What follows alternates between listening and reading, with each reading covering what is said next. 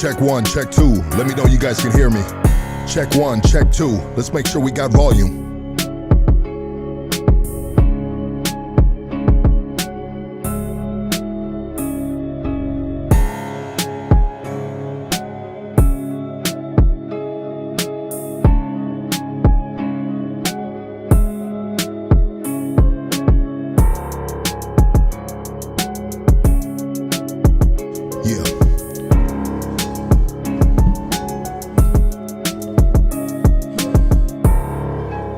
Playboy Eddie, my dog.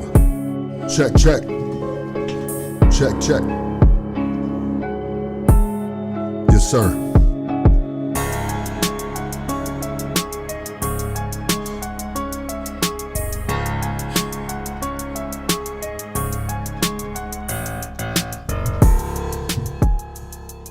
Yeah, check one, check two. There we go, baby. I like it, I like it, I like it. I got volume. Cool. Yeah, we're good over here. Casey, what time is it? It's game time. Well, let's get this shit popping then, baby. Welcome to Hood Stocks on a Monday evening. Shee-wee! We got a banger for you right here. Yeah.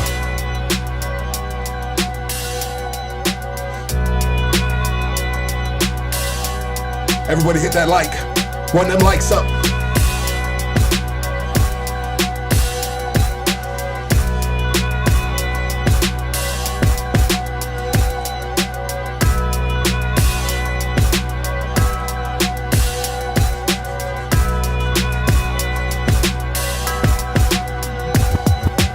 Yes, sir. Welcome to Hood Stocks. Monday evening, early evening. We had a lot of activity outside right now, man. For sure. Sheesh. You got a podcast on the east side. You never know. Yeah, man.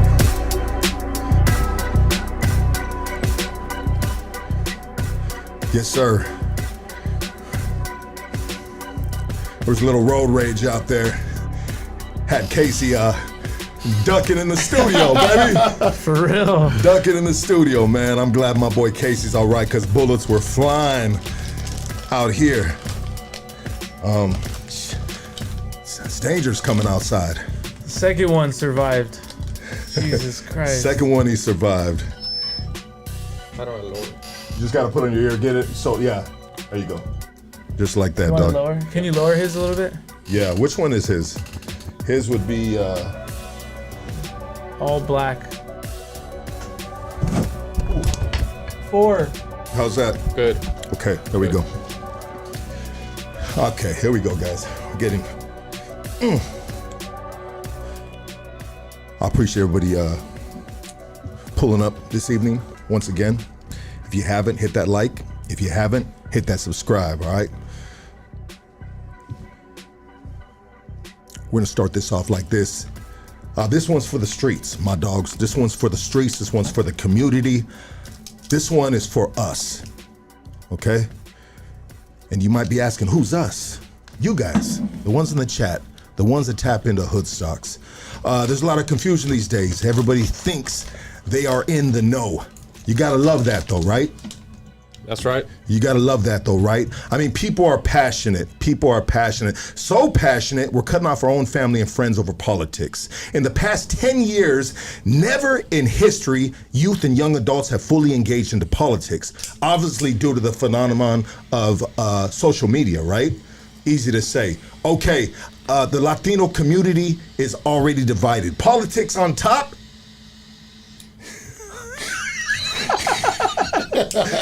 Oh boy, got a lot of shit going on over there. Politics on top, right, ignites the emotions within the community, okay? Right. Today's goal is to find common ground. Now, I'm gonna have you men introduce yourself, Yeah. state your name, political stance, and we're gonna start with Ricardo. Okay, awesome. Well, first of all, it's a pleasure to be here with you gentlemen. Thank you for Hood Stocks for having me for the second time already. So I'm excited to be here. Very thankful and grateful to God to be alive and to be here with you guys.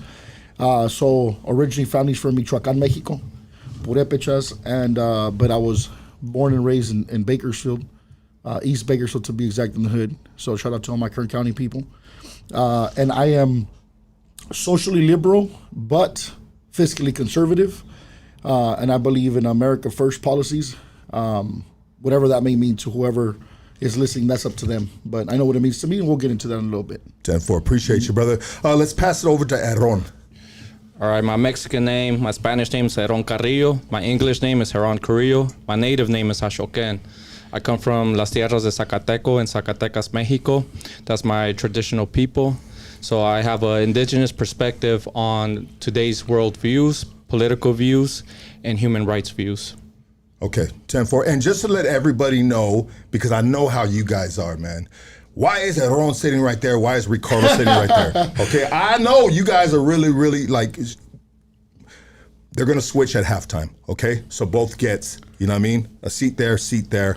We are going to keep it 100% fair. I'm not here today to share my view on none of this, all right? I prepared 15, 16 questions. Some of them are debatable, and some of them are just to kind of like, share their viewpoint, their perspective from two different sides, okay? So the first question is, we're just going to jump straight off, we're just going to jump straight into it. Is Netanyahu committing genocide in Gaza?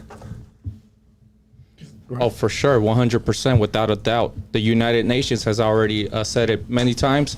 It's actually only the United States and Israel who keeps denying it. Gracias.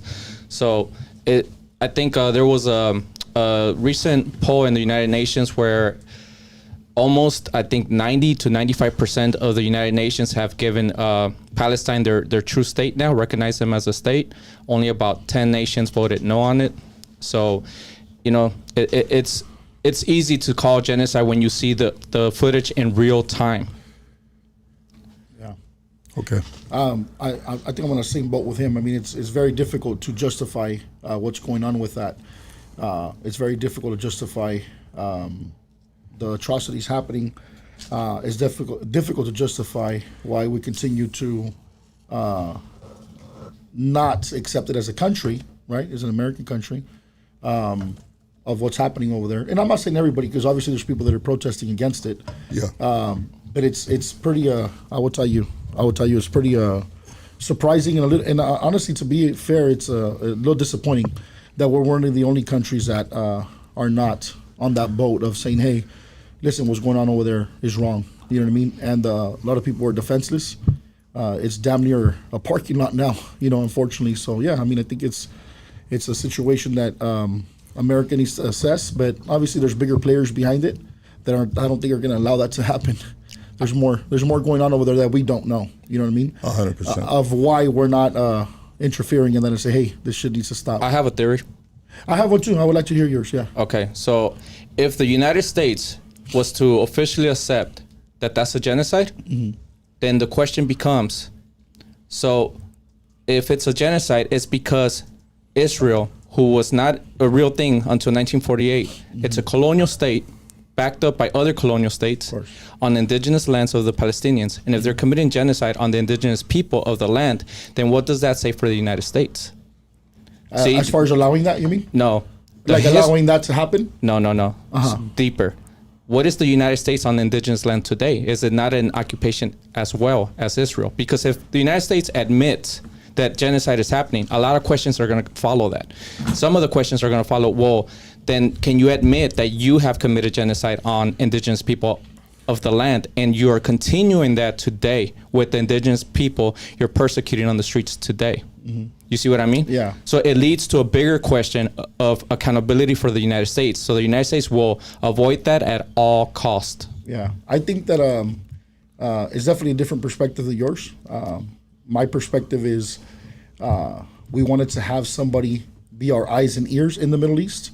And so therefore we got the Jewish state, put them out there, and then and said, hey, in return for you being our eyes and ears in the Middle East, we're going to protect you at all costs. And I think that when it comes out to Israel, I think they may know a little bit more about us and our leaders than we know. But I truly believe that they are like the police for the American side. in the Middle East, being that we don't have anybody out there, and they wanted to have a stronghold. That's a perspective. I don't know. Actually, it's not just a theory that you're having right now. It's actual fact, because in 1976, I have it in a note. I'll look it up right now. Biden gave a talk, and he said, if there wasn't an Israel today in the Middle East, we would have to invent one. Yes, he said that famously. that's correct. Meaning, That's he said, from 1948, there was a bunch of bills introduced where the United States has given a bunch of money, but there was nothing annually. Biden introduced a $3 billion annually. Right. That he was like, this is the best $3 billion investment. Today is $3.8 billion annually.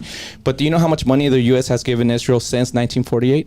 I wouldn't know the exact number. So it's over $316 billion. No doubt about it. That's not including the recent war or genocide. Right. That's $316 billion, over $316 billion within all annual aids and bills introductions. Today, with the war itself, it's way, way higher. Of course, yeah, the deficit's higher. But that's always been my perspective as far as that. We needed to have a babysitter over there, and what better than to have a country that could do our interests over there and be basically our police. So that would be my ideology. I think we share the same ideology as HERON right there when it comes down to that, Lucky. Yes, Casey, I want you not so much. I don't. He has his beliefs on the whole Indian thing of having to accept that. I think as a country we've accepted it. Last year alone we gave $34 billion to Native American inheritors here. So I think that as a country, I mean, you can't deny that that's what we did. But by the way, that's what every country has done. There's a point that the first world power ever were the Spanish. And before that, there was the Roman Empire. There was a saying that said that the sun never set on the Roman Empire. It's just been human history to do that. Doesn't make it okay. I disagree. As far as what? Human history. So a lot of times we hear this perspective and argument that, it's been human history. No, it's been their side of history. It hasn't been our side of history. We have never committed genocide on any... When you say they, you say, well, who's they? The Americas, what's today known as the Americas. So indigenous people before Spanish contact, we've never carried out no type of genocide like that. The Comanches and the Apaches didn't kill each other? Killing each other is not genocide. The Sioux and the Navajos didn't kill each other? Okay, so one, that's a colonial perspective that all we did was kill each other. No, we helped each other more than we killed each other. There was conflicts. Conflict is not war. Yeah, there was many conflicts, but most of them were resolved within community. It wasn't until after contact that alcohol was introduced that we became, the known savages. Right. But savages to whom? Not to each other. We were savages to the invader, to the foreigner. Yes. Now, here's some numbers. So, $17.9 billion from October 2023 to 2024. That's just aid for Israel on top of every annual aid of 3.8. Also, 14.1 billion in 2024 alone. We don't have 2025's numbers yet because it's not over. Much higher. Exactly. Yeah. And do you know how much we give to education? In America, it's in the United States. Yeah, that's what I'm saying. The educational department. Well, that's a lot of that is more local and state funding. It is about over 50% is local state funding. Yeah, it's local state funding. It's not so much federal funding. But it should be, right? And do you know how much federally it goes into education? Well, here's the issue with the federal funding. Okay, here's where we're gonna not have a disagreement, but have different perspectives, right? Okay. So what I think that happens is that if you don't let states be sovereign, then what you have is you have a monarchy, and eventually you have a dictatorship, which that's typically happened with countries that have to abide by every law of the federal government. For example, that's something that for example, like let's talk about the abortion thing, right? You could have it in California, but you can't do it in Texas. Right. I think that there's supposed to be, to a certain extent, an ability for every state to be sovereign, so they can come up with the rules. And by the way, if you don't like it, you could just move. And a lot of people are doing that. You don't like the rules of the state that you're in. California is experiencing an exodus, and I know that because I run businesses and I deal with a lot of business owners. They're leaving to Texas, Tennessee, they're leaving to Arizona. They don't like the rules. So if you don't like them, then go to a state that applies. And that's the beauty of living in a republic, where for example, if I'm here and if I go to Florida, yeah, the federal government oversees everything, but if I like more of the way that Florida does things, then I can be over there. Okay. But if everything is being controlled by the federal government, I can't escape that, and I'm not a fan of that. And so therefore, I like that states can be sovereign up until a certain extent. The problem with that is that they take advantage of where some money is coming from, and they put it in states that make no money. Do you know what state provides the United States with the biggest economy? Yeah, California. California. No doubt, Do you know some of the states that provide California with the biggest deficit? I didn't hear your question. I'm Do you know sorry.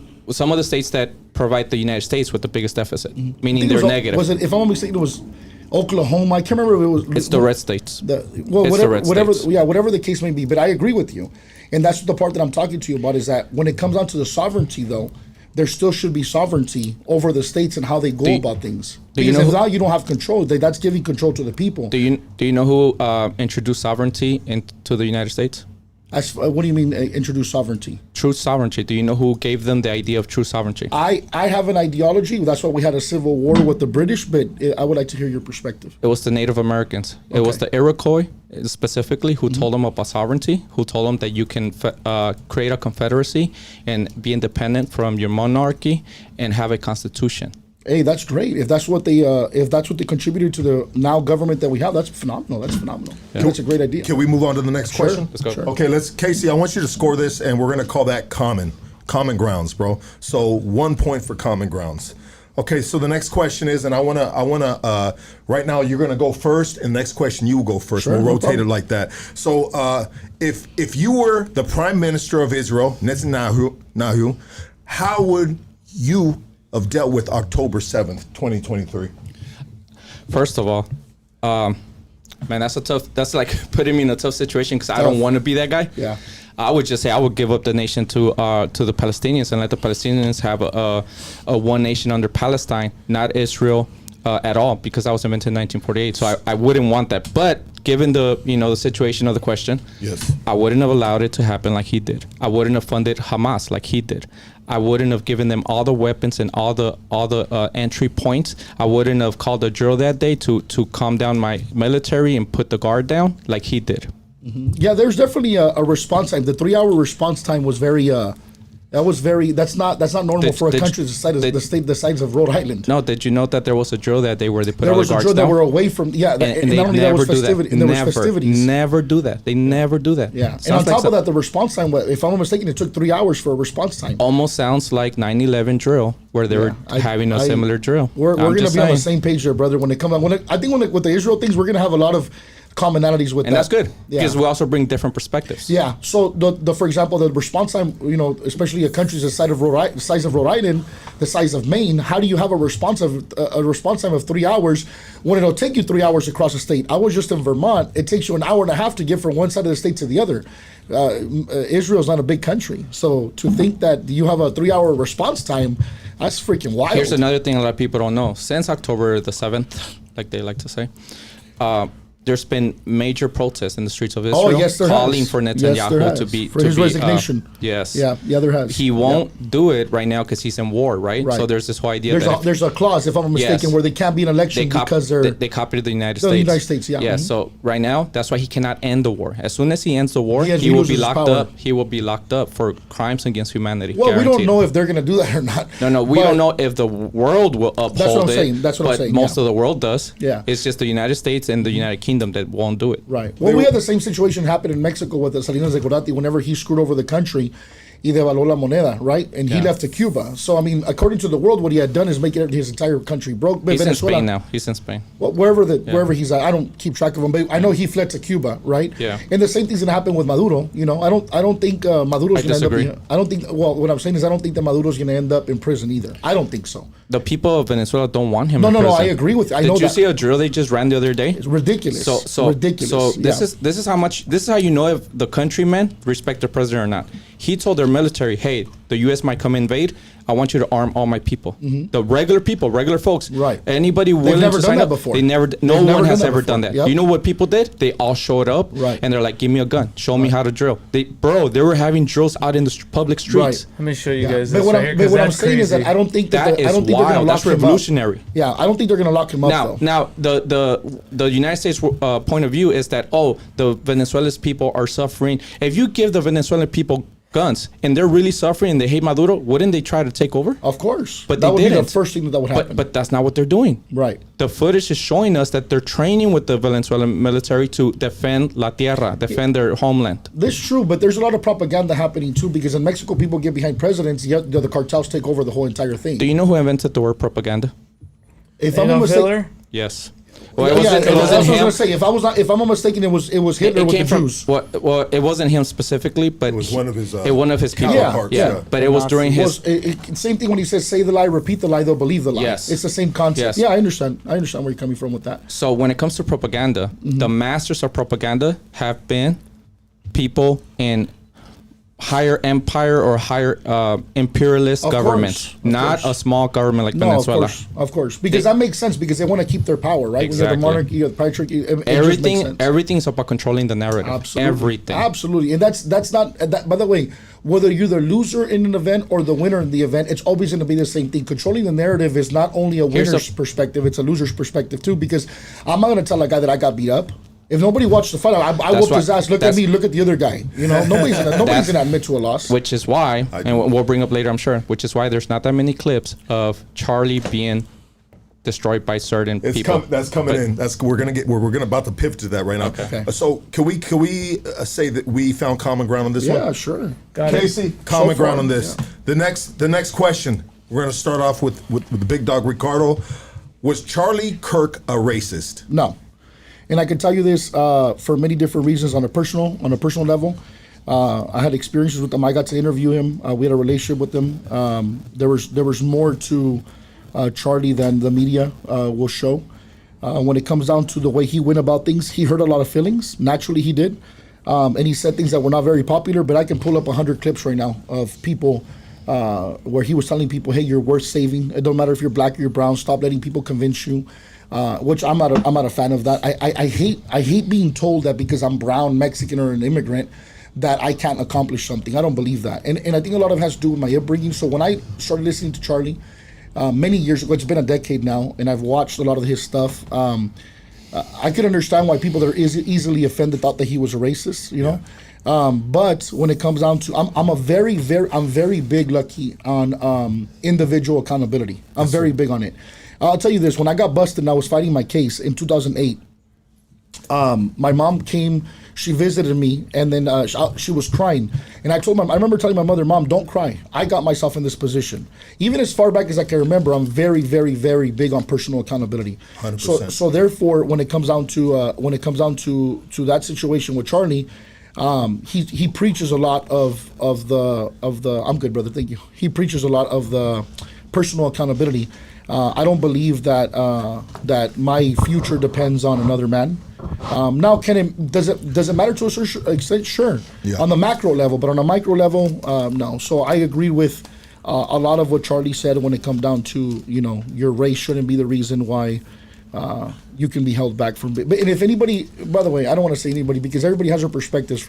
You know, there's going to be a couple of things with me and HERON we're not going to see eye to eye, and that's okay because that's his perspective. He's his own man, and God gave him that ability. But I don't think. You know, I'm gonna tell you real quick before I move on. Lucky, my stepfather that helped raise me from 12 on. He said something very interesting one day. One day I'm having a conversation with both of my parents, and I'm probably about 16, 17 years old. Okay, and I start telling them about a few things that happened in the family, and my mom immediately started to say, no. And my mom and my stepdad, which is like a father figure to me, Steve, stepped in and said, hey, you don't get to tell him what he feels. That's what he feels. And from that moment on, I moved on. What I learned, what was a lesson for me, was I don't get to tell HERON that he's wrong. I could tell him I disagree with them, but that's his perspective based on what he's read, what he's watched. So I'm not gonna be like, I may think that some ideologies, and I'm not talking about HERON in particular, but in general, are stupid ideologies. But I can't say, oh, you're stupid for thinking that. I think the ideology is stupid.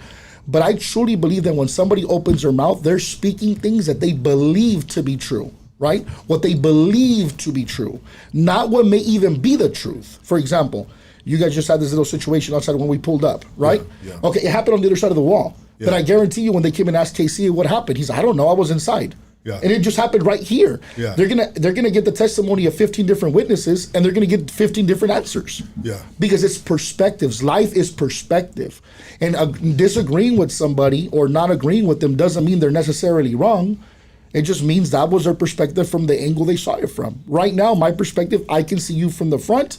HERON can see you from the side, and Casey can see you from the back. Yes. And that's just perspective. We're looking at the same thing from different perspectives. 100%. So therefore, to me, from my perspective, my experience, me actually dealing with Charlie and knowing what he stood on and watching literally thousands of hours of his material, my conclusion is not that he came out to be that he was a racist. Period. HERON, was Charlie Kirk a racist?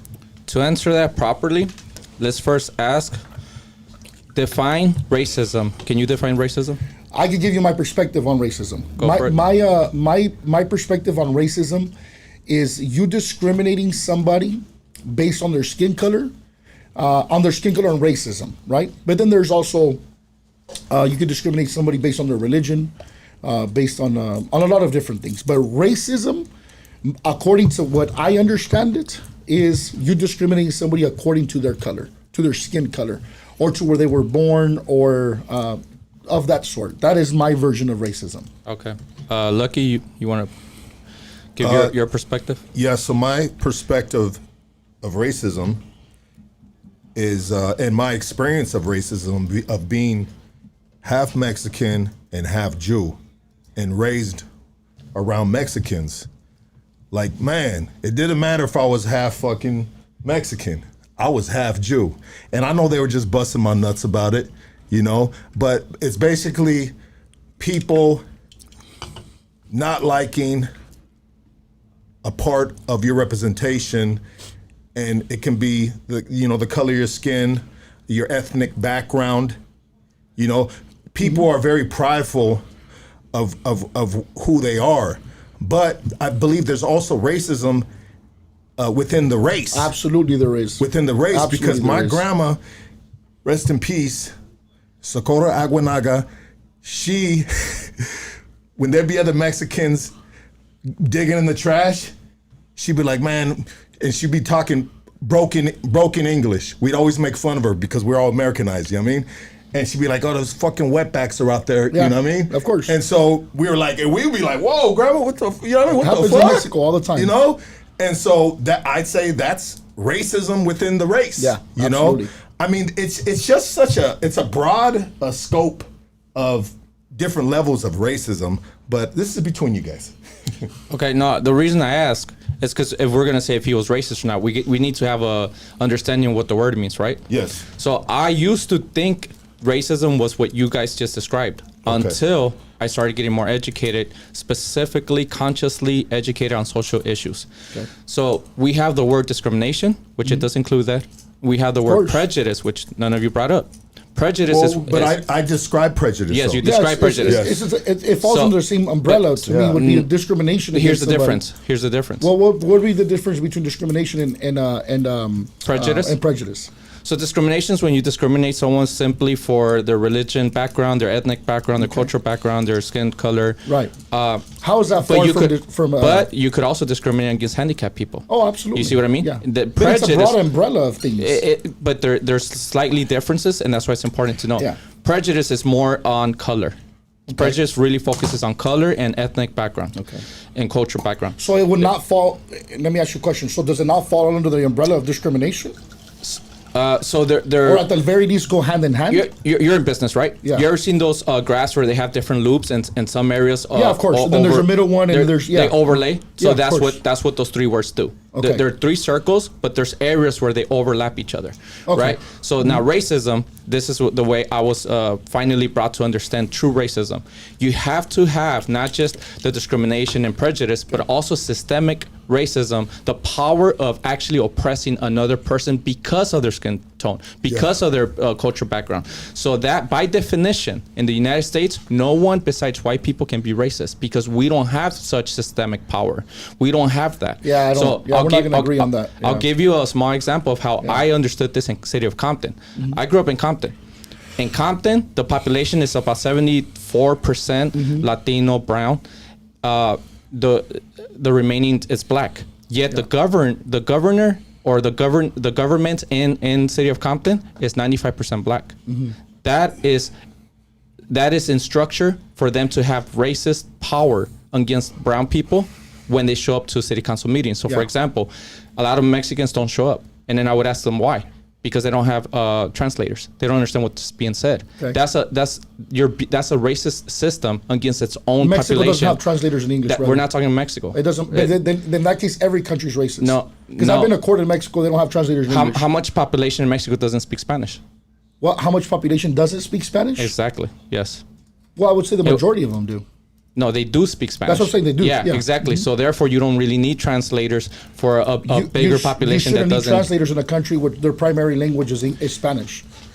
The United States has no official language. It doesn't have an official one. I understand that, and I agree with you 100%. But the exception can't be the rule. Everything has a rule in life. Exceptions are just there's something that's out of the ordinary, right? But the language that we communicate, as a matter of fact, the entire world has to learn English to communicate with us. Do you know what's a bigger language than English in the world? Do you know what computer language?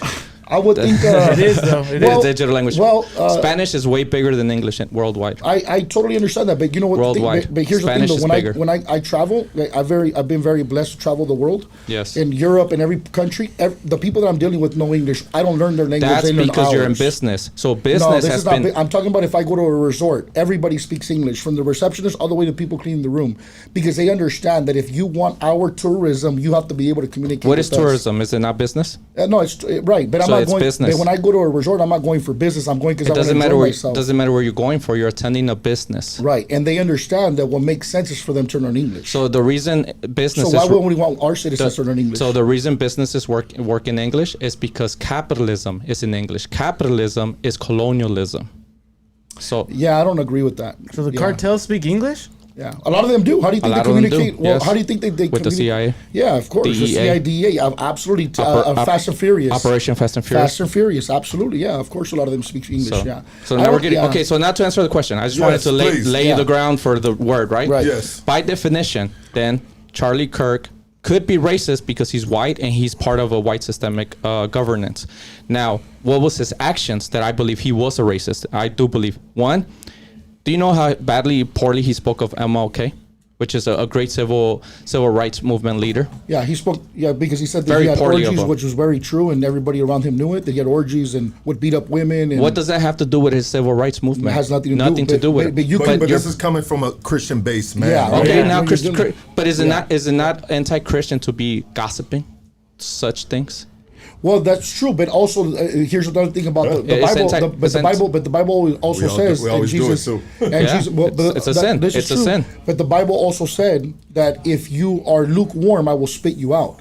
So there's a part of it too where people think that Christians supposed to be some pushover. We're not pushovers. I didn't say pushover. No, but I'm saying, but if you can, if you see bullshit, you should be able to call that. And it's a matter of fact, gossip is gossip. No matter how you want to disguise it, gossip is gossip. But if it's facts, it's not gossip. It's facts. And those are. And how did those facts come out, by the way? Do you know? Because there was people close to him that put that in the memoir. Yes, they did. Okay, but who investigated that? Who investigated what? I'm sorry. Those memoirs. Well, obviously it was a DA, the FBI. The FBI. Right. Why were the FBI looking into Martin Luther King Jr.? Because he was a target, polarizing figure. Systemic racism. That's why. Look, but here's the thing, though. But let's go back. He was trying to. But I'll move on with the topic with Charlie. But let's go back. Let's not forget that 200,000 Union soldiers fought to end slavery. Let's not forget that the KKK was founded by a political party, and we had enough votes. Nothing to do with the question. I understand, but to say that we live in a systemic... You're derailing. No, I'm not. I'm answering the question. So what I'm saying is that to say that we live in a systemic society, and then or white nationalist, when we forget that 200,000 Union soldiers fought to end slavery when the population of America was not that big, and on top of that, United States. If there was so much racism, then how did we pass the Civil Rights Act? If there was so much opposition to it. I'm not saying racism didn't exist, but obviously in America, when you're living in United States, when you're living in a republic and you're living in a place where you can vote, the majority of the people voted to end it, and that's why it ended. So to say that we're part of a system solely that's going to hold you back and oppress you, when we literally have votes on certain things, and the overwhelming part of the country said in the 1950s and 60s, hey, desegregation is something that we want. We want be able to the blacks and the whites to drink out of the same water fountain. Then those those things also we have to acknowledge. We can't just sit here and say, oh, this is a racist country and everything's racist, when this country has done more to progress for every race. Matter of fact, 30% of the millionaires in America that are self-made are immigrants born in another country. And I happen to be one of them. So I was born in America. They took me right back to Mexico when I was not even 30 days old. Mexico. Fun fact, Mexico. Yeah. It's more American than the United States ever will be. Mexico existed. I'm gonna prove you. Yeah. Mexico existed before the United States did. Okay, Mexico yeah, of was the course. first American country to exist. Right. The first colonial American country was Mexico. Yeah. Mexico was the first empire. So America, soy yo. You ever heard that song, Tigres del Norte? Tigres del Norte, That's yeah. why, because Yeah. they know their history. Mexico was America before the United No States was problem, ever and an there idea. was- and- So let's just stay on facts. The United States is the United States. It's a country. It's not America. America is a whole continent. So that way we don't get confused. Well, now, no, because you can say Guatemala City and Guatemala. So America, two things can be true at the same time. So you can say, when I go and I travel to other countries and people are like, where are you from? America. They know what I'm talking about. They're not talking about the whole continent. And so two things can be true. For example, you have Zacatecas. correct. Right? So Yeah. you have Guatemala City, Guatemala, But- El Salvador. So two things can be true. You can call America America that's in the North American continent. They can Correct. both be So, true at the so same can time. Chile. America could also be Chile. Absolutely. So okay. No, but that's South America. But- There's a geographical difference to understand where you're talking about. But isn't that Yes. just talking shorthand, guys? even Semantics. it- It's isn't it semantics, just- but it's important because the But United the States semantics of is a little- America. Well, here's my Yeah. point of view, okay? Because it's all gonna connect at the end. Okay. Now, Charlie Kirk said that if he got on an airplane and he saw the pilot was black, that he would question his. We're gonna get to the DEI, bro. But that's part of racism. To me, We're if you gonna- question, no, if not you according question to the context. if you question a person just because of just purely of their color, nothing to do. You don't know what grades they got in a pilot school, and if you're questioning them just because simply he's black, that's racist. That's not what DEI, happened. bro. That's the DEI. That's not what Leave it- happened. Let's go. We're gonna get to the DEI, Okay. DEI, bro. Oh, the Okay. last one about Charlie Kirk being racist. Yes. The replacement theory. He believes in the replacement theory. You cannot not be racist if you are worried about the replacement theory, because that has to do everything with race. Yeah, I don't necessarily agree with the replacement theory. By the way, if replacement theory is worried, then why were the people in Mexico City so worried about so many white people living there? They're scared of being replaced. So if we're going to talk about that, every country doesn't like it. We're not Britain's- talking about Mexico. We're talking about the I United know, but States. it's easy to isolate something and call that a certain thing without also identifying that it's happening in other countries. Our people just did it. They went in their protests. They burned buildings. They were beating people up. They were beating up women in Mexico City. No, you're speaking gentrification, which is different.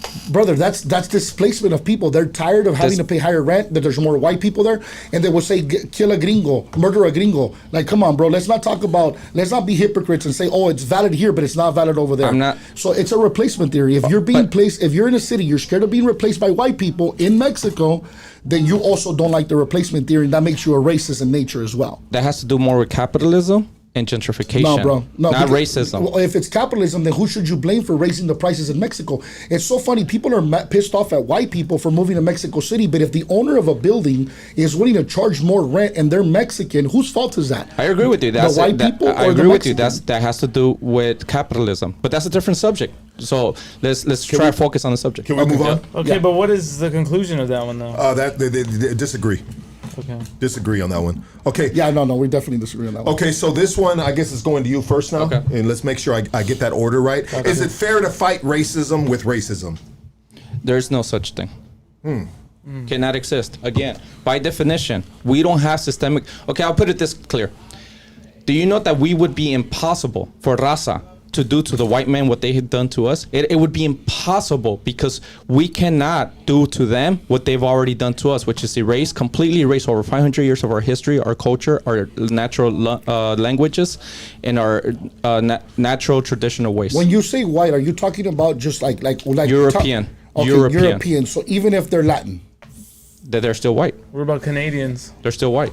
So when is there personal responsibility for anything? So for example, let me give you an example. So if a Mexican or a Latino or Hispanic goes and does something in another country and completely fucks it up, I'm at fault for that too because I'm brown. That wasn't the question. Well, I understand, but you're trying to separate the categories. wasn't the question. That doesn't make any sense. But you're saying it's impossible for white people, for anybody to be racist against white people. That doesn't make For any us, sense. no. To me. The question was, can we fight racism with racism? No, I And I'm saying understand. it is completely Give an fair? example. Is it fair? It's not possible.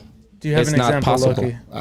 I think the example. Because then, Lucky, what happens is you would have to accept that a race is superior to you to say, oh, I can't be racist because it's admitting that they're superior to you. No, I didn't never said that. So- they have government so- power, systemic They don't power. have that we- government power Yes, everywhere, though. But What they is the don't, majority? though. We're talking the U.S. We're Right. not talking other countries. We're in the U.S.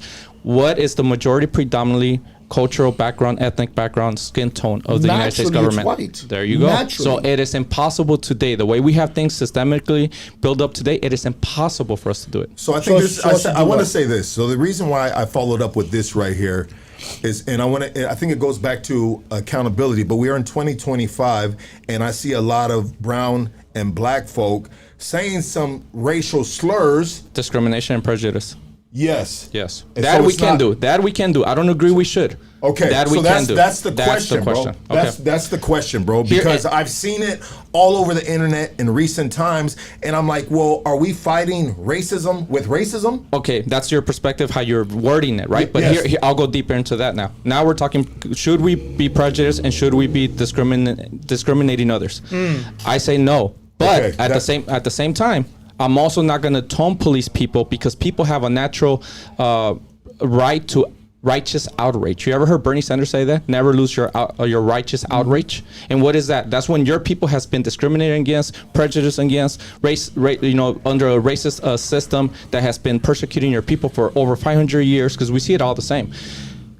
When you have that When you build see up we, rage, who are you talking about we? Because I don't see it that way. So who's we? raza. Yeah, I'm not part of that group, and many of us don't agree with the fact that we're being persecuted right now. You don't think the people being persecuted in the streets look like you? No. I don't have to agree with your perspective of No, but- persecution. I don't feel like I'm being persecuted. But the people that are being persecuted today, they don't look like you? be specific. What are you talking about? The people. Phenotypes. What are you talking about? You say who's persecuting who? Well, You okay. talk about like ICE, for instance. The agents persecuting the people on the ground today in Los Angeles, Chicago, Oh, New okay, York. yeah, now I understand the Do they question. look more like you or do they look more like Charlie Kirk? Naturally. Okay, so Naturally. is that not your gente? No, I agree with you. But what I'm saying So is I'm that just trying to understand your point. I understand, but here's the reality behind this: whether we like it or not. Okay, whether we like it or not, every country has laws with immigration, and if you don't, matter of fact, I landed in Guadalajara 2 years ago. Okay. A plane landed from Colombia at the same time as mine because national flights in Guadalajara they can land right next to each other. I saw them return 20 Colombia. By the way, I lived in Mexico and I saw it happen all the time. They returned 20 Colombians that they told them straight up because they were in the immigration. The immigration, when you come out of Guadalajara, the immigration lines are right next to each other. Yep, Like yep, they're right I've been next to there. each other. Yeah, I've well, been so there. you know what I'm talking I've been about. there. They'll say pasaportes americanos and they'll say pasaportes mexicanos. Yep. I was just there 3 weeks ago, so I go to that airport 10 times a year. Okay. Right. I saw the Colombians, they sent them back. So, because there's immigration laws. So, if what we're talking about is ICE, which, by the way, just so you know, I don't agree with them going into the factories and all that stuff, just to be clear about that. Okay. I'm not And we'll with get shit, into bro. that. That's Okay. a whole different. But to say, but I don't think that that's a persecution. What I'm doing, what I think is the country saying, "Hey, we don't want you here to be here illegally," and you could agree or not agree with that. But Okay. I think that relates to what That's- we're talking about. that's But deeper. let's that's going to come down Yes. down Okay. the road. So let's go ahead and call this disagree, Casey. Okay, and so moving to the next question. You guys cool with that? Yep. Appreciate you guys, man. You guys are, I love it, man. Ricardo. I think you asked me the first. I don't care. Just to be fair, You go next. I don't. No, he's next because Okay. I asked him. I Yeah. started with the Oh, okay, racism on him. got it. Okay. Who killed Charlie Kirk? Whew. Oh, that's a good one. That's a good Juicy. one. Welcome to the Matrix. Oh shit.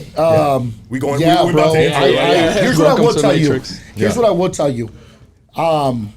God damn it, bro. It's a tough one. I don't think it was that kid. Okay. Okay. Here's what I don't know. And by the way, nobody in this room knows. Nobody in this city knows.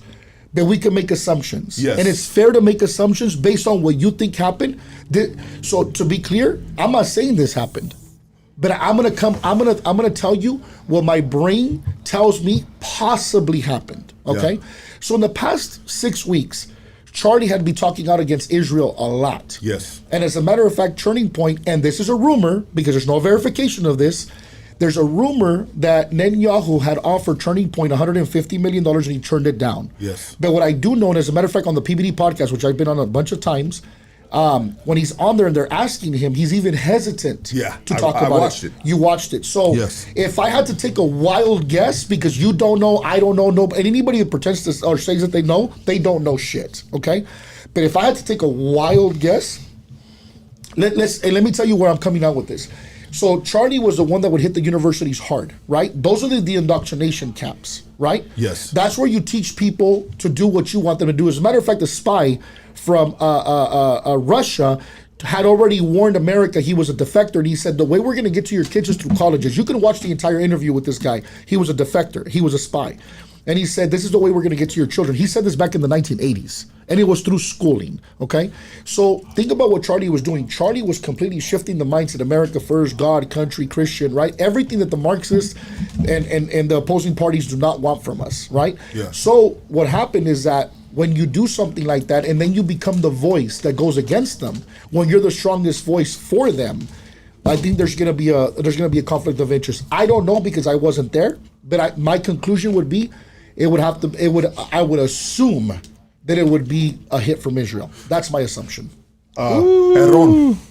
I don't disagree with you, but I'm going to be very careful in this question because I believe they're weaponizing this whole situation. Oh, absolutely. That's what they are doing. So anything we say around this has to be very careful and allegedly and use all those words.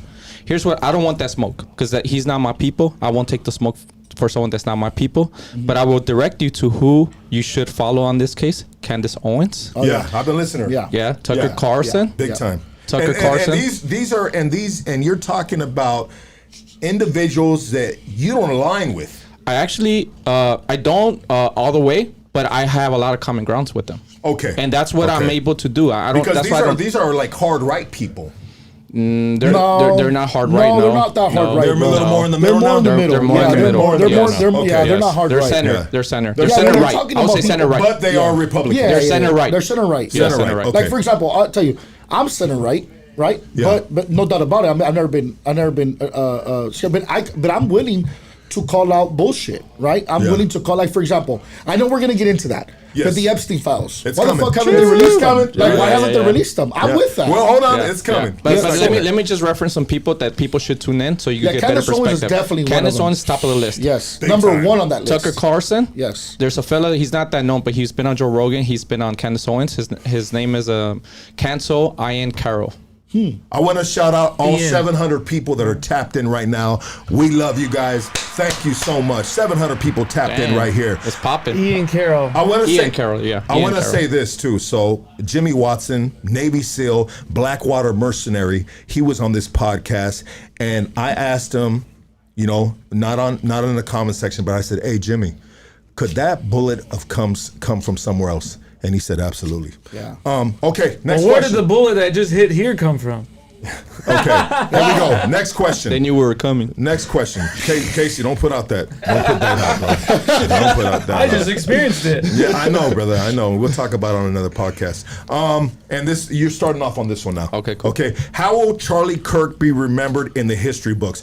A martyr or a propaganda machine for the Trump administration and the state of Israel? It depends who controls the books from now on. Now, the way it's going, where they're canceling all books of history that speaks truth, it looks like he will be remembered as a martyr by the people who control the books. But on the worldview, independently from that, he is going to be known as someone who was practicing free speech, but with hatred and Christianity propaganda. Yeah, I don't agree with that. I don't Okay. agree with that. I think that, but let me tell you why I don't agree with it, because it's perspectives. To me, my perspective, he was a man that fought for America. Yeah. He was a Christian, godly man. I never heard a word of hate come out of his mouth after the 10 years, and actually knowing him and being around him, I never saw it. So to me, he will be a man that stood up for the values of America and what we wanted to represent as a country. That's who he will be. So that question will not be a definite answer. It will be according to who you ask.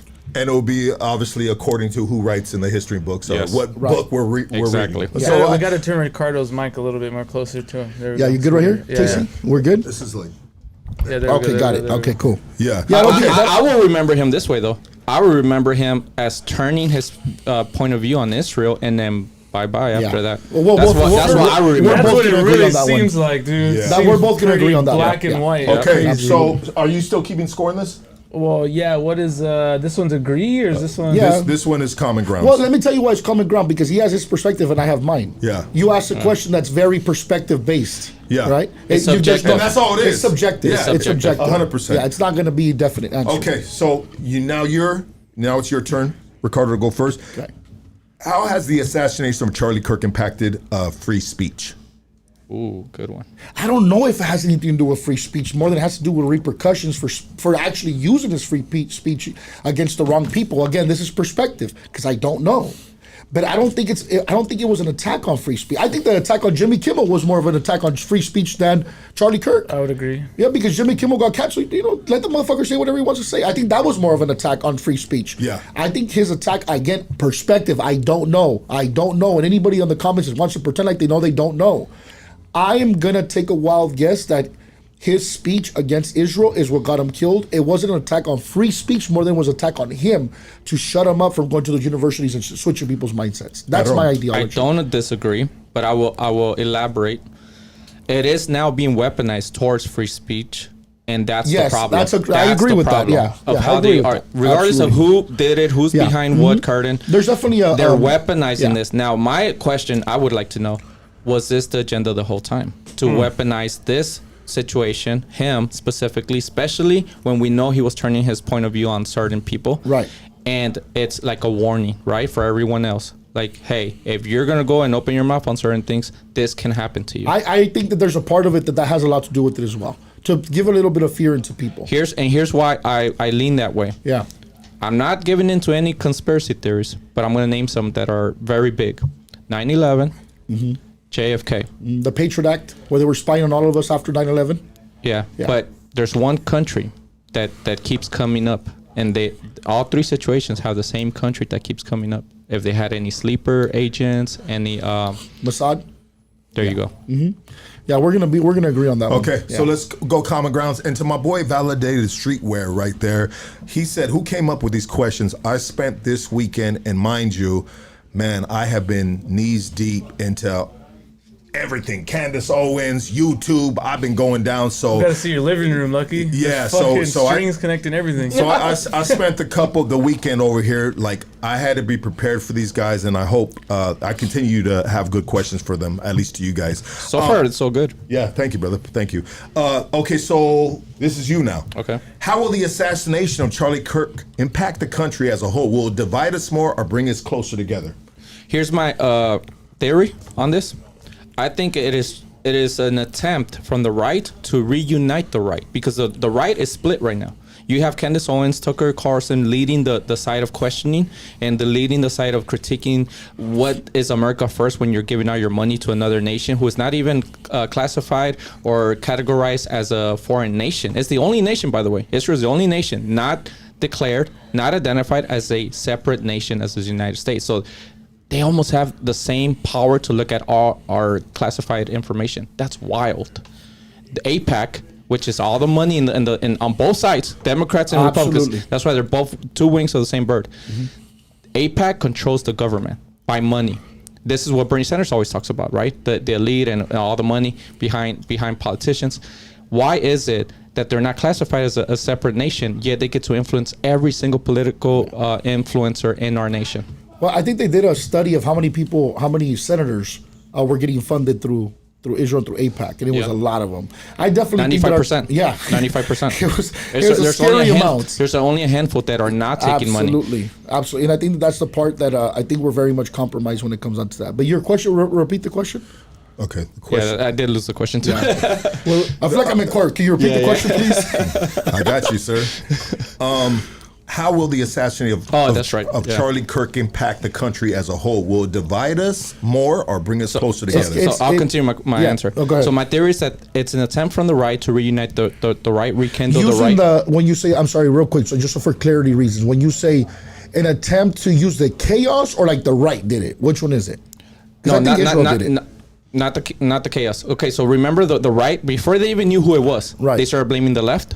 Right. That's an attempt to reunite the Oh, rights and absolutely. bring them together, right? Absolutely. Just like 9/11 brought all Americans people, together. all United States citizens together, Right, and say, right. hey, we're gonna. Even I was gonna sign up to the Me military, too. and I broke my couldn't ankle. because I'm flat-footed, so I couldn't Oh, join. I broke my ankle, so I couldn't. Oh, okay. So back then I had a different mentality. Are you course. guys serious about the I'm flat dead foot and serious. that broken So I'm ankle? flat-footed. Yes, They I'll didn't show let you me- my they didn't let me scar. join. They were willing to let go of the fact that I didn't graduate high school. The Marines.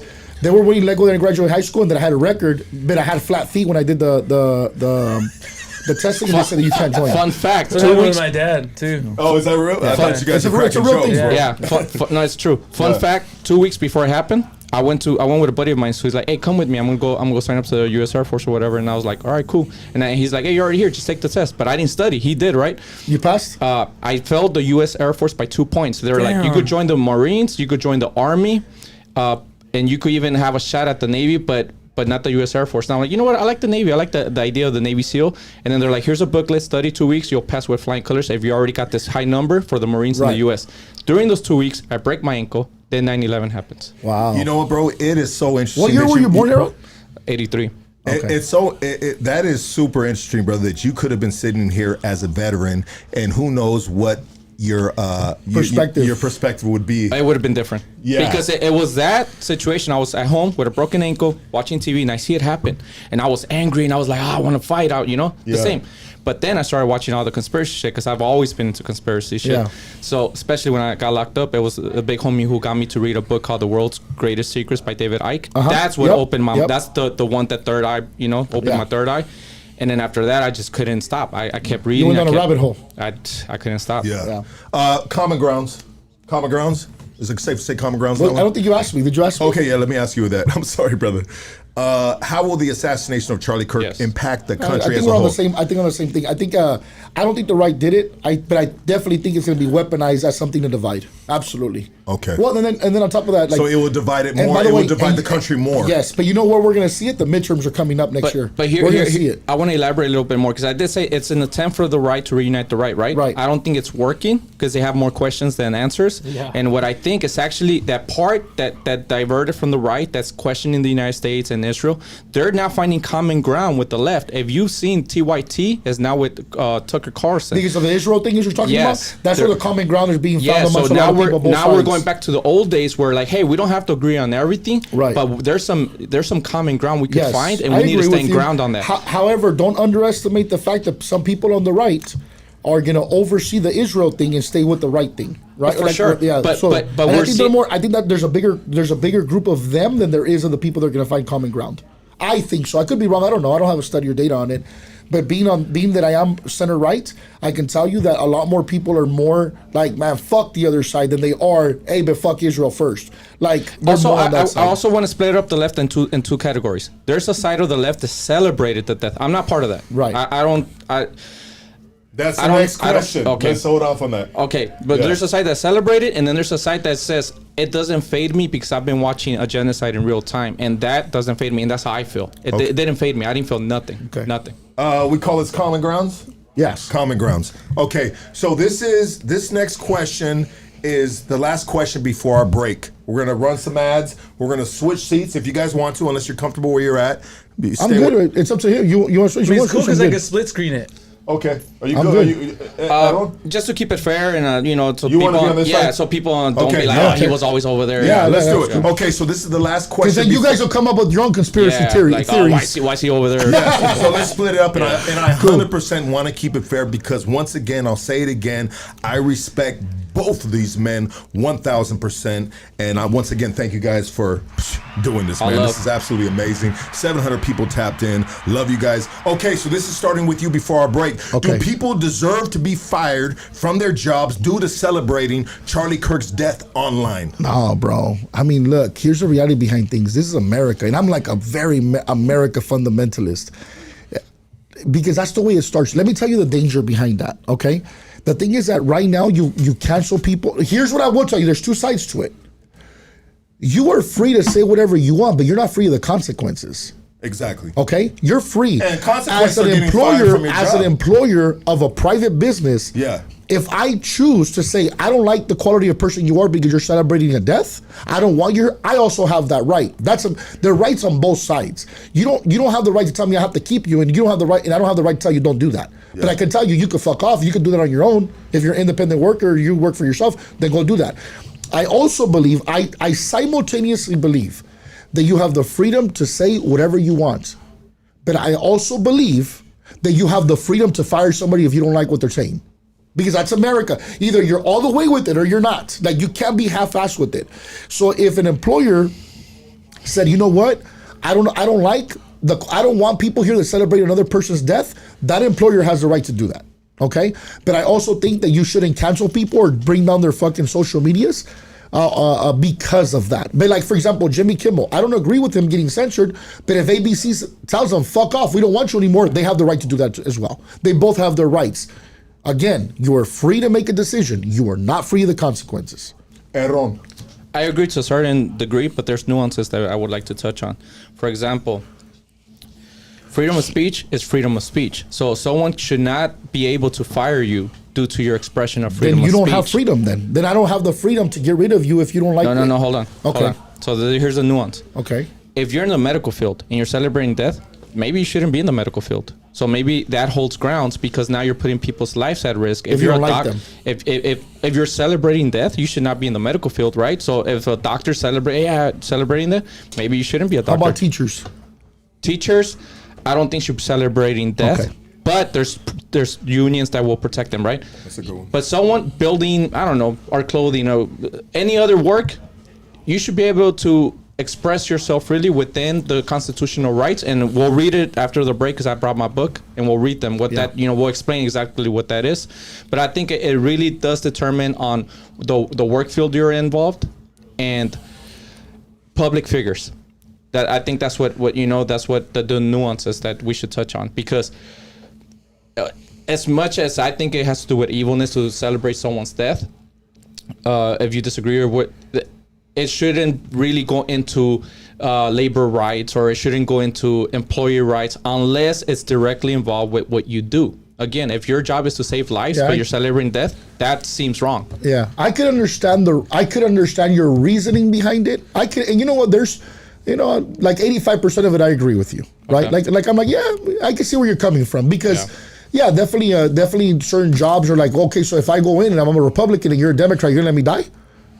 I can understand that. There's supposed to be not either side, or keep that outside of work. I agree with you. I'm not saying that automatically a hospital should just be be able to fire doctors for their postings. Right. They should be able to go due process, and then due process will take place, and then they'll figure out if it's holding grounds or not. That's why we have due process. And, I agree. And that's going away. That's my biggest concern right now. I agree with you, but the thing is, also as somebody that employs people, California State has an at-will, right? So example, if I can't fire you because I don't like the bullshit you're posting, okay, then you shouldn't be able to quit before 2 weeks, or I dock your pay. Because that goes both ways. For example, somebody can quit right now. I'm like, I'm fucking gone.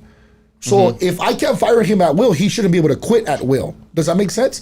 We're in an at-will state. America's at-will employment. At will, and you don't have to agree with why I'm firing you. But I'm also union, so I disagree with you. I'm part of the labor union. I'm part of La Una, and I just went to the union parade in Wilmington. Yeah, and I was there with all union workers. Exactly. I'm a union worker too. There you go. Yeah, when it comes to agree, union. but the thing is that there's both sides to it. Like, for example, here's why I don't agree with the unions. If somebody sucks at their fucking job, it takes months to get rid of them. That's bullshit too. Because I'm just gonna call you out right now because you say you're very American fundamental. Yes. What is one of the core beliefs of the United States? There's to unionize. To unionize. No, you have the ability to unionize, and you should be able unionize. to. Wasn't it unionize against blacks? No, it was actually the Italian mafia who unionized for labor. Yes, I agree with you. You should have the freedom to do that. But what I'm saying is that I like the at will. If I don't want to fucking work for you, I could bounce and you can't keep me for 2 more weeks. At will has a lot of oppression surrounding it. For example, no problem. That's freedom, states, though. The red states that have the right to work, right? They're known as right to work. That means no unions.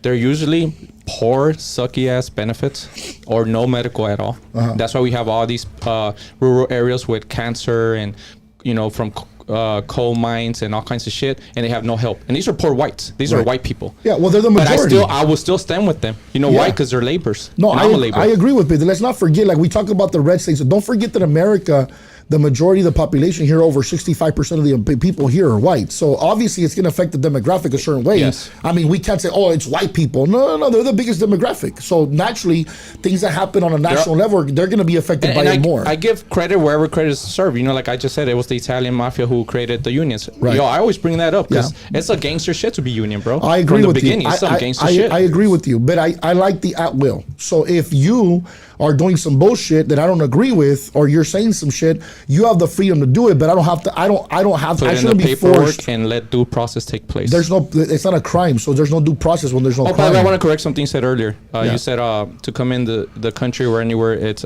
a crime. It's not a crime. Yes, it It's a is. misdemeanor. It's a We're misdemeanor. going to get into that. It's though. We're gonna- It's a it's misdemeanor. U.S. Code Is it a form of 1320, crime, brother. or is There that is not? It's a crime. misdemeanor. It It's don't not matter. It's a crime. It's not That's a federal crime. crime. No, it's a misdemeanor. It's It's, US like jaywalking, bro. but It don't matter, it's But still a a crime. It's still a misdemeanor crime. is still considered. It's a crime. What's the Not umbrella crime. then? But I don't want to get. Check We'll it out. get bro. it there later. Okay. Yeah, we're gonna get into that. I'm just curious. Check it out, guys. This is fucking amazing. We're halfway through.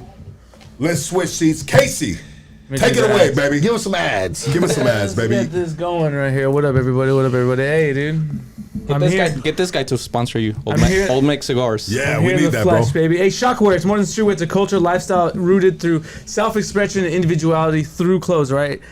We need you to go to shockaware.com and use code HoodStocks15. That's shockaware.com and use code HoodStocks15 right now. We're telling you guys, shockaware.com, use code HoodStocks15, all right? If you're looking for some good quality cannabis, killer quality cannabis. So hit the folks at Killakushcali specialize in bringing you everything from OG to exotic. And let me tell you, they got it all, baby. So hit them up at killakushcali@gmail.com or on Instagram, killakush.Los Angeles, all right?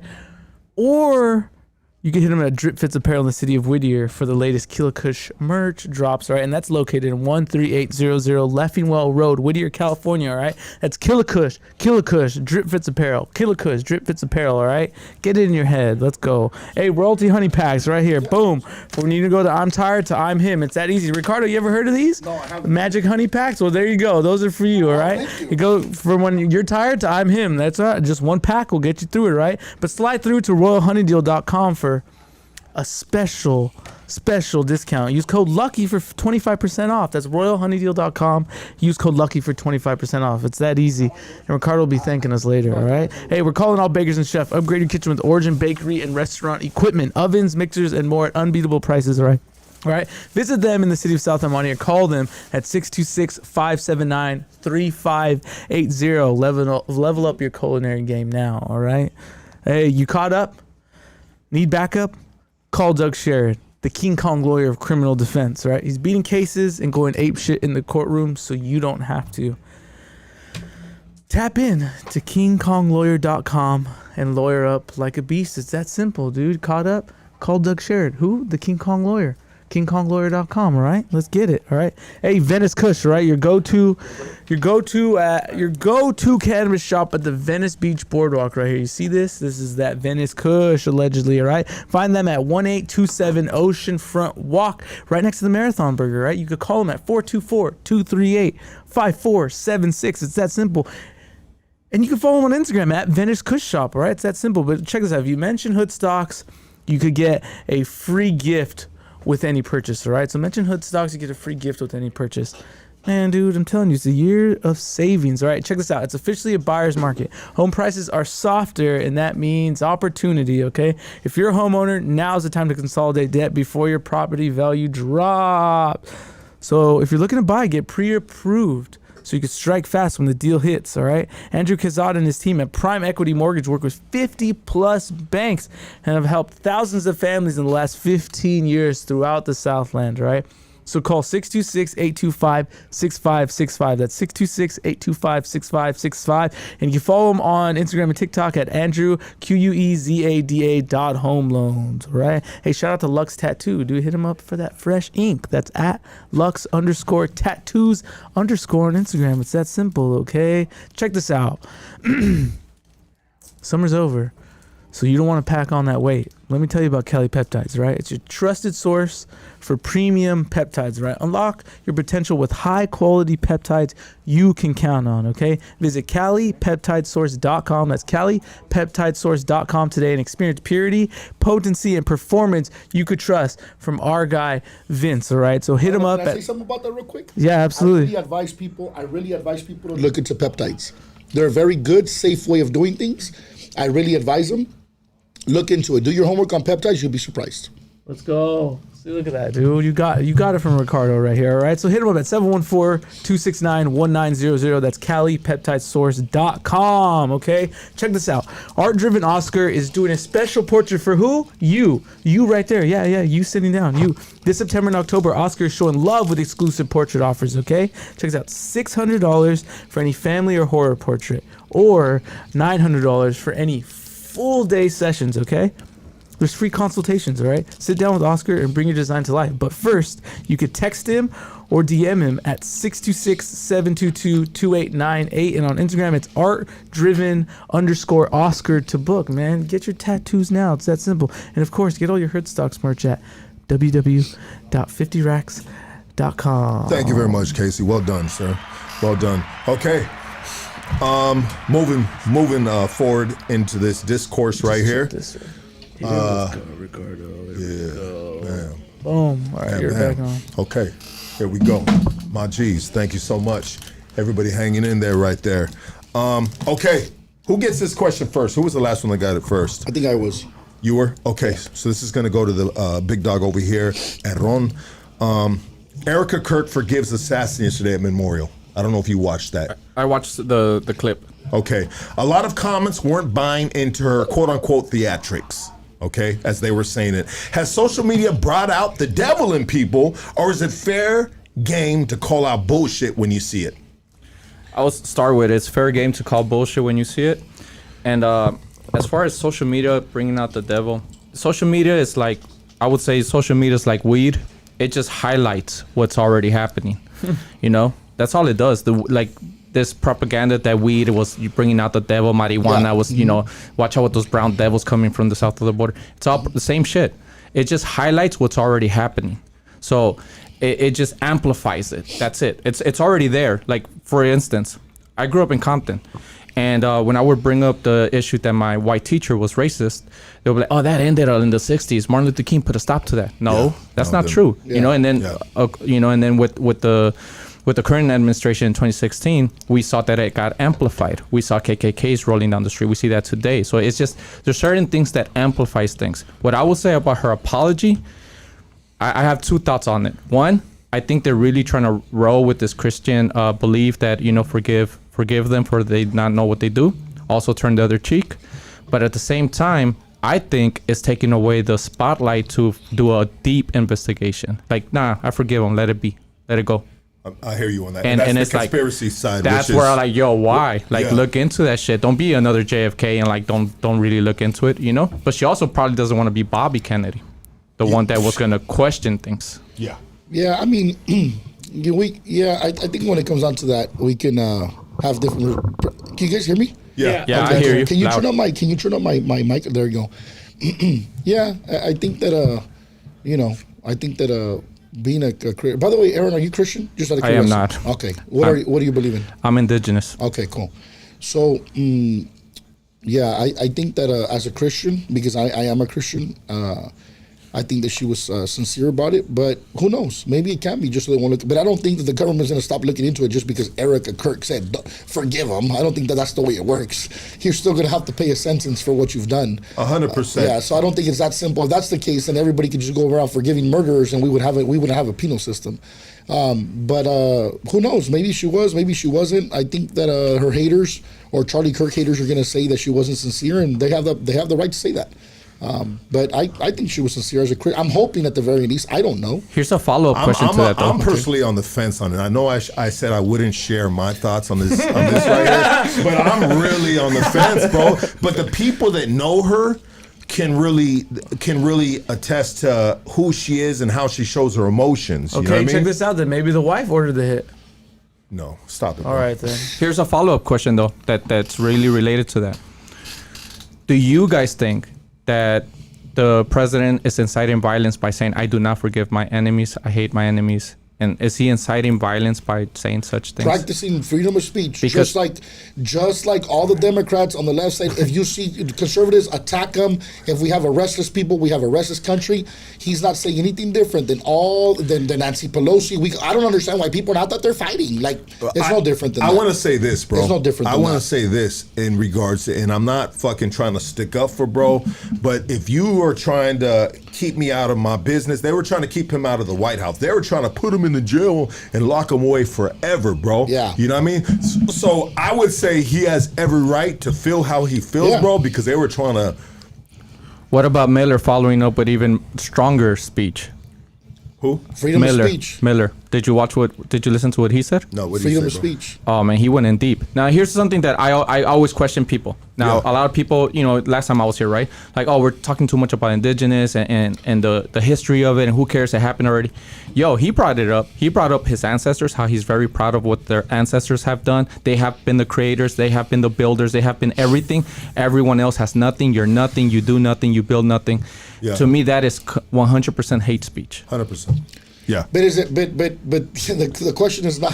I think the question was Yeah, more. we're a little off on it, but yeah. But it's related. It's related. Yeah, but I A mean, lot of all of these are relatable to Yeah. each there other. was a lot of here's what I will tell you.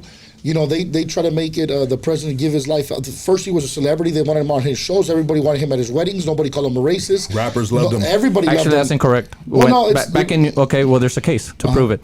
Do you know about the Manhattan Five or the New York Five? Yeah. Okay, so well, that he came out afterwards and said, "Hey, but by the way, haven't we all done that? Didn't we all judge somebody?" he was at one asking point? for their necks, bro, I agree with you, but we haven't. and we they all, didn't do it. I agree, but then what I'm telling you is that haven't we all done that at one point with certain people? Like to say that it's only because it's Trump and there was one occasion in his human life where he has Sure, we also hits. have our opinions, but he paid the New York Times to have it on front page. If you have the money to fund whatever your belief system is, and that's then America. then there's Then that means Israel's okay. That's because what Holy shit.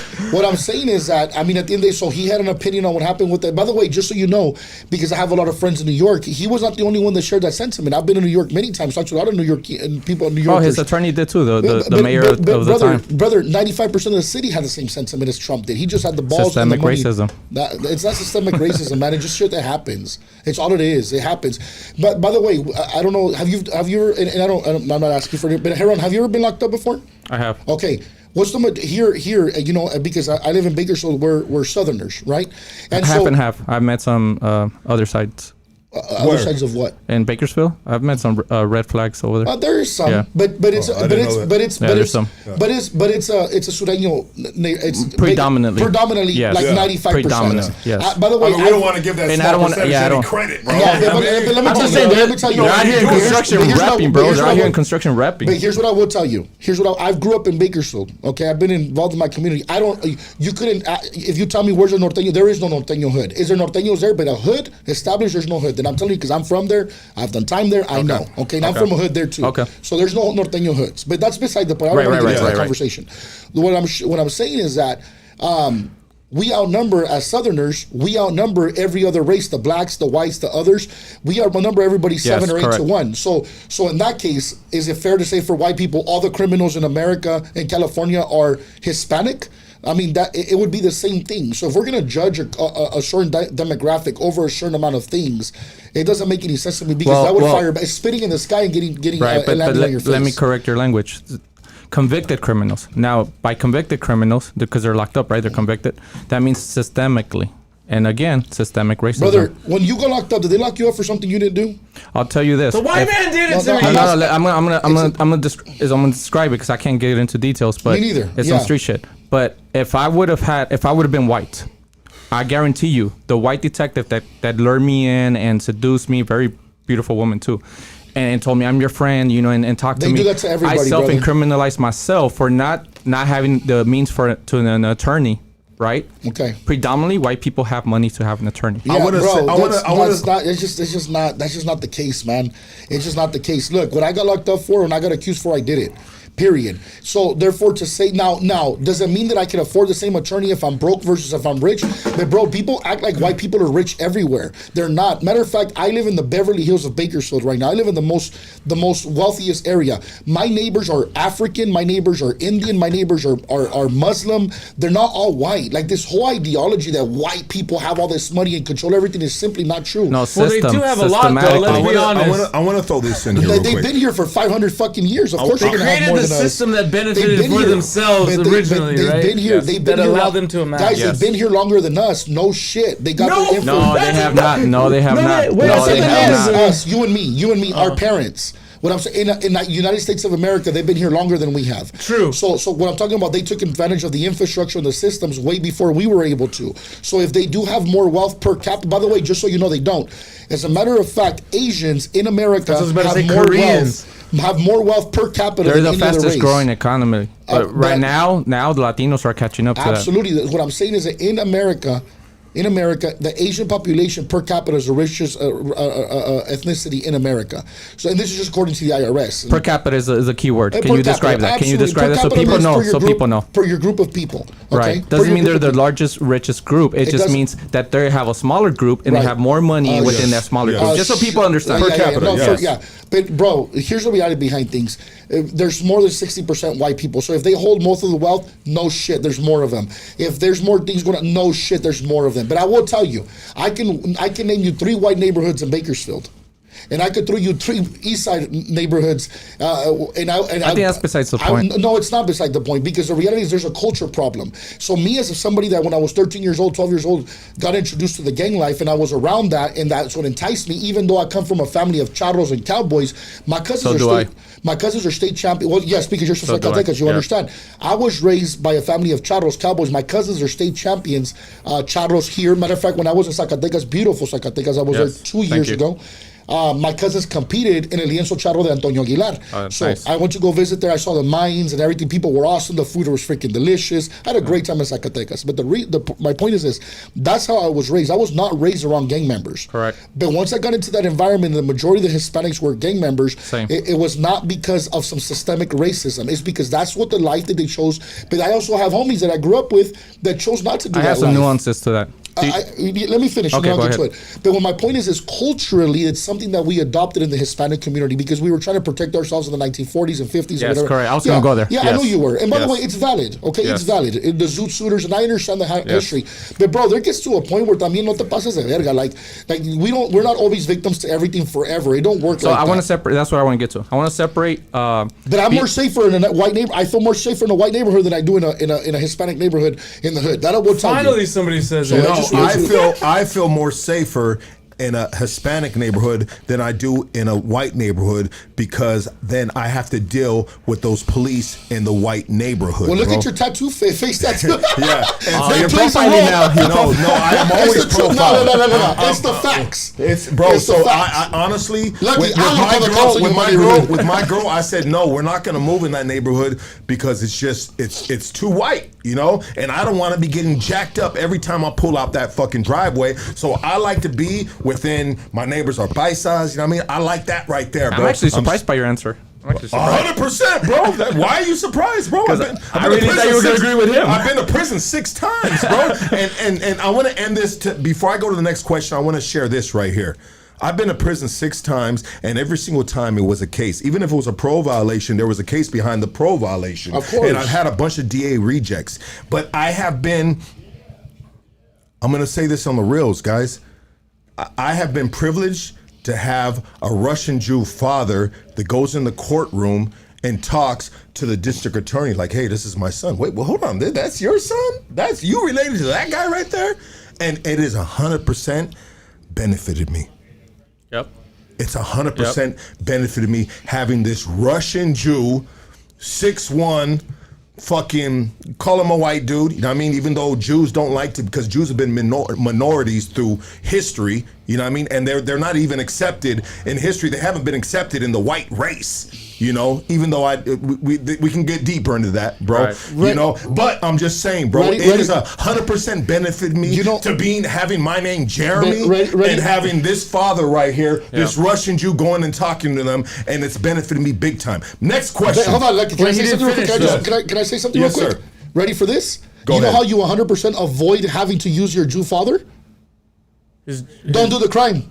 Yeah, 100%. Yeah, absolutely. Don't do it. No. So you don't have to experience that. Yes. And by the way, this is coming from But an ex-convicted I felon. realize that it has benefited me though in the courtroom. So having this man that does not have melanated skin. You know what's more beneficial? Let's not normalize being gang members. How about that? Exactly. Where's the personal accountability to that part? 100%. And this is coming from an ex-felon that's done time. I'm telling you, as 80% of my bodies are tattooed, and half of them are hood tattoos. Here's the question, that's the part, and I'm not going to blame a white man for that, brother. But That's here's the question so too. irresponsible.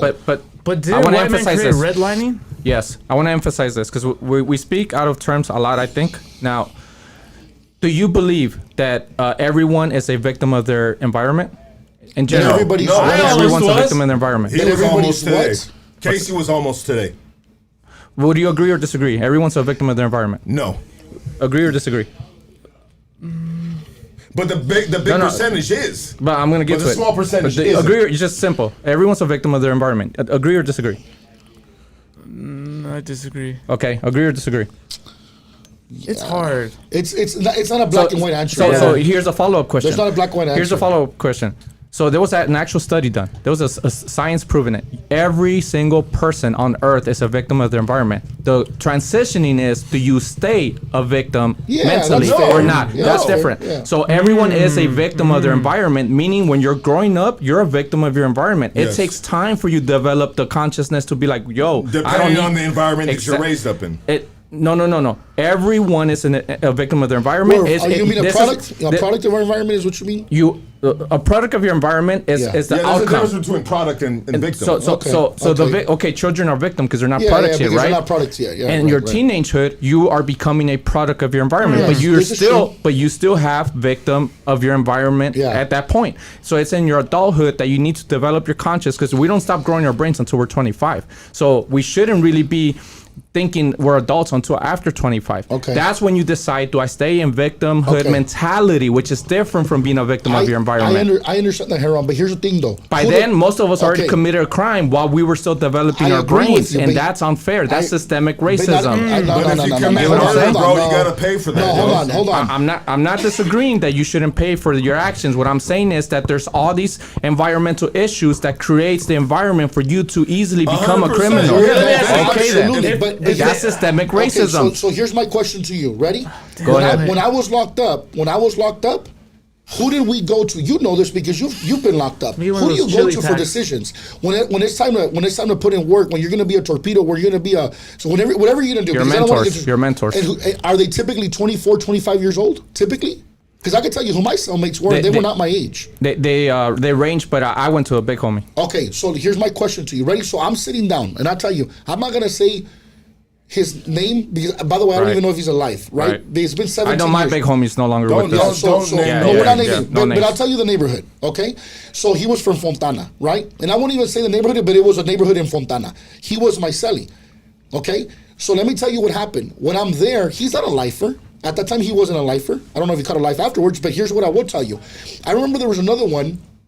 He was from a hood here in East LA, and he would brag about to me at 50 years old, how many prisons he had been to. He would walk around I've been to this person, Calipatra. Right. I understand. I know the lifestyle. So Yes, so I what know. I'm telling you is that, so at what point in time, us as older vatos, do we Right. say, hey, look, that's not the life to live? And then we start changing our community. But let me tell you. Thankfully, my big homie did that for me. He That's gave me that's a that real path. big homie. And that's a Yes. real big homie. But the thing is, Which he put his own life at risk for doing. absolutely, You know because you're that. losing a You soldado. know that, Yeah, exactly. of course, I know that. But I became a soldado in a different They don't frontier. want you to parole. We know this. But my Yes. question to you is this. Here's my question to you. Ready? My question to you is this. So is it the exception or the rule that even by older Hispanics in Southern California that are involved in the gang life will want to keep you in? Is it the exception or the rule? It's the rule. It's the rule. Yes. So in order for our outcome to change, we have to have that change. So we stop making that and idolizing that. Here's where I agree with where you're ending the goal with, but Right. here's where I disagree with some of it. And then, can you define me the difference between systemic racism and environmental racism? Yeah, well, system is where there's a system out to get you, where there's a structure, there's an infrastructure out to prevent you from growing. Okay. And then when you're talking, the second one was Environmental racism. That's within your own people, where there's not system set up. It's just us right here, environmental. That would be my definition. Some of it. My definition. And here's where of we it. got to get deeper. Okay. Do you know the difference between systemic racism and environmental racism? Well, I'm half Jew, bro. Can you give us a good example? A good example, bro, is it's easily of what's happened with blacks, systemic racism. Okay, You that's know a good what I mean? example. Throughout history, Let me read it. Let me read it, Lucky. what's happened with Jews throughout history has been systemic racism. Or Palestinians today? Palestinians as well, brother. Yes. Yeah, Now, what's absolutely. a good example of environmental racism? And environmental racism is, like the homie said, Ricardo, within your immediate environment. You know, and it can be from one community over. Yes. You know, Yes. it can be your neighbor. It can be. It's really just. It's a whole lot more shallower than systemic racism. Yes. Here's a big thing that people don't take into account. I grew up in Compton, right? So I grew up in the ghetto, what's known as straight gutter. Yes. I have no hills to go take out all that energy that you have as a young male, and you need that energy out. I have no hill to go hike. I have no beach. I have no access to that. When I used to go to Torrance to go to the Access beach, access or within range. That's two different things. access within range. Because you have access to the Right, beaches and the but mountains if you even want that to. even that's blurry, because when I would go to Torrance, and this is a true story, I would go to Torrance and I would take whatever girl I was dating and I'd take her to the beach. I would get pulled over like Lucky said, and I would get harassed by the cops in Torrance. Now we all saw NWA and we seen how they were in that movie. That's how they were with me. They're like, "What the fuck are you doing in our town?" Okay. Literally, they would look at my driver license. "You're from Compton. What the fuck are you doing in our town?" Yes, that happens, bro. Yeah, That's That's an easy both. fact, Now bro. that's both environmental racism and systemic racism Okay. on top of that. So what does that do? It keeps you in the hood, right? Yes. Mentally, you're a young kid. You're like intimidated. You're like, fuck, I don't want to get arrested. My fucking car looks like shit. I don't want to get it towed. I don't have money to. That's all systemic environmental racism. Great so it point. keeps you in the hood. And Yeah. what does keeping you in the hood do? You just Exactly. environmental fucking bullshit. Exactly. Let's move on to the next All right. question, guys. All right, let's go. Great fucking discourse right here, guys. Great, and we just hit 1,000 plus, and they just Hey, we're dropped doing back Canelo down. numbers. Yeah, we're all over the place with the numbers, but we love you guys, and hit that like button, because that gets this in the Hey, I bet algorithm. this is more entertaining than Canelo fight. Yeah, Who's a that's for sellout, sure. dog? No, he's not. Bro. Don't do Don't that. say That dude's Canelo. been groomed his whole fucking life. No, Canelo's bro, been groomed his stop whole it, bro. life, bro. Canelo's the GOAT, Dog, bro. they He's the GOAT. let him Canelo's choose the his GOAT, fight. bro. Fool's a fucking Bro, spoon fed, and dog. he's- and Canelo's spoon fed for and his he- whole career. Stop it, bro. And he's one classy motherfucker, bro. He is classy. He is classy. Money as smart. fuck. Money He- smart. He is someone, bro. Oh, that- now he- money smart's a thing. No, all of a sudden for boxing. Well, Now you he's should money be money smart. Get the smart. fuck out of here. Oh, look, he made Hey, so I much say money. this. Wow. No. I only say this because Cesar Chavez, he's the greatest GOAT of all time, Whew, that dude's a beast, but bro. he's poor. But he's poor. Yeah, it's true. He's This is poor. true. Let's go. Next question, and I believe it's on HERON, Yep. correct? And what did we do on the last one? What was the score? I can't even really. I What would was say the question? We'll tell disagree, you. The though. question was, we went all over the place. And let's what's the question? We'll chalk. It was Erica, Kirk. Yeah, Oh, Erica- damn, yeah. We went Yeah. Yeah, deep. we went deep. Okay, Yeah. so starting with HERON, I'd like to ask you, where are the Epstein files?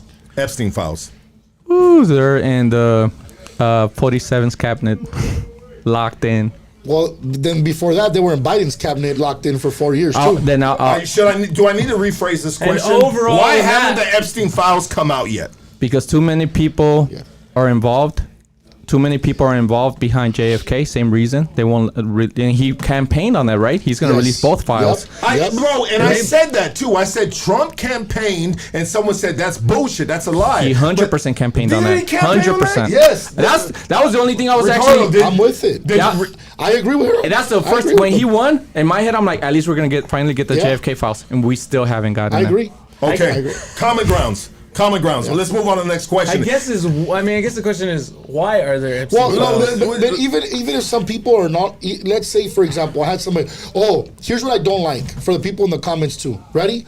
Oh, the reason he didn't release them is because he's on the list. Wait, hold on. Elon Musk claimed that. Yeah. Right. And then he took it back because he was talking shit. But whatever the case may be, if that's the case and they wanted to destroy Trump, which they did, how come Biden didn't release it? Yeah. Because they're all on it. They're all Okay, then peace. there They're you all go. peace. They're all So- peace. so- There's Democrats and Republicans. They're all like an peace. ongoing So steam. to say, They're all peace. So would you agree with me? Let's find common ground. Yes. Is it fair or unfair to say Trump didn't release them because he's on it? Or is it fair to say he hasn't released them because it's going to scare the world? Well, whose name's on them? And it could include him. Is that fair? Yes, I think it's fair. Well, it's fair to say it includes him, but it's not fair No, to no, say. no, no, no, no. That wasn't my question. Some Possibly. things are We haven't best seen left in list. the dark. We haven't. we haven't. As Because here's a possibility. What if Biden's not on it? Because it's possible, right? it's Because- possible he may not be on but it. if he wasn't on it, then he would have released No, them. But no, Clinton no, may. no. But let me tell you why. Because here's my perspective, my ideology. Go for it. Shoot it. Nobody knows if this is true or not. Right, shoot it. But I think even if you're not on the list, my assumption, my perspective, my idea, not calling it to be true, that hey, motherfucker, you release that shit, we're coming after you. 100%. So whether you're the list or not, 100%. and this goes for both Biden and Trump, if they're on the list or not, they were not allowed to release it. 100%. That's my perspective. 100%. But here's where it makes a difference. This is the president that also campaigned on, I'm not following nobody's orders. I don't 100% need nobody's correct. money because I got my 100% own money. correct. I'm my own man. I'm going to do shit my way. I'm going 100% correct. to drain the swamp. The swamp is all over you, my man. Yes. I agree. Agree. I agree. Agree. Can I Common get one of ground. those chili packs? Common ground. Let me Yes. get one of them chili packs. Common ground. I agree Common with ground. that. Because I was very upset about that, to be honest with you. Hey, what's up with the list? We You were know all what? And disappointed. honestly, I want to say this. I know I wouldn't speak too much on this, but I want to say this. I stopped watching Charlie Kirk because Charlie Kirk on his Turning Point or his podcast, right?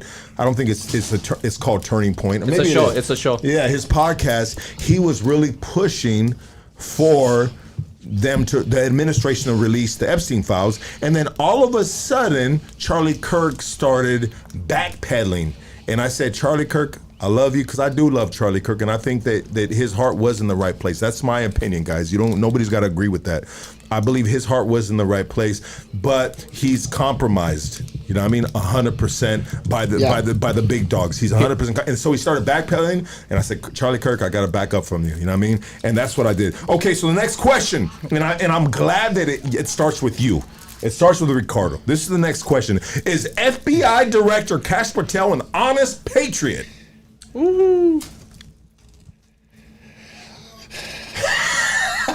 The biggest case that's fallen on his lap so far has been this case. Yes. And he's backpedaled big time. I watch him. He says, we have no evidence of this, and this. Again, I don't know. And anybody that claims to know is a bullshitter. But I can use my instincts. And I can tell you, I'm not saying that the guy is fully full of shit about everything, because he has some very awesome achievements that he's done, because he has done an awesome job. Where he can make those achievements. However, when it comes up, because then, what's the other one? Help me out. Gore, the short-haired, he looks like he's half black, half white. George, what's the other guy? He's right hand to him. George, what the fuck is his name? Casey's gonna look him up. Casey got So you. Gorgino, or he had a podcast too. I don't remember. They made him FBI director, like second FBI director. I don't remember the name of his position. Gorgino, Georgino, some name of somebody in the comments. Please comment The it. bald fool, right? The bald guy. Oh, there he is. There he Yeah. is. What's his name? Put him on the thing. Dan Borgione. Yeah. Don Borgino. Yeah. Don Borgino. So when Patel's talking about it and they put the camera on Borgino, he's just like a rock. He's not even fucking blinking. I'm like, oh, bro. Yeah. Oh, bro, there's some shit behind this. So do I think that overall he's doing a good job? Yes, but I think he's not going to give us the facts on this shit. And he was just under fire with the Congress. Yes. And man, when they brought that up, he was fumbling. But he brought that up. But overall, the guy does a good job. But He does it. So it's fair to say that he does a good job where he's allowed Where to he's by, allowed to do by a good Trump job. to Yes. do a good job. Yes, but I definitely think they're hiding something for sure. I agree with you, and I'm going to elaborate further. He kept repeating that word. I have released what I'm allowed to. Yes. I have released what I'm allowed to. He's letting you know someone's pulling his strings. Yeah. Also, I don't know if you saw when they passed him a note Who knows what the note said? But he did some fucking signaling right after that. He kept touching his ear, his nose. He was doing signaling like, yes, I received the message. That's what that's saying. 100%. I'm hearing you, and I smell the trouble if I say certain things, right? That's universal signaling. His face tells you everything. Also, I don't know if you guys know, in that hearing, they asked him about, the Democrats asked him about the southern border security and the northern border, right? He actually said, no, they didn't even bring up the northern border. He said, and I wrote this note down because it's important. He said that he was way more concerned with the northern border than the southern border.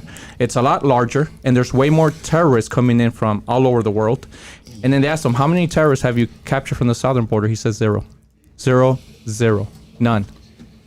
So there are no terrorists coming from the southern border. They're coming from the northern. As of this administration, because the border got closed. Ever. No, Here's the language. I'm gonna say the language. No, it's not never, brother. Because there's a guy that came in, a Muslim. He walked in and he told, they were interviewing him at the southern border. He was right there in Chihuahua going into El Paso. And he says, what's your name? He says, you don't know my name, but you're going to know my name. He ended up being on the FBI's most wanted list. So to say it's never happened under this administration, yes. Under the last 4 years, no, bro. Okay, we're talking...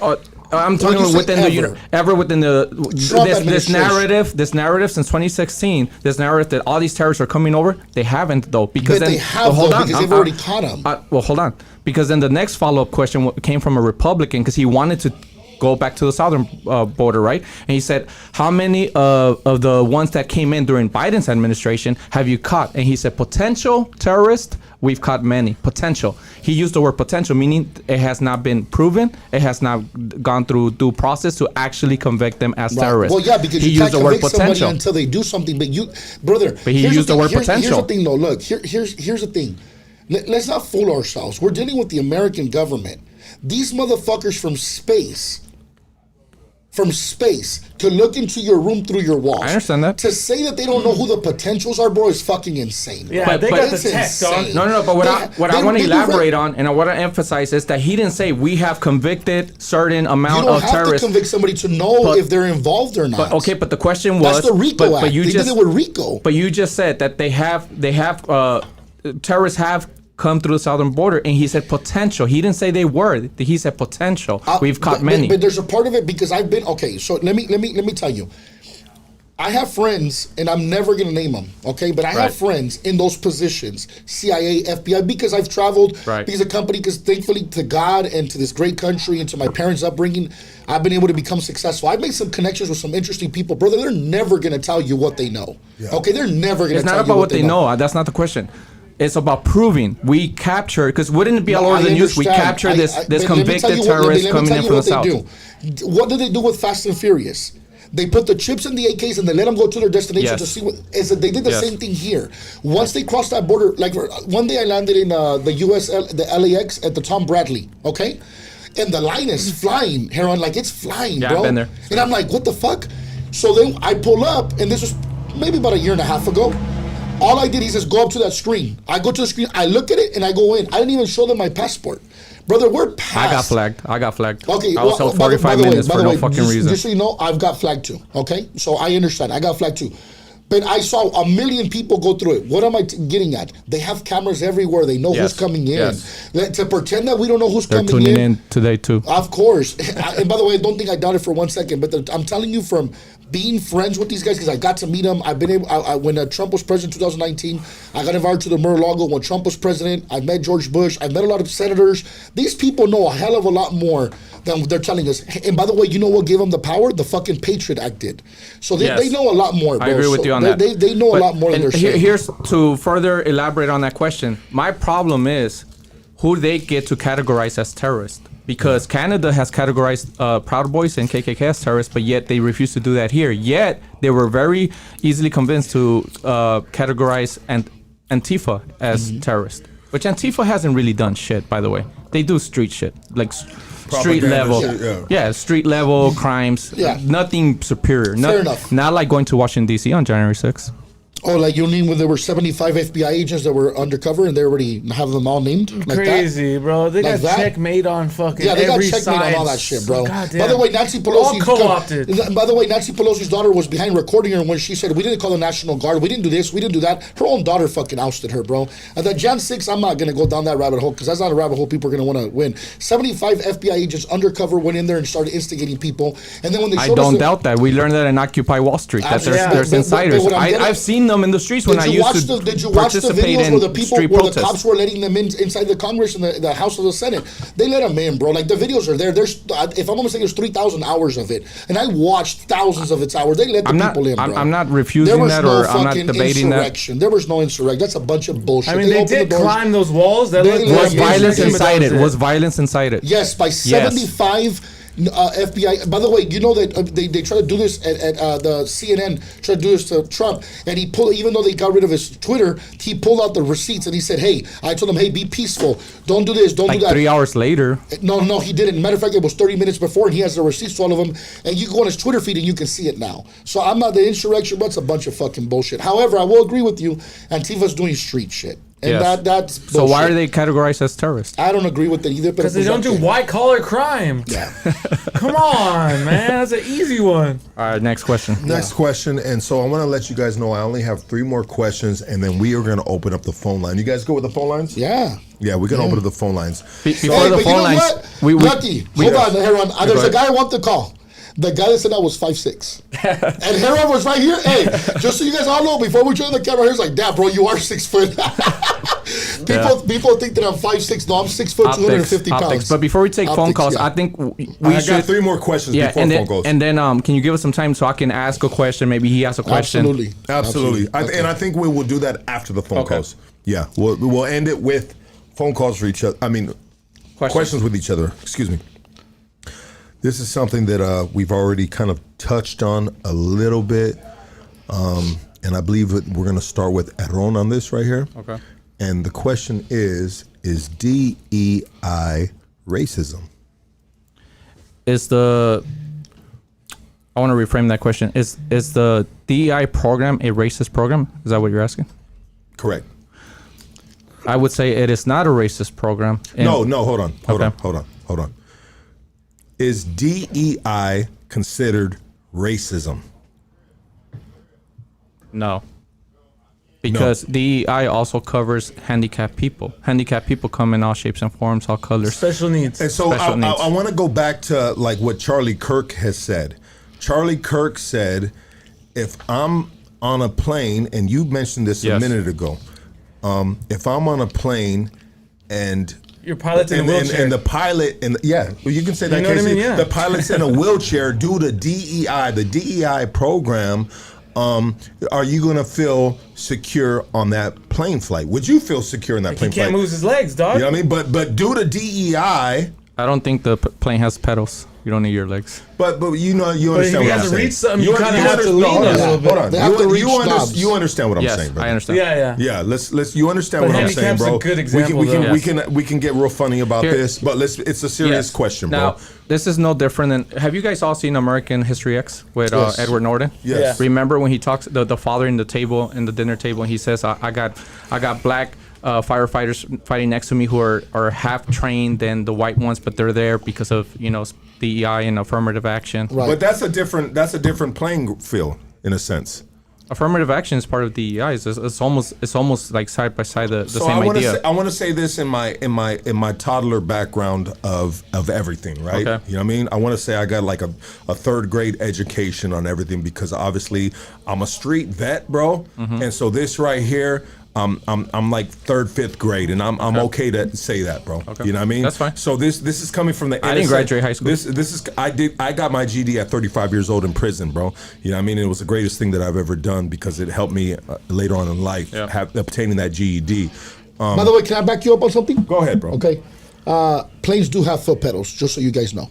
They do? Yes, they do. Oh, shit. Yes, they do. I'm corrected. Yes. I didn't know. Yeah, because they control the movement of the plane. There's a lot of knobs in there, but they do have foot pedals. Okay. I mean, it's like this, and Charlie Kirk has said this as well in regards to DEI, and I've watched a lot of Charlie Kirk, and honestly, like with the ICE, when he 4th of July, when he made that rhetoric about ICE agents, blah blah blah, I showed the receipts of me back then commenting like, bro, you don't bop bop bop, you know what I mean? You guys see my Instagram.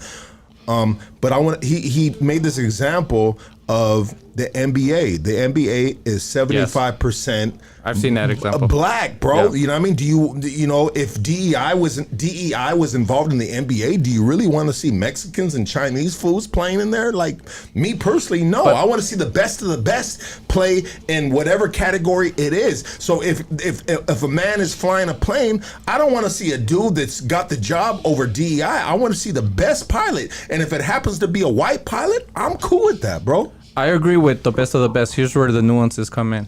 One, when you compare sports to that, right? Now you're talking about physical abilities and competition in that field. That's different physical from abilities are mental abilities as well, because there's levels in all factions. Sure, we got Kobe with the Mamba mentality, right? So that's what you're speaking of. Just in general, in any We got Aaron Rodgers with that mentality. In any industry, there's certain dudes that are good, bro. Like majority of roofers are Mexican. Why? Because they're fucking badass. They're efficient and they get the job done super quick, bro. Palabra. And come on now, bro. Now, I don't want to see some white lazy dudes up there. I thought it's like when they fall, any they other make race, bro. I want to see a beam formation. I want to see the best of the best Yes. in any fucking category. Yes. So, how I agree. people see us saying DEI is racism. Do you believe it is? No. Then here's why. So I'm gonna use two examples. One, a little bit of background. In 2016, I was in Ohio. By the way, I was doing the exact same thing that Charlie Kirk was doing. I was going to universities and I was challenging their political views. I just didn't have a sign that said change my mind. I said, hey, come fight for climate change. That was my fight. Salute to you on that, brother. I was banned from 2 universities off the back. I was banned. They even put me in a local newspaper and said, watch out for this guy. He's coming into our schools talking propaganda. I was talking, save the trees, save the river. By the way, Ohio later was a victim of the administration who took away the EPA in a city called Palestine, and their water was contaminated, right? Yep. I was campaigning there, and I was telling them, and I was warning them. It's literally called Palestine, too. Yes, I was warning them. Ohio, what state is it in? Ohio, right? Ohio, yes. Yeah. So I was in Toledo, Ohio. I was in, there's another county, super, super red.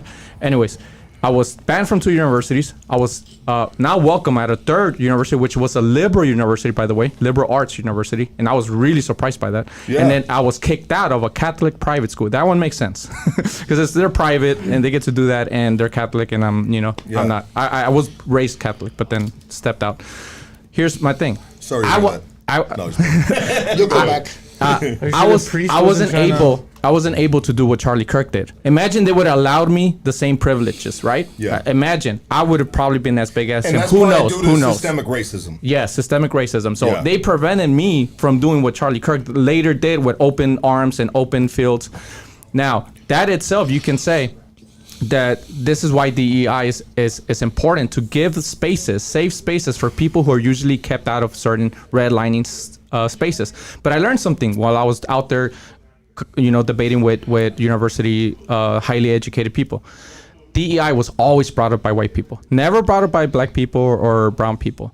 Very little brown people. There are more Indians over there, like from India.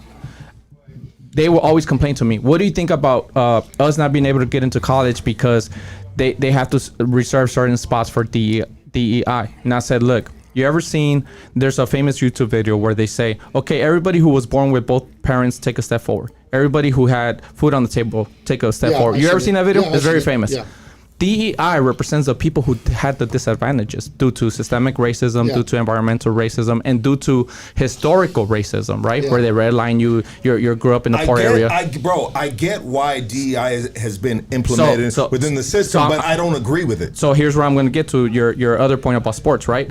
In order for you to compete on a level field, this is why I don't really believe in just equal rights. I believe in equal rights with equity.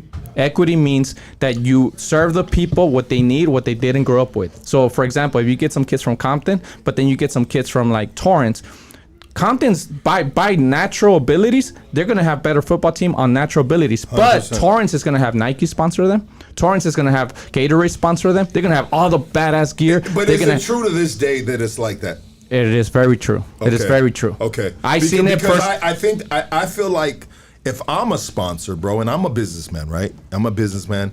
If I'm a sponsor, like I want the best of the best that's gonna represent, and I don't give a fuck what section it's from. But that's coming from me. But people with money, they Yeah. want to see their own likings. And I'll give you an example. I was in Ohio, and a lot of the graduates from Ohio don't have a future in Ohio. Ohio's economy is done, but they have great universities. So you know what they do?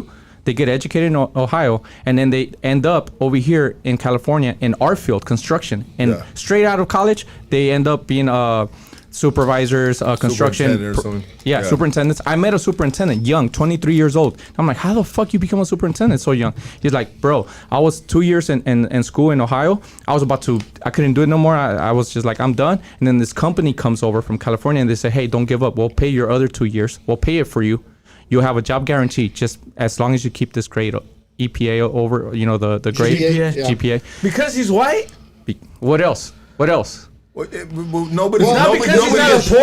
Nobody is saying that doesn't exist. They didn't reach out to the Mexicans in the construction think- company already busting their but- ass, but- already knowing the language, But already I knowing think the formulas. Here's my perspective on it. I think in theory, DEI is a great idea in theory, but when you put the human element in it and in practice, it's not the greatest thing. Why? Because they're not asking for DEI in the workforce. They're not asking for DEI for construction workers. I live in the San Joaquin Valley. They're not asking for DEI in the field workers. They're not asking for DEI for maids. They're not asking for DEI for dishwashers. So if you're going to ask There's for a DEI, reason why. There's a reason why. well, whatever the reason is. But it's an important reason why. That's because those are fields where they are looked at. Not that I see it, because Yes. I come from a campesino family. Right. My family's campesinos. So What is campesinos? campesinos From is the people, campo, farm the workers. field, farm farm workers. Go ahead. Campesinos, yeah. Apologize. So, Go ahead. all good. So they look at that as like minority work. But I've also been to the Capitol in Sacramento, and I've been there during a trip that they show us how the water system works and everything, and then they show you a video of like what the water's being used for. This is crazy. I couldn't believe my eyes. They show a video of white people being the farm workers. I'm like, what the fuck is this? This is some bullshit. Well, I've never seen this. This is some straight actor shit. You and me have not seen it because we come into a generation. No, they were showing the ones here, the ones in From today. California. Yes. Yeah. And they were showing white actors acting out to be doing the work. Why are you doing that? That's some fake ass shit. Like, No, show the people. Why? Because they don't want to give a face to brown people. So they want to make sure that, and this is where it elevates. Yeah, Democrats Fields- are great at doing that. In fields where they consider it the Yeah, help. Sacramento. This is where we go into historical racism. Any field that's considered the help, janitors. But they're gay whites that were ho- farmers. So it's equal. No. By the way, gay rights are also racist. But that's a different That's subject. a great subject. I don't But got it we'll on my- go my into thing. that. Yeah. The point is that there are fields where they look at as the help. Janitors, hotel workers, anything you consider the help, they won't do DEI because they already have the people they want working those fields. Right. In fact, do you know who was the So first? is that a part of systemic racism? Yes. Do you know who was the first to actually stop segregation? Or is it a part of them doing the job better than other people? Other races? It was You feel Hershey's what I'm with saying? the cookies and cream bar. Like honestly, bro. Like honestly, like if we got rid of all immigrants or whatever the fuck you want to call it, Right. I hate going down Migrants that and road. immigrants. Migrants, bro. Like, bro, then are these? We'll call them the white people. Are they going to do the job as good as them? No, Hell no. They're not, Hell no. bro. Because I always want to take But breaks. here's the thing. But here's the thing, though. What I'm getting at is this: that when you talk DEI and socialism, in theory sound good, but in practice don't work out. Why? But however, here's what I will tell you. HERON made a point earlier, where in my conservative friends on here that are following me on here and that are that are more on the conservative side, they're not going to like what I'm about to say. Okay, but I don't give a fuck because I say what it is. Let's go. Okay, to a certain extent, I understand why people that had disadvantages, because to say that never happened is bullshit, right? To say that there hasn't been a group of people that have not had the same possibilities as others it's bullshit. It's 100% bullshit. You can't be a human, be realistic, and not see that certain kids that are bright, that are smart, that are applied, Yes. maybe did not have the same opportunity as somebody that had a much higher income into their household. That would be a very unfair and inhumane way of looking at it. So I could understand how DEI has played a role, but the problem is when then they start putting quotas now. So for example, if I was in charge of the DEI department, the way I would go about it is, hey, this kid's getting 4.0 GPA in all his classes, but his parents don't have the money to send him to college, and nobody's giving him a scholar. Let's pull him in because he's a high grade. But to have DEI, you're black, come my way. That's No, not how I'm it not. works. But that's not how it works. That's a Well, misconception. well, That's no, not how it brother, works. I'm telling you gonna because- tell you how it works. So there's Let a me tell certain you- percentage of people who just, we're Yeah. gonna allow them in because they fucking badass, right? This is open field, anybody. And then there's a certain reserved area or number for students who would usually be overlooked because even though he's smart as fuck, he caught a case in Compton because he was up to no good when he was 15. That fucked him up, right? Right. We have Garcetti. He actually did a really good plan when he was in LA. Garcetti did a plan, DEI, you could call it that. What he did was he gave a program where people usually don't have the qualifications to enter to work for the city. He gave them a loophole of where enter this program, and then through this program you might have a shot. Right? So what they did was they looked at qualifications, but there were certain qualifications they know due to their environment they didn't have, right? Right. So like they don't have the prestige degree from a top university. Okay, cool, but you're part of this program. But can you answer these test questions? Can you pass this test? Right. You passed it, cool. You get a shot at the very low bottom entry level of Right. working for the city, and then it's up to you to elevate yourself, right? Yeah. That's a great program. I agree. And that's a DEI program. I agree with you, but to say that all the programs have worked like that, look, I have a friend that he has one of the biggest recruiting agencies in America, okay? And he is forced to give jobs to people that are not even qualified to hit quotas, or they'll shut him down. Matter of fact, they won't shut him down. They'll fine him every month if he doesn't have a quota. When you start putting quotas and not qualifications, you're diminishing the value of the product that you're offering. So that's what I don't agree with. I want to end it with this. Yeah. I want to end it with this.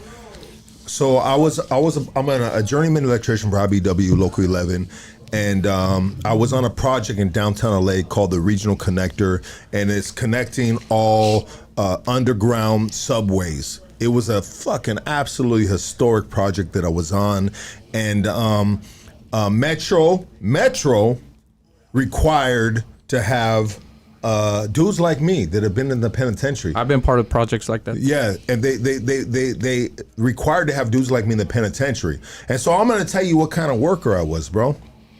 I mean, if I can evaluate myself, bro, you know what I mean? It was kind of like an easy job, laid back job. It's slow motion because you gotta get shit downstairs to the underneath downtown LA. So you got a lot of free time. Honestly, bro, since that's a DEI project, right? You know, and if I can evaluate myself as a worker, I was on Instagram, I was fucking in the DM, I was doing things, bro. I've seen dudes like you. I've seen dudes like you.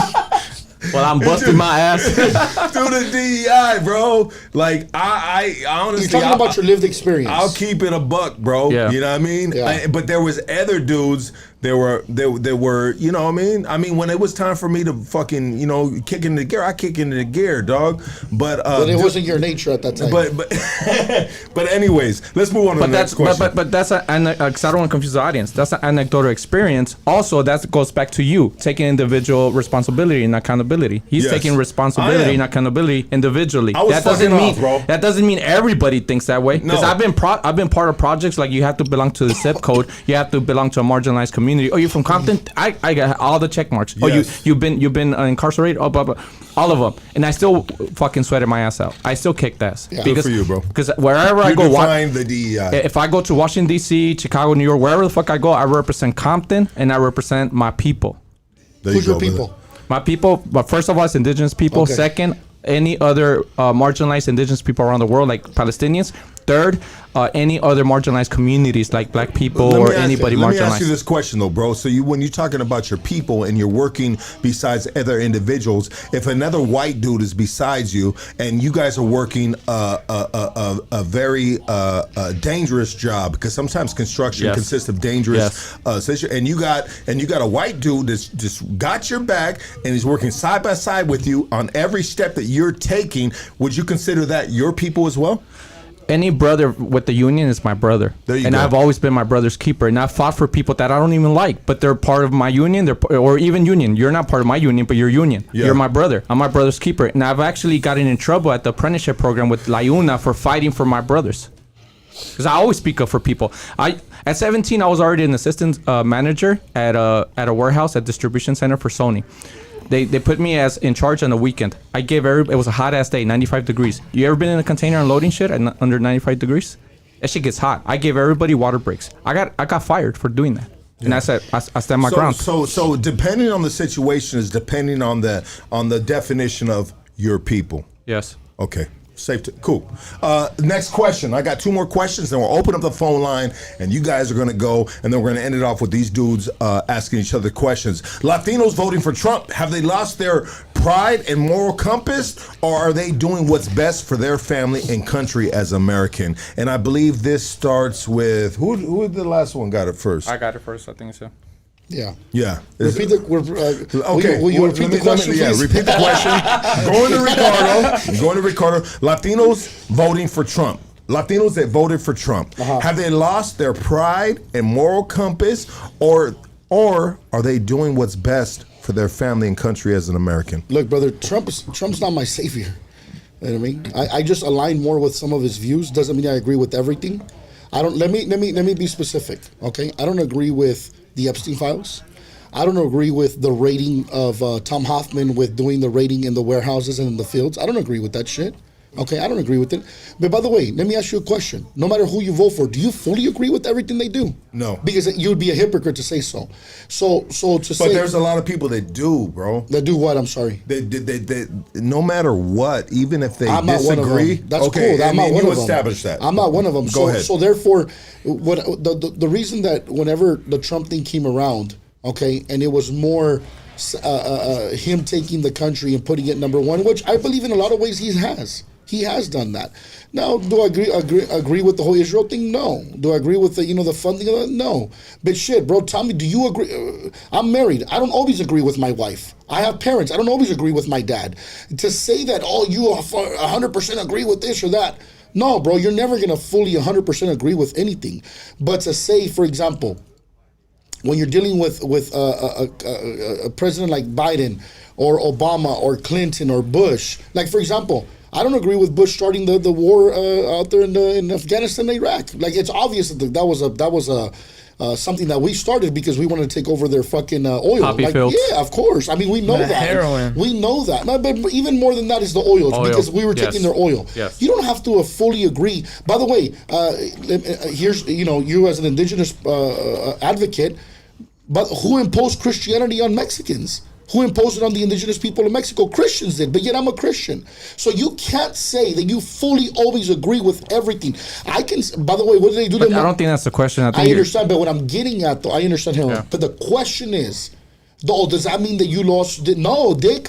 I just agree with some more of the ways he's going about things, but it doesn't mean I have to agree with everything. Here's what I will tell you, though, that I definitely didn't agree with a lot of things on the left, so therefore I'm not going to vote for them. And I don't give a fuck what people think about voting for Trump. There's a lot of conservatives, a lot of people don't regret it. I don't regret it. Does it mean that I don't like it? Certain things, yes, but two things can be true at the same time. There's no absolute truth in anything in the world. You believe what you believe. You stop being a Christian, you become more of on the indigenous side, because that is your truth, and you believe that to be true. I don't.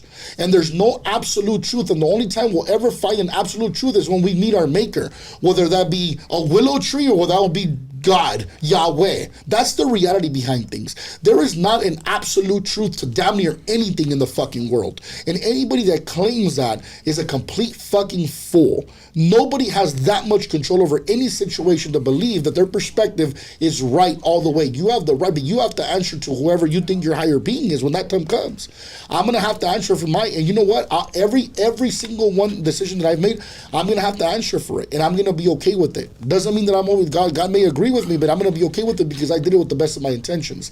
But this whole thing of the deportations and like this stuff, that doesn't sway me. That doesn't sway me at all. Every country has laws. Every country. Is Mexico every has country it. persecuting people the way we are right now? Brother, you want to watch the videos of what the people in Tijuana did to the I've seen it. I've seen it. Okay, so let's not act like it's a one-sided thing, brother. Let's not act like it's only an America thing. That's a problem I have with anti-Americans. By the way, what did they say about the Roman Empire? I know I'm getting off a topic a little bit, but there was a saying that said that the sun never set on the Roman Empire because they had dominated so much of the world. Alexander the Great was a warrior king. He dominated Africa, Asia. Obviously they were already in Europe. The Spain was known as the first world power in human history. So to act like America is fucking unique and dominating and killing and this and that is complete and utter bullshit. People have been doing that for thousands of years, even before America existed. America is the youngest country in the world, and it became the most powerful no matter what happened. The other countries, how do we, Venezuela, it's because of America. Motherfucker, you had 300 years before America founded to solve your fucking problems. There's a lot of nuances to your claim here, but I'll give you credit in some areas where I agree with you. Let me ask you a question. So, for example, the Middle East. Everything that's happening in the Middle East is America's fault. What the fuck they've been doing for 2,000, 3,000 years? They've been over there for 3,000 years. You can't get your shit together? How are you not already having fucking flying cars, motherfucker? You guys were countries way before we started. And the same thing is true. And the same thing is true to Central and South America. You guys have been here so much longer. How come you didn't figure shit out before America founded and they squash America? So I'll stay with what maybe you're not doing it intentionally, but I'll say what you're doing. You're touching all the surface levels. Yeah. You're not going deep. So okay. So here's one thing you did first. You derailed a little bit from the moral integrity part, which is the question. So if I would have voted Democrat, I'm morally higher than I didn't say that. Okay, I'm not. good. Okay, good. I didn't say that. I didn't say that. The question is, are people losing their moral integrity due to the choice of who they voted for? You said, and this is what you emphasize on, you said no, but you also said that nothing's absolute, right? I will agree with you. Something I always say is nothing's absolute, but also nothing's obsolete. Meaning, here's a good example of that. Hypothetically, I'm not saying this is the case. Hypothetically, someone, touches children in the wrong way, the horrible way. But that same person becomes president, and then that person's going to guarantee you good business for you. Mm-hmm. You're going to be very, very rich. Mm-hmm. Do you ignore the other stuff and you say, "Hey, but this is what serves me. This is good for me. I'm going to vote for this person, regardless of what they did." Should you know? Human nature will say otherwise. So, do you lose? The question is, do you lose your moral integrity by being blind to the things that are horrible? Should you just not vote? So don't vote then. No, then you look for someone that you align yourself with more morally. Meaning, Can you name one? Yes. Who? So they ran under the socialist program, Claudia y Karina. Karina is actually a Chicana from East Los, I believe. Now, are you only supporting them because you share their skin color? No. Okay, good. I support them due to their political views. Because I would hope that the Mao dynasty, when a person that looks like them is the one that exterminated 40 million of his own people, because I would hope that the Cambodian genocide, where Cambodian government did that to their own people, would teach you otherwise. And I would hope that Salinas de Gortari, during our lifetime, devaluated the peso in Mexico, and made literally people poor from one day to the next, and then flew to Cuba, would make you question that people that share your skin color don't always have your best interest at heart. No, I understand that, and that's why I don't vote based on color, brother. I don't either. Do you vote based on color? No, I don't. I hope not. Okay. I vote based on moral integrity. Okay. So that's why I supported Bernie hard. I went for Bernie hard. So it can be a white man. I supported Bernie. I became the face of Compton for Bernie, the first political grassroots in Compton ever. You changed your mind? Do you think he would have been a great president? Yes. And I don't agree with him on everything. Okay. Like I don't agree with his views on Cuba. I don't agree with his views in Cuba, Venezuela, and Israel. 3 major areas I don't agree with him. Okay. But the rest of them that he wants to see just everybody do good, I agree. Free education, I agree. Free healthcare, I agree. Nothing's free in the world, brother. Every other country has free healthcare. Every other country is not the most powerful country in the world either, though. It just don't work like that. Yeah, they're not highly invested into the military-industrial complex. Yeah. Look that up. Yeah. The military-industrial complex is responsible for a lot of evilness in the earth. I agree coming from a supposedly called Christian nation. And you know what the funny part?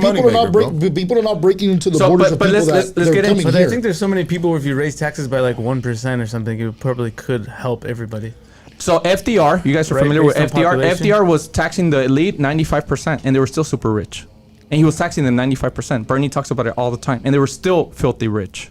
Yeah, dude. The Here's- rules will that always what I'm be saying, right. that FDR. No, people were not paying the taxes. They were finding loopholes around it, brother. I've been in business for a long time. Nobody was But paying 90% that's when the taxes. American dream was developed No, because no. people were doing good. No, People no, were buying no. a new car every 3 years. I understand, every but- 3 yeah, I years, people understand, can but- afford a house. That's what, Inflation has really ruined us compared to what we make today. I agree. The minimum wage, correct me if I'm wrong, isn't it $7.25 minimum wage federally? Federal minimum. so I agree with you, but here's what a lot of people don't talk because I have to. Unless if you're a waiter. I think it's like because- 3 something, but 2 here's- something if here's you're a what waiter. here's what a lot of people don't know. because 7.25. And if you're a waiter, if you Yeah. work on tips, it's like 2 something. It's just so- ridiculous. So here's what a lot of people don't know. 213. There you go. Yeah. So How the fuck can you make a living on that? $2 How the fuck can you make a living on Here's the that? thing, though. But here's the thing, though. Let me get into that real quick because this is an area I have to know about, and I've known about for a very long time. When taxes were 90%, nobody was paying that. As a matter of fact, people were paying less during that time. What a lot of people don't know is that the IRS tightened loopholes throughout the years. They became more progressive. So back then, whenever supposedly FDR had a 90%, which by the way, I don't agree with. I put in the work. I learn my trade. I do everything. I risk my house. I risk everything for you to get 90% of the money that I earn. Fuck that. I'll stop doing it. It kills incentive. That's why I don't like socialism. Yeah, that's okay? pretty- that's pretty- ridiculous. No, so that's- but hold on. But let me finish, Yes. brother, real quick, Heron. Let me finish. What a lot of people don't know is that the IRS laws back then were very lax. So the reality is when they did a study on this and they did the overall, nobody was paying over 33% of their taxes back when the FDR. But socialists love to use that talking point. And it's funny because it's always people that have never run a business that don't understand loopholes. But you just stated a statement of a socialist, of a true socialist. You just said explained. you just said if I put in all the work, nobody's gonna fucking be taxing me 95%, right? Right. What defines socialism? So, well, here's the thing. Here's what a lot of people think Hold on, it just is. define socialism. But it's very simple. It's where the country takes over the means. Nope. And yeah, that's the definition of socialism, No. brother. Yes, it is. It's where the laborers takes over the means of their own labor. Okay, then go create your So own that shit. means that if you earned if you earn your company, you get that labor Then pay go reward. open up your own That's company. socialism. Then you go open up your own company then. Capitalism is we don't. By the way, you know, do you ever listen to like So let leading me get this straight. leading So I'm- capitalists? So let me get this straight. So then I go take all the risk. I take out the loans. I get the permits. I do everything. Then you come in. I give you a wage, and then all of a sudden you're entitled to all the work that I put in. Fuck that. Go open up your own company. That's if you not don't like it. socialism. That's not It's the socialism. means of. Here's my question to you. All the Bernie supporters, Amazon paying $12.25 an hour. Motherfuckers, then get together and go open up your own Amazon. Who's then. doing the labor? All it means Then get is that together. Then but get together and open up your own that's company. unions. Now you're supporting unions. It sounds like you're No. more of a libertarian than you think you are. No, then that union should go open up their own company. That way they can do their own shit. Unions is not a company. Unions is a company of laborers getting together, make sure they get the proper wages. That's a Right. union. You From just spoke a of boss. that. From a boss. From a corporation. From a Have you? Would then you go agree open that up your own corporation then. Would you agree that the United States is now Don't- more of a don't- corporation than don't they are a fight- country? Then don't fight the rich man. Go open up your own shit. Is the United States more of a corporation than they are a country? No, I agree with you, but my question, here's where I clash with socialists, okay? And it's very simple, and that's why fuck Bernie, okay? He only hated millionaires until and let me tell you why, he only hated millionaires until he became one. And then he hates billionaires because he's not one. Once he hates billionaires, he'll hate trillionaires. I've seen this shit happen for over Bernie got to a give his decade. money up for real. He though. doesn't hate anyone, by the okay, way. brother. He So, doesn't. okay, Even when I disagree don't- with him about Cuba and Israel, and he doesn't have hate Brother, for them. He has but political here's views here's that a very disagree with simple- mine. Here's very simple. That makes sense. The reason that anybody does anything, it's in our spirits, our human nature. Socialism wants to fight human nature.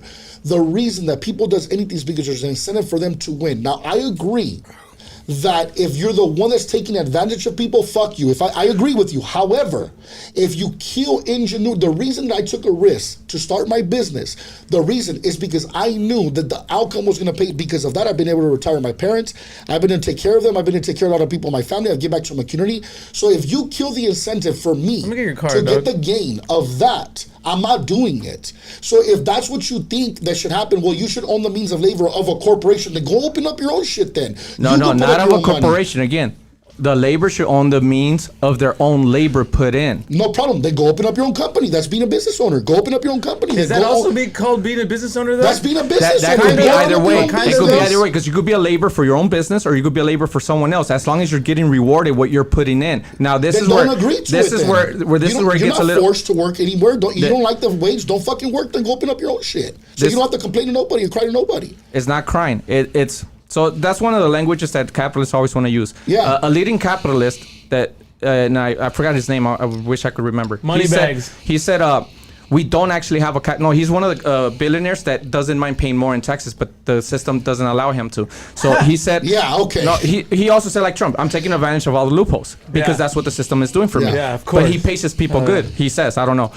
What he said that was very interesting. He said, we don't actually have a capitalist system. We think we do. We have a greedy capitalist system, meaning that they always keep moving the goalposts, meaning that greed has invaded capitalism. Would you Human agree or nature. not? That's not By the way, incentive. That's if you greed. want something that doesn't belong to you, that's greed too. So if you want the fruits of the labor of another man's risk because you think you're fucking entitled to it. Okay, I'll give you an example. I'll give you an example because you keep bringing up risk. I'll give you an example of risk. Okay, I'll give you an example of risk. Too. I'll give you an example of risk because you keep bringing that up. Okay. We both work construction, right? Yes. When you're up there, have you ever been in a high tower building shit? Bro, let me tell you about me right here, bro. I build up, bro. I'm a journeyman electrician, IBW Local 11. Stand the fuck up, bro. That's right. And I build up the city, bro. And it sucks that I can't afford to live in the city. Okay, now I'm gonna ask you a question. start your own I'm business, gonna ask you a Lucky. What question the because fuck? we're talking about risk. What is the industry highest at risk of death? Do you know? Highest the industry At risk of death. construction workers. Construction workers. Speak on it. For the construction workers, who is the highest at risk of deaths? Who has the highest amount of deaths in construction? Electricians.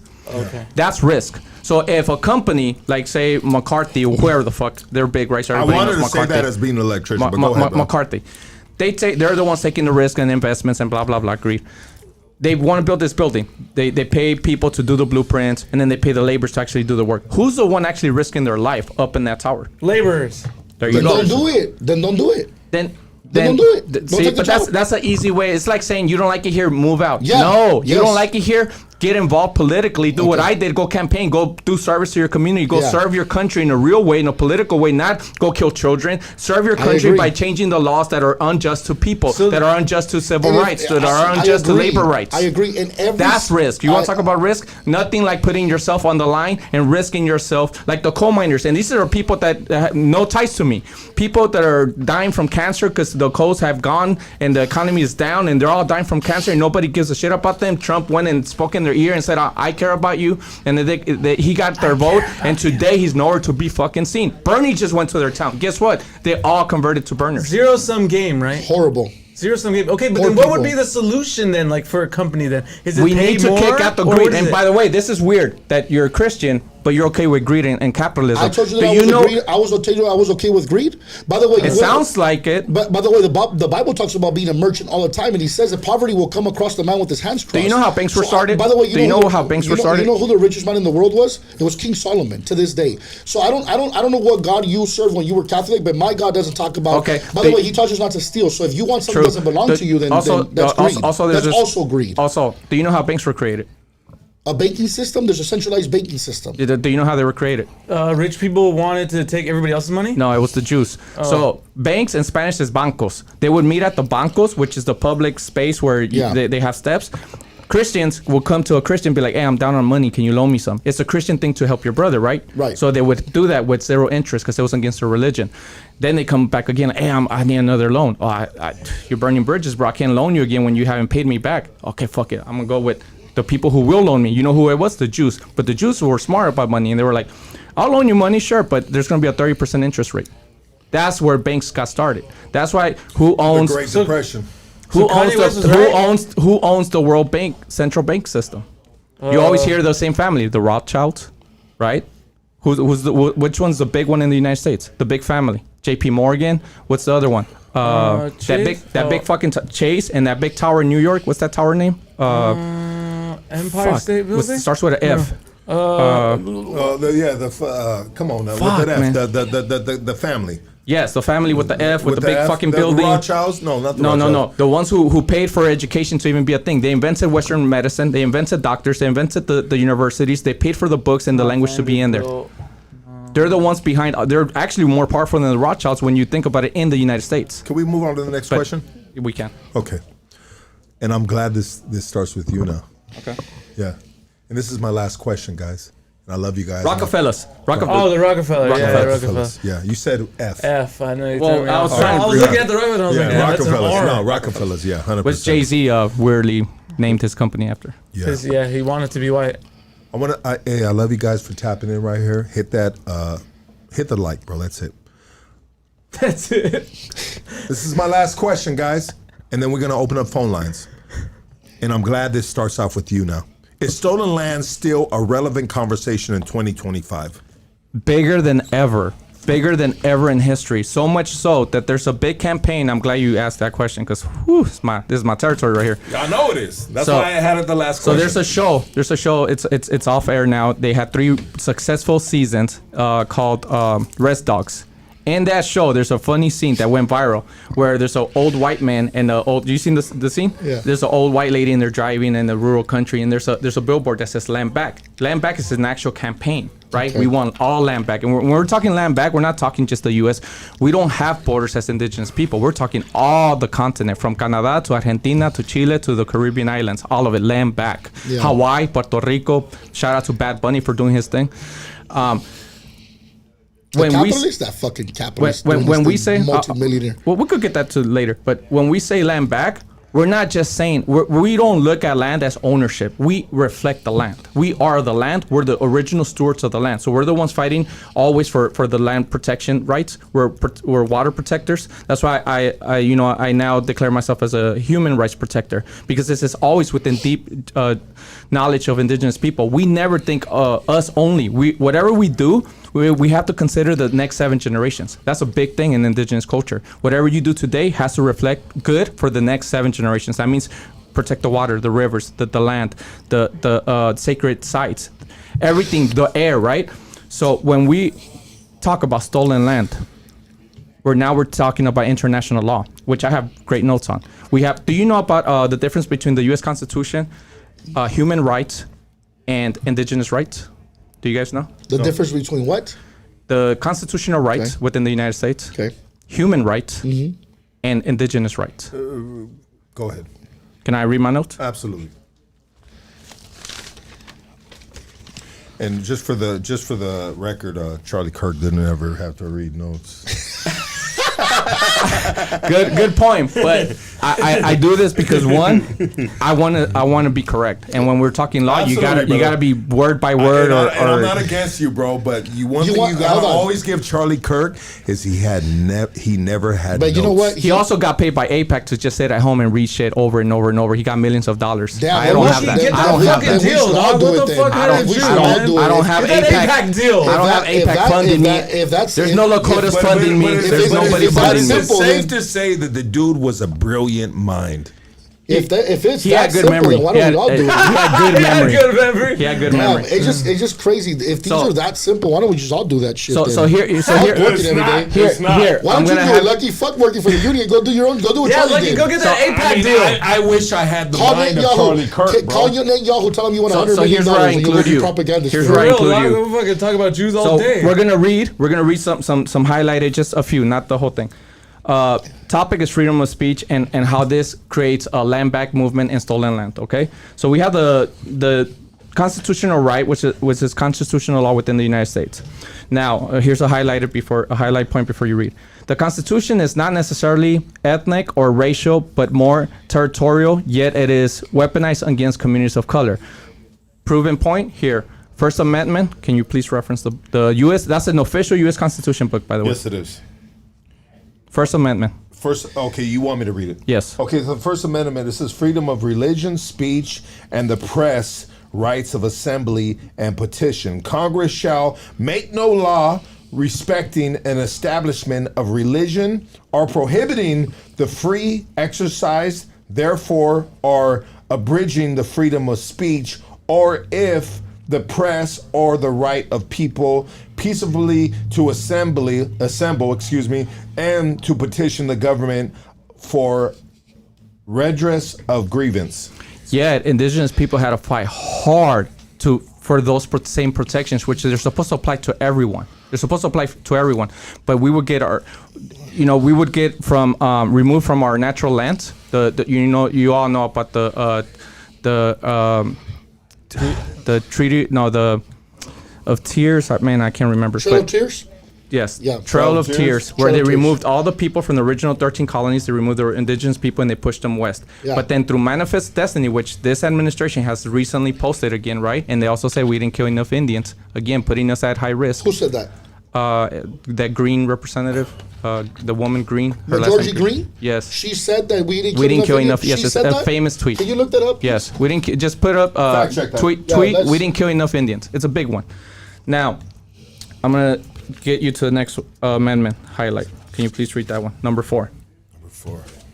I don't want an article either on that one, Casey. I want the actual tweet. If Yeah. The actual tweet. I don't give a fuck. Just- about Man, that that. shit could be photoshopped No, just- so just- easily. just though. search we didn't kill- Go to pictures, and you should be able to images. Yeah, It should be we didn't right kill there. enough Indians. They'll come up right All away. right, let's see, guys. Let's see. You want me to It's read time this? I'm not saying for. it- Fourth I'm not Amendment. saying it didn't Hold on, happen. look, I you just gotta wanna read hear the it. Fourth Okay, Amendment. go ahead. Well, you The gotta- Fourth Amendment, the right of people to be secure in their persons, houses, papers, and effects against unreasonable searches and seizures shall not violate and not warrant shall issue, but upon probable cause supported by oath or affirmation, and particularly describing the place to be searched and the persons or things to be seized.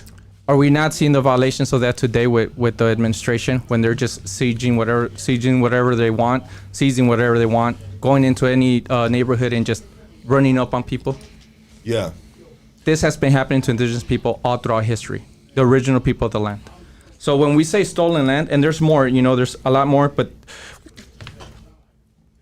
I'll say this: we have constitutional rights that goes for everyone, not just U.S. citizens. A lot of people think, oh, just U.S. citizens. No, it's for everyone on the land. As long as you're on the land, you're protected by constitutional rights, or you should be. But we're losing due process of that today with this administration. With this administration. Okay, so Yes. Yes. this administration? This administration, No. Okay, yes. I'll get to it right now. So- can so hold on. Can we check the Yeah, yeah, Georgia go- Green one? yeah. Did you Man, find I it? can't find it yet. Okay, because she Keep searching. It was big. It was all brother, over. if it was Georgia It Green, is I would be on huge. headlines Wait, everywhere. what's- Bro, I don't even Georgia find Green. it. No, that's not the name. It's a she. She's the one that just went into Marjorie Green. She's the one that speaks about the victims of Epstein, the Epstein victims. Yes. Yeah. Okay. Una she did. Gabacha Yeah. Yes. Yeah. She did I it. love Yeah. Marjorie Green. She said that. So, do you guys know? It's Marjorie, not Taylor. Do you guys know that there are human rights that were created by the UN in 1948? Human rights. Yeah, Do you know, guys know about that? So not only are they violating Right. constitutional rights, they're violating human rights. Also, do you guys know about the indigenous rights, the international indigenous rights? No. So those were more recent. That Okay. was like in 2007.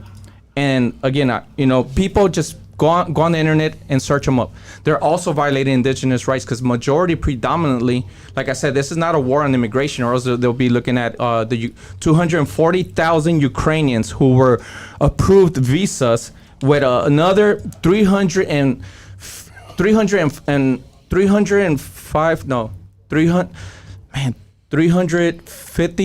350,000 overstayed visas from Ukraine. In total, over 500,000. Here in America? Yes, Yes. 590,000 Mexicans do the same Ukrainians. thing. Yeah. 590,000 Ukrainians. Mexicans do the Nobody's same talking thing. about that though. Nobody's talking about the Ukrainians. Wait, That's wait. over 500,000 within the last 4 years. Was this what you were talking about here, where they said 240 years ago Jesus Christ informed his miracle of something meaning single day's worth of bullets, last 8 days allowing Continental Army American Woot to defeat socialist Mexicans and liberal British? No. It was a simple tweet. We didn't kill enough Indians when they posted the manifest destiny picture. And she said we didn't kill enough Indians. Look up Indigenous TV on Instagram. They posted it. Indigenous TV on Instagram. So what we're getting at is that stolen land. We're not just we want to own the land. No, we never own the land. We belong to the land. Meaning you cannot remove people from the land. Yeah. Especially an illegal occupation like the United States, because that's why they won't admit the genocide in Israel, because that's an illegal occupation. Okay, so who illegally occupied these parts of America prior to Mexico? I mean, to America. Prior to the United States, Yes. every other colonial entity, Okay, like so then Mexico for 27 Mexico- years, and then Spain for 300. correct, Right. So, So- they're all colonial. I agree and with I'm you. not disagreeing with that No, part. I agree The with you. part is that this is where I think there should be two different categories: Okay. immigrants and then migrants. Migrants, as long as they have indigenous ties to the land, they should be free to roam wherever the fuck they want on this continent. Right, but let's not forget that they came over here during the Ice Age 12,000 years ago. They came from Asia. Incorrect. It was and culture, right? Incorrect. Hold on. And culture, yes, that's Yeah, the one. that's- Sorry. Okay, Sorry about that. So that's My not bad. Majority. And That's culture. far from being Majority Green, brother. Isn't she just Yeah, like no, a it's talking my piece, bad. though? That's my bad. Yeah, that's culture. You know, then- too many then- names then- to remember. Then you know. By the way, Nancy, can you fight? Can you fight? If you find it, please. So let's find that. I found okay? it. And culture said that, yes. But it was this Okay. administration that highlighted the Manifest Destiny Where drawing. does it say that we killed it? We didn't kill enough Indians. She retweeted where it says, here, look. Yes. Oh, that's horrible. Yes, Yeah, yes. that sucks. Well, that doesn't. But that's what Manifest Destiny is. Do you Yeah. know that Manifest Destiny? British, actually, I give them credit, and Spain. Both the British and Spain were like, hey, okay, you guys did this revolution of independence, but let the Indians have their land. Yeah. And you know, both said, fuck no, and we want more. The greed took over. Yeah. And they So- took away more and more. So basically, human nature took over. Human nature, you would have to categorize everyone. Well, hold on, one hold on. specific group did this, not Okay, human. so Africans didn't do let this. me ask you a question. People from Asia didn't do this. Bro, the indigenous African people, tribes no, they kill didn't each do other in that the to Congo all the us. I'm time. talking about here. They don't. Here. They do it to their own people. You don't got to do it here. Zimbabwe's doing it right now. They're doing Okay, that fucking genocide on the people. What are you talking about, bro? let's bring it to simple language. If you own a house and you have your children grow up and your son wants to move into the other room and he wants to kind of, stay there, that's your own people, right? Right. If he wants to now take over the house because you're old and you can't really defend yourself and he's stronger than you and he kicks your ass, Yeah. that's your family though. That's in-house. Right. When someone else comes to your house and tells you get the fuck on, you could stay in the closet. That's what a reservation is, by the way. Stay in the Yeah. closet with nothing good is there. That's an No- invader. nobody- That's a foreign invader. Nobody. Here's where you and me are gonna differ. Okay. Nobody is saying that what you're saying is wrong. By the way, just so you know, I agree with you 100%. But that already happened. So how do we move forward now? Because that's not gonna change. No matter what way you look at it, brother. I'm not trying to change that. What I'm trying to is to bring it to current events, right? So in Okay. current events, do you know who Leonard Peltier is, by the way? No, I've never. So heard this of is the really man. related to Charlie Kirk, and this is what Okay. irks me about the idea that they want to make him a martyr Okay. in the face of political violence. Can you name me a few Chicano political violence victims? Victims. Yes. Chicano isn't violence. there, Chicano violence. No. Political violence Okay. victims that are Chicano. Uh-huh. You're Chicano, right? Yes. Well, Can you name me a few Chicanos I that wouldn't are consider myself too much Chicano, Rudy but Salazar? Is it Ruben Salazar is a great one. one? okay. And I mean, that's do really you know like- about Ruben Salazar? About the attack on him? His story. Do you know his story? I don't know his story, but I know about the attack. I don't know about his Why is story. he not? Why is he not one of the leading faces of political violence? If he was actually shot in the head by the East LA sheriffs due to political reasons. Okay. You're talking about Ruben Salazar. Ruben Salazar. Chicano The Chicano moratorium. moratorium, which I just attended, and I was, by the way, I had the honor to spend the day with Dolores Huerta, an icon, You know what? Icon to who? icon to the Chicano people. Yeah, Chicanos, not to Mexicans. I'm from Central Valley. My No. parents, my grandparents, and my parents worked in the fields with them, bro. They are not the heroes to the wetbacks, bro. I'm telling you right now. They call us wetbacks. Cesar I've Chavez seen- fought I've seen against. it. I've seen it. I know that. So if we're gonna There talk are about nuances that, to that, too. Brother, there is no nuance. My grandparents worked side by side with him, okay? No, there's no nuance to the way Cesar Chavez. By the way, just so you know, any real immigrant that thinks that Cesar Chavez fought for our people is fucking on dope. Because he didn't, he fought heavily against illegal immigration. He fought heavily against having people that were not born in America work in the fields. I grew up in the center of that shit, and my grandparents were right there picking the grapes with them. That motherfucker is not one of our heroes as an immigrant to this country. And, Maybe to we're, the and, we're, Chicanos. and we're gonna get into heroes, and I misspoke. I actually have 3 more questions, and I want to let you guys know, because I went through my cards right now, and this is not Chat GBT. What is it, GBT, bro? Yeah, I don't think they don't sound like these aren't ChatGPT. Chat GBT questions. These are honestly from my heart and what I spent time in the past weekend to come up with. Have Mexicans? This is on you now. Yes. Ricardo. Have Mexicans been able to integrate in society at a high level, or has the victim mindset set them back decades? No, you know what? I'm going to tell you right now. We jumped on a podcast with Carlos Reyes, Ismael Valdez, my boy JR at another podcast, and I'll tell you this right now. You know what, bro? Some of us are so fucking done with this used to be, has been, what happened, what didn't happen. I'm gonna have to explain to you why. I'm gonna tell you how I am, and then I'm gonna have to go back. I'm a very pull yourself up by your bootstraps. Okay, let me explain to you why. My mom came here when she was 6 years old from Mexico. They brought her here. My mom was picking grapes by the time she was 9 years old. She didn't finish 6th grade. My dad got here when he was 18. By the time he was 28, with no papers, he owned businesses and he was very successful. I was not raised around a victimhood mindset or to talk about what happened or didn't happen in the past. I was taught to think forward. Hence why me and my brother are the top 1% income earners of the world. Why? And by the way, it doesn't require a lot. Don't let that be fancy. Anybody that makes over $500,000 is considered a top 1% earner in America. My brother is now. At 35 years old, he's retired and he started making that money. So the thing is, I was not raised with that mentality to be a victim. I'm not going to cry about what could have been, should have been, would have been. I'm going to take advantage of the opportunities at hand. So therefore, and again, you're talking to a guy that dropped out of high school junior year. By the time he was 13, was getting in trouble. I did time. I dropped out in a troubled neighborhood. I am very much a pull yourself up by your bootstraps. And here's what I will tell you. After traveling the world, meeting with millionaires, billionaires, senators, and presidents, there's the whole ideology that there's a system out to get you. I'm not saying that at some point that hasn't happened. I'm not saying, but I've already been in the inner circles of these people. That is more of a political propaganda to keep you broke and victim-minded so they can continue to control you, versus the people that I've learned from the most have been rich white guys. But isn't police like one of that, though? Well, that's what they call it, but yeah. I mean, it is what. So don't we right? This shooting just happened. You didn't like having 6 cops here. I did. I never said I didn't. I'm just saying. Yeah. The 6 cops that were here, hey, what's happened? What happened? What's going on? Boom, boom, boom, boom, boom. Hey, what's going on? But the problem is this. It don't matter what coulda, shoulda, woulda happened. The reality is this. No matter what, the world and its greed has always taken over. In Mexico and Central America, by the way, Mexico does the same thing to the indigenous people. If you go down to Oaxaca, Yucatan, Chiapas, because I was Cancun, I was just there. I saw a picture of you in Chichen Itza, by the way, when you were in Chichen Itza. I went to Chichen Itza. It's a 3-hour drive from Cancun, as you know, because you've been there. When you stop, you're stopping in indigenous towns. Every country has pushed out the indigenous people. It's not okay. I don't agree with it. I don't like it. But it happened. So now what? Just talk about it to do what? That's not my argument. Hold on a second. I'm not saying it's your argument. Now I'm bringing it to HERON. Let's move forward. HERON. Have Mexicans been able to integrate in society at a high level, or has the victim mindset set them back decades?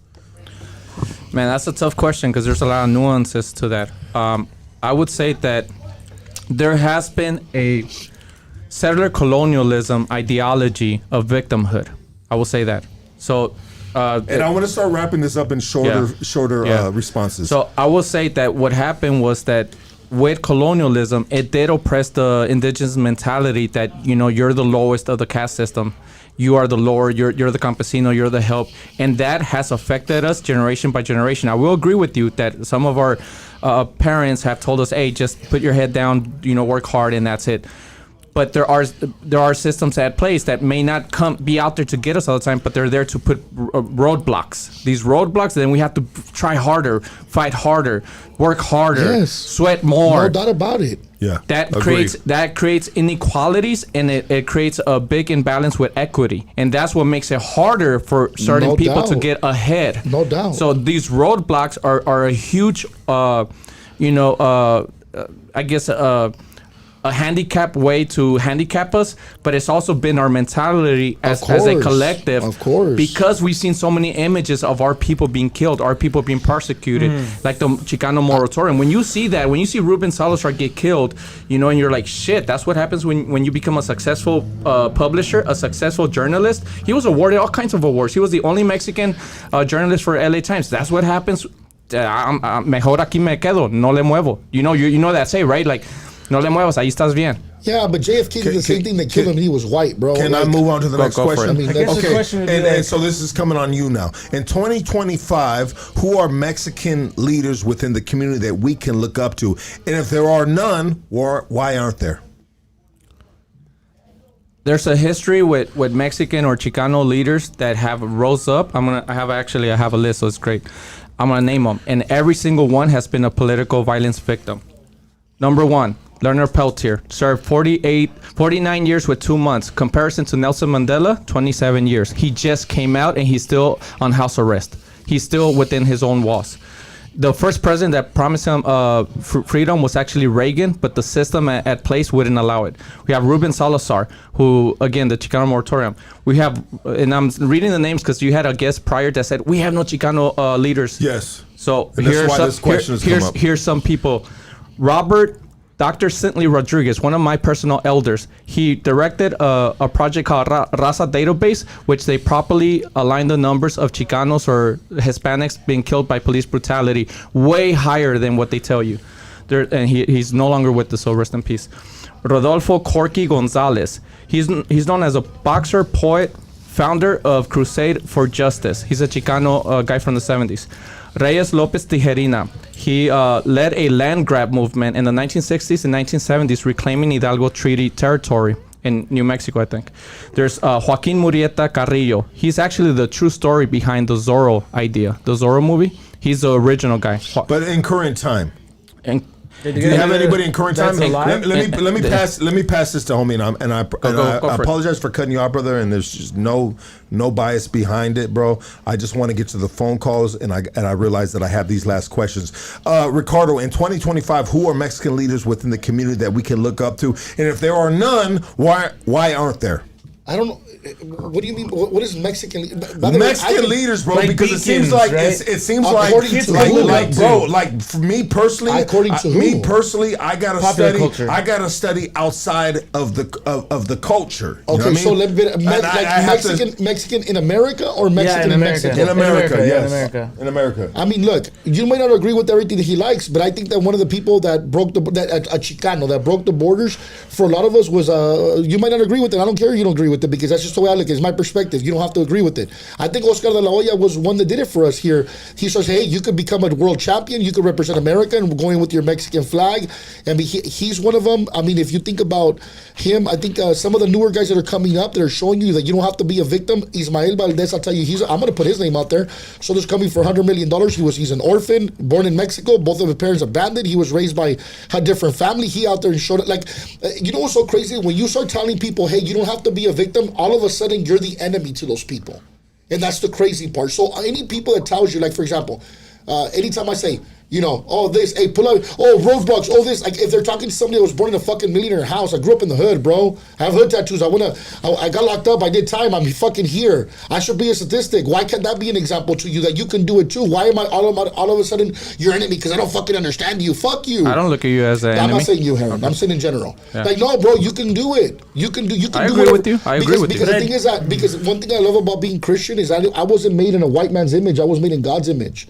So that's what keeps me going. That when I wake up in the day and my feet hit the ground, God gave me that power. I didn't get it from a politician. I didn't get it from a white man. I didn't get it from the president. But there's people that inspire you, right? Oscar de la Hoya is one that inspires. I'll name two current. Go ahead. So we have Alex Padilla, but I am also disappointed in him because he's not pushing hard enough, in my opinion. Alex Padilla is a fucking first Mexican migrant campesino senator in the U.S. history, but he's not doing enough. Now I understand why. What is enough would be for you?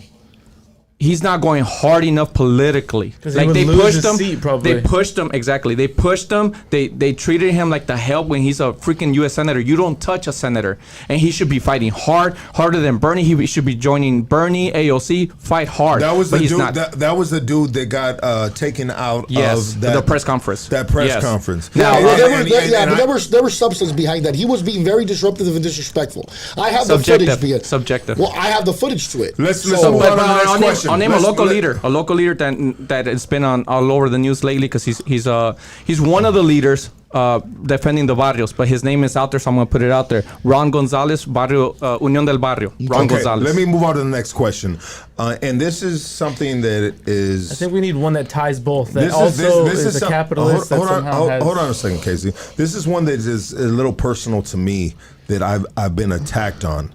You know, why is it that within the Latino community, if you give a black man props or a white man props, negative comments come with it from the community?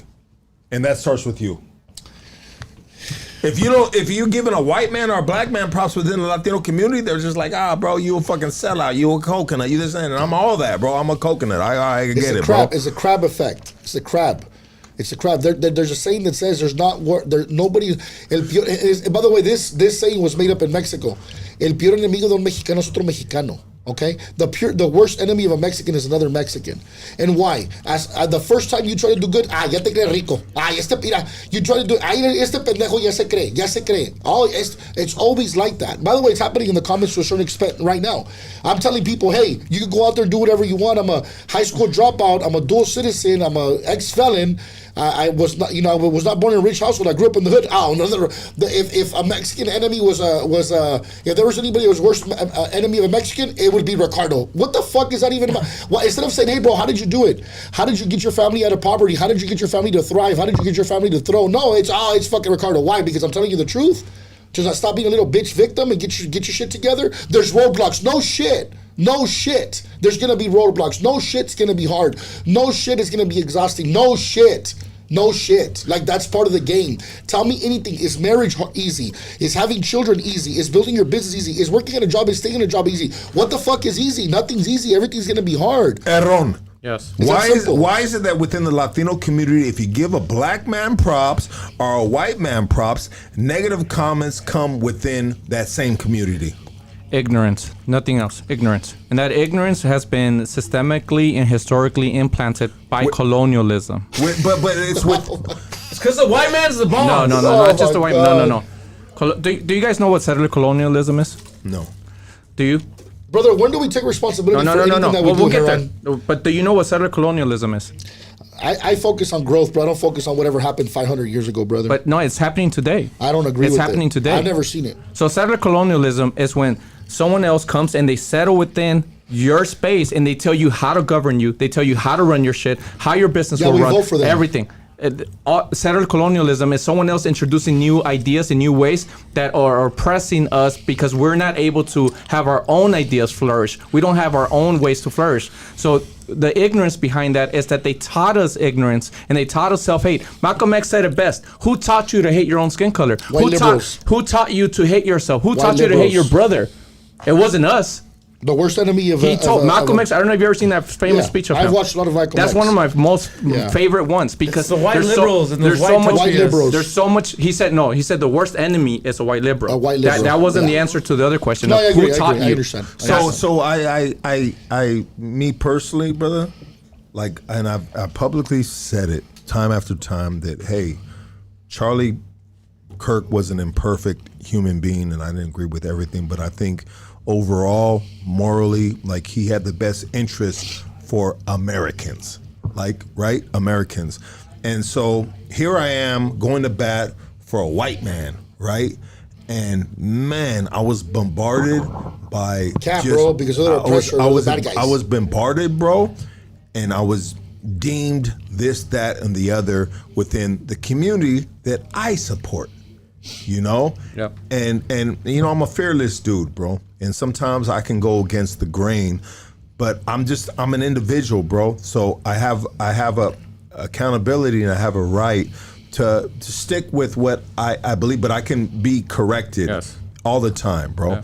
You know? But once again, HERON, why is it that within the Latino community, if you give a black man props or a white man prop, negative comments come with it within the same community? It's ignorance, and I can't say, brushing a whole community with the same brush of paint, it's injustice in itself, because you're saying everybody thinks that way. My circle does not think that way. My circle, we give props to everybody.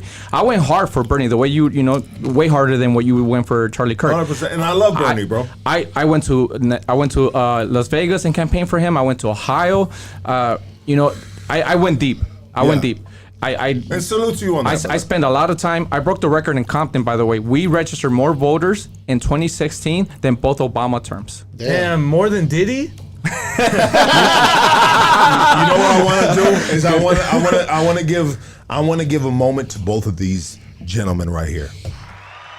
Come on, baby. Get about your seats and applaud these men right here. I want to ask you a question. Go for it. There is none. What's the greatest country in the world?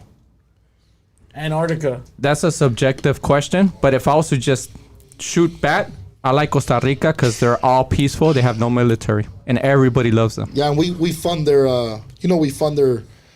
Of course, there's always U.S. intervention. No. There's always U.S. intervention. Just like we fund Denmark. That's called U.S. intervention. That's good because they fuck with Costa Rica. Not American always. taxpayer, we pay for it. Not By the way, always. everybody loves Finland and Denmark. Yet we're the ones that fund their military. We protect I know them. you guys got questions for each other, but it's time for our audience. We've had 700 to 1,000 people right here, and it's time to give them their respect and be able to ask you guys questions. Yeah. Is that fair? Yeah, Let's do that, bro. By the way, I just want you guys to know I've really enjoyed speaking to Heron today. I've enjoyed the Bro, you conversation. guys, Loved it. you I guys enjoyed are it. amazing, I've brother. loved it. Both of you Okay, brothers I are have amazing. a question. Hold on. When they say you talk like that, why do they say you're a victim? That one, that's ignorance again. Ignorance is this idea, and I'm not saying you specifically or anyone here. The idea that, you bring up the past, that happened already. No. They're talking, the same administration that's in right now, they're talking about their ancestors, they're talking about the colonialism, and they're proud of it. Why can't we have the same props? Why can't we say the same thing? And we get shut down. That's like saying, un mexicano es el enemigo de otro mexicano. Indigenous people are the same, because I know you have indigenous roots. I can see your indigenous phenotypes. Yes, that's the same absolutely. hate you're giving me, another indigenous brother. By the way, do you know where the word homie comes from? Where? Homie. From I short, heard one story of it. okay, but short for homeboy, right? yeah, for when you were in Also- prison, and if they were from your hometown, they were your homie, right? Okay, Am I right or wrong? similar. Okay. Short to homes, right? Yeah. Homes. It's you're from the motherland. You're They're from another the- brother from the motherland. Yeah. That's a way to identify Hey, indigenous you're people. on Hoodstocks. Yeah. Talk to us. Hello. Yeah, you're live on Hoodstocks. Go ahead. Oh yeah, man. Well, my opinion on this is different from Ricardo's and Edon or whatever his name is. I feel like, Heron is his name, brother. Not whatever his name is. His No, name is Heron. Heron, bro. My Let's bad, give my some bad, respect my to bad. both these men, bro. Yeah, no, my bad. I just didn't get his name. Yeah, absolutely, brother. And I'm not trying to be hard on you, but I want to give respect both these men. Correct. I feel like we're on our own bubble. I feel like we don't belong to the white side nor the black side. I think that we need to unite as people and get together and forget our differences. I think a lot of times we look at like, we want to be like the white man or like the minority. I think we're our own bubble. We're our own thing. And that's what we need to realize. No, I don't. Amen. Appreciate Agree. that, bro. I don't know if anybody's. I agree. Agree. Next phone call. You're on Hoodstocks. Talk to us. Hey, I feel like this, dog, for the homie on the left. Wait, no. What's the home on the left? Let's get the names right. You got Heron right here, and you have Ricardo over here, bro. Okay, so, Ricardo. Yes, sir. Hey, look, dog, low key, dog. Not everybody could be like you, a business owner. You got this, you got that. Hey, I get it. We all start from the gutter. Look, that shit's hard. But at the same time, the homie on the right, you talking all that political shit. Hey, I work the union, and I got 5 stars working against me. You know what I mean? It's true. It's like I'm stuck in the middle. Like I'm stuck in the middle of these two guys that Lucky got on this platform that I watch all the time. Hoodstock, shout out. I mean, man, what the fuck is this? What's this shit coming to, dog? Hey, Ricardo, dog. Yes, sir. Don't forget where you come from, my boy. I haven't, brother. I want to lift you guys out of that and get you out of that mentality. That's why I do what I do, brother. Hey, but Please, not please everybody don't. can own a business No, like no, I know, but I can teach you to because I didn't own one. Nobody You gave me might anything, not brother. have a fucking college degree, but I don't, I mean, and that's why I come can on show now. you how to Think do it, about- brother. about- I can show you how to do it, brother. I'm good. Okay, where then there I'm you go. in life. Okay, no problem. But my fucking siblings ain't. Okay, so let's teach them how to get out of that So mentality. your siblings ain't good or what? Yeah, they're good. My you siblings are forgot good because I about set them. because I See, set the you're forgetting example. about them. No, I set the example, brother. I'm not gonna let them cry about something they can't control, and I'm gonna What show do you them what mean they you can't can't control. crack? What do you mean? Yeah, I'm not. I don't living do in a that. I white can show man's you. world, dog. No, there's no white man's. We're This is living in a God's white world, man's brother. world. It's God's world. It's God's world. I'm a self-made millionaire, It's God's immigrant that grew up in the hood, brother. I don't want to hear about no white man this, white man that. I'm not a victim to anything, brother. My power comes Hey, from dog, God. It doesn't look, come from another look, man. I'm gonna tell you a story, dog. Look, I live out here in the IE, but I'm from Whittier, local gang, dog. This is Travi. Hey, Lucky. This is Travi right here, fool. I'm driving from fucking North Hollywood construction site. Oh, hey man, homie, where I live, dog. I stopped, take a shit right there at the gas station in Redlands, dog. There's a fucking white boy right there with 2 fucking 18 packs of Coors Light, paying for his beer. I go in the fucking I seen his jersey. It said Trump 24 on the back of his shit. Right? It's a basketball jersey. It's a jersey I never fucking seen before. Go take my shit. Boom. Come out. Get back in my car. Take off. Jump back on the same freeway. But so all of a sudden I hit fucking traffic. That shit was not looking good. Bro, get to your point, brother. Get to your point, bro. Hey, dog. Hey, guess what, though, homie? Hey, palabra, dog. I looked up at the bridge, and the reason why there was traffic, because they had fucking banners going across the whole bridge in Redlands right there, dog. Yep, they have. Fucking, rest in peace, Kirk, whatever. True. Kirk I'm from the IE. I've seen. I mean, that could have been a rest in peace banner to you, bro. The Proud Boys. The Proud fucking Boys. That racist shit, that's what we need to stop. We gotta stop it, because you ain't gonna go to the county running that shit. You ain't gonna go to the county. Hey, Ricardo, if you did fucking get caught embezzling, whatever, you're gonna end up in that kind of deal. Embezzling, bro.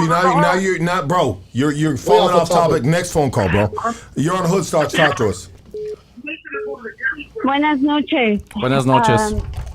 I have a comment because I think a lot of the definitions being used get overlapped and confused, and there's a lot of differences here. There shouldn't be just perspective. There's facts and there's history.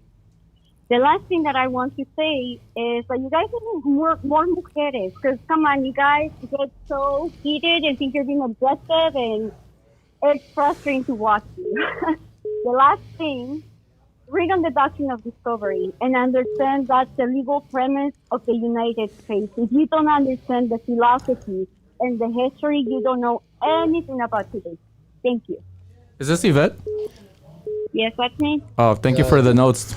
Yeah, Yvette, it's all perspective. appreciate you I don't calling, see it Yvette. that way, so nobody. I'm not ignorant because I don't know what the Next phone call. You're on Hoodstocks. Talk to Nothing's us. absolute.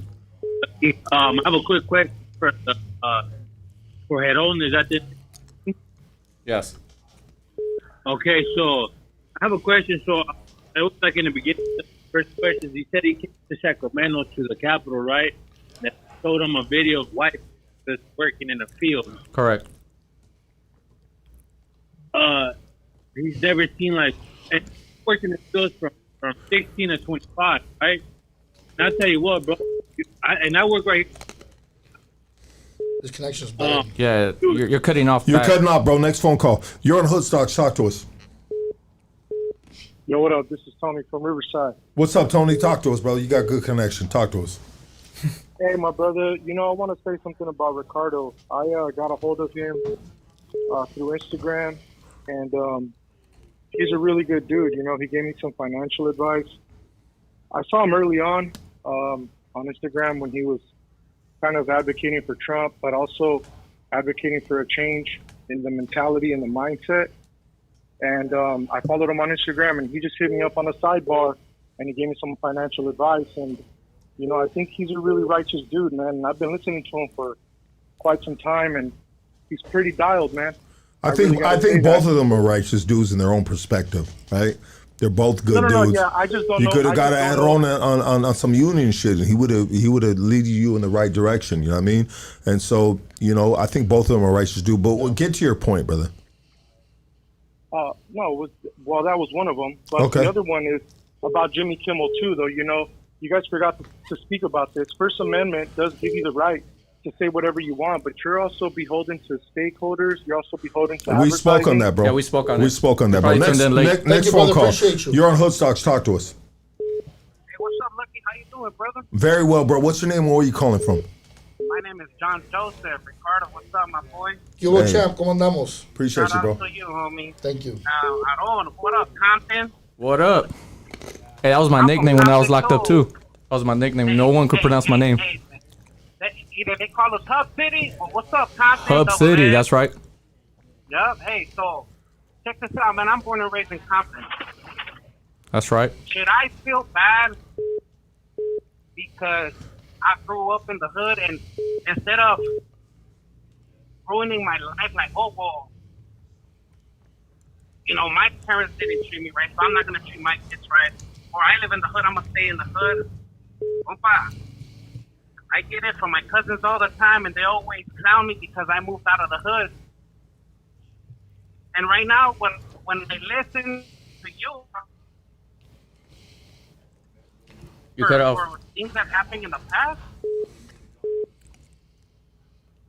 you know what I mean? Yeah, next phone call. Sorry, brother, you're cutting off. I think I get his point though. Go ahead. I'll touch on his point. So Yeah, like, no, I get your point, bro. I mean, I'm- sometimes people want to hold you down to the hood. You know what I mean? They don't want to see you flourish. Yeah, I could actually respond with my own life experience. I mean? No, I get you, and I'm going to respond to you. I'm not saying stay a victim. Again, the victim mentality is separate from being a victim of your environment. Now, I was stubborn. When I was being harassed by cops all the time, as soon as we have a conversation, they'll be like, hey, you're kind of smart. You should go to college. You should get the fuck out of this hood. You should get the fuck out. I saw it as like, nah, I'm going to stand up here for all the kids that grew up like me, and I'm going to fight for them. And I was stubborn. I kept trying to fight in city council meetings, and I went to Washington, D.C. I might be the only one that represented Compton in Washington, D.C. It's called Organizer. Well, politically. I know, just so and I'm not a graduate from high school. I'm a high school dropout. I have felonies. You know, you name it. I have very similarities with you, Ricardo. So I did put that mindset. Like I put in my heart. Not really like, oh, I think I could do whatever I want. I just followed my heart, and that landed me. And Washington D.C. sponsored everything, paid for the travels, the hotel, everything. And I saw where I could have a career there, but I also saw that I had to sell my soul. I had to sell my principal beliefs in order to make that money. And I said, chales, tamales. I went back to the hood. I started spreading the knowledge I had learned. I started organizing locally. I then started organizing outside of Compton into Los Angeles, doing big things like 2020. We had the biggest protest for kids in cages. But then I started to see, you know what? I'm being held down in Compton. I'm not growing as much. Today I live in the IE. I live 15 minutes away from a river, from the mountain. It gives me peace. It gives me serenity, you know, like Amen to that. I love it, you know, but I don't forget where I come from, and I don't forget who my people is, and wherever I go, I move with the same principles. Amen to that. Next phone call. You're on Hoodstocks. Talk to us. Rest in peace, Charlie Kirk. Next phone call. Hey, Marco, this guy Marco Suarez is obsessed with me, bro. Hey, you're on Hoodstocks. Talk to Bro, why us. don't you call in, bro? Call in. Yeah, come on, bro. Yes, you're on Hoodstock. What's your name? Where you calling from? Let's go. What's up, buddy? This is Cash. I'm from Bakersfield, California. So I'm a resident like Ricardo over there. Hey, you know what? I'm gonna say I agree with Ricardo, bro, 100%, man. And I know Aaron has some good points, but what I feel, bro, is that if we keep on going over the past and perpetuating the past and bringing it up with no action of the future, our people are not gonna ever grow, bro. Agree. I own sober living homes, bro, Shout out to and you for I'm agreeing. also a millionaire, bro. But I know what it is. We have to keep moving forward, bro. Agree. And that's what Ricardo's trying to say, bro. So I agree with both. I understand their points. But at the end of the day, bro, as Hispanics, Mexicans, Latinos, whatever you want to call it, we have to move forward, bro. Agree. And we have to stop blaming. And this is why I love both these dudes, bro. Because of both their stances are super important. Yeah, you got to know your future. You got to know your history Yes. in order to move on to the future. Next Yes. phone call. You're on Hoodstocks. Talk to us. Let's go. Next phone call. You're on Hoodstocks. Talk to us. If I may respond to the last caller. Absolutely, bro. Because I get this a lot, and it's a misrepresentation of what I stand for. I never say stay stuck in the past and just, colonialism this and then colonization this and the white man this. No. If we're gonna look at life kind of like a game, right? Yeah. I'm not saying it's a game, but it kind of is when you got to know the players and the chess, right? Yeah. And you got to know where to move the pawns and all that. If any game you ever play, I'm sure you play video games. You got to learn the navigation of the game, right? Right. And you got to learn how you get from level 1 to a level 100, right? Right. So you got to know the structure of the game, and in order to know the structure of the game, you got to read the whole fucking history. You got to know the history. Like I've even read into like where does our court system come from? It comes from Greece. That's where it started, Yeah. right? So I had to learn about Greece and philosophers and all this shit. Now, for me to understand how the court works, the bar system, that's a British bar, right? It's a British law system. Well, during the Civil War, bro. Parliament and whatnot. During the Civil War, like everything is history, bro. Right. During the Civil War, the lieutenants, the captains, Everything. everyone, they studied from Alexander the Great. bro. Exactly. Marco, you're obsessed with me. You love me, bro. You think So about like me every day a of your boxer, life. right? Canelo wants to fight Crawford or whoever, right? The right thing for a fighter to do is study that study that fighter and study his history, right? Right. So if I'm fighting a system, because that's what I see it as an indigenous person in Chicano, I'm fighting a system. I need to know that whole system's history and the history of all those people involved. It's a lot of shit to take in. That's why I need notes, because it's too much information. I can't take it all. Exactly. Next phone call. And I respect it, brother. The people need to live in this capitalist society. You're on Hoodstocks. Talk to Not us. necessarily. You're live doesn't on make Hoodstocks. sense. Talk to us. Tell me how that doesn't make sense. Hey, what's up, man? How's it going? My name's Hector. Later. I got a couple of points that I wanted to bring up. First of all, Charlie Kirk wasn't a racist. He couldn't have been a racist because he didn't believe in race. He thought we were all Human connected race. through DNA. Yet he believed in the race theory of elimination of the white people. The replacement theory. He believed in I it. only got a couple of seconds, so Go I just for it. want to get this out real quick. And I respect to both HERON and Ricardo. I spoke to Ricardo at American Cholo before. So Yes, sir. shout out to all you guys, Lucky and everybody. Thank you. Gracias, carnal. So Thank you you. would have to convince Charlie Kirk that race existed before he can be a racist. So you can scratch that. But he believed in but he believed in the replacement theory. And then I guess I should have started. I guess I should have started with this. You said you were Catholic. You were raised Catholic. I was. I just want you to know.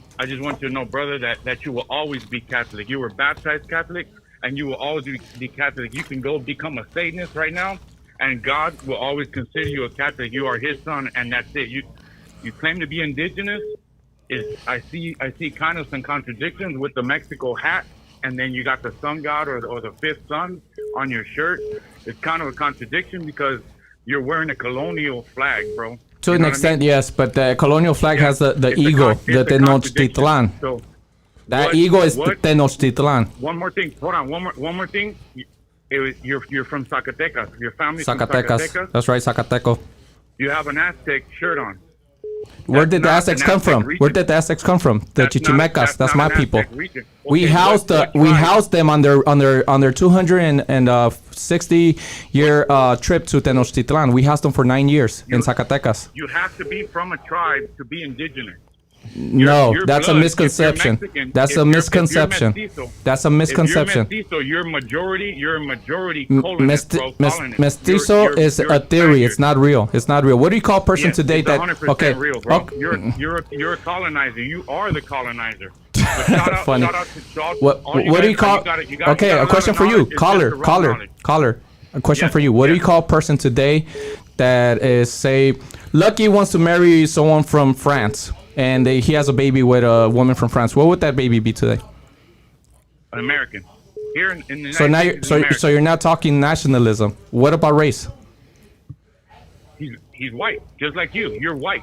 I'm not You're- white, you're brother. from the white race. I'm not white, You're a brother. white race. I am Guess not how white. much? I You're guess not- how you're much from the mix white race. makes you white and makes you That's- indigenous. so- you went to your that's- union, that's- when you went to your union, brother, you went to your union to go fill out the application. Sure. You had to check you were either white, you were black, or you were Asian. That's it. No, and there's then also when the it goes to Hispanic your Latino. ethnicity- There's also the Hispanic when it Latino goes- non-white. when it goes to And then your there's the native ethnicity- Alaskan. Yes, hold on, sir. Go. When you go to your ethnicity, then you start talking about all the other razas and all the cultures. You have a that you're point, and I'll not give you credit to either. this point. You have a point. For a long time, Mexicans were categorized as white. They were until then. I think it was in the 70s. That's when they brought up the term Hispanic because they didn't want to be associated with Mexicans. Even though there is a large population of white Mexicans, and I go What against about them. red Mexicans? I go. I'm a white chicken. I go, and just for you to know, if you follow me, my social media, I go harder on white Mexicans than I do on United States whites. I go harder on white Mexicans. But why? Harder on them for what? what's the There's- white- it's not For- their fault that they're No. They come from colonizers. No, so okay, so the same thing with white supremacy. We're White all- Mexicans is we're all not colonizers. it's not just about you having white skin. So there's a movimiento. It's kind of dead now, but it was called Poder Prieto. You guys Poder can go Prieto on en after- Mexico. after I end this Go call. for it. Let me Yeah, just go end for it. it. Let me just end it Have with your this, time. bro. There's racism everywhere. You go to Mexico, bro, and they don't consider you their Facts. people. You're from Compton. They don't consider Facts. you their people, dog. Facts, I You know get what it. I mean? Yeah, I've been there. we I've say been they there. consider How do you feel Facts. about that, though? You are not Mexican to them. So when you go and you're wearing a Mexican flag or you're No, there's- representing Mexico, There's You a know what I nuance. mean? Like, you're not- They they don't don't consider consider me you as their one of people, them dog. that grew up with them, besides them, and How does that understands. feel? Exactly. Well, 'cause they can- it's they a can fact spot because the I didn't language, grow bro. up But how besides does that them. feel? I guarantee you, when you go and rent that jet ski, you're gonna get tourist prices, bro. They're gonna Actually, I don't. Actually, I don't. Actually, well, some areas, yeah. But actually, when I went to Mexico, you know what they said to me? Bienvenido a casa, hermano. Bienvenido a casa. That was the federal government telling me, and then my cousin, who does not have Mexico citizenship, they're like, "Pay, motherfucker." Hey, that's my blood, and that's my blood.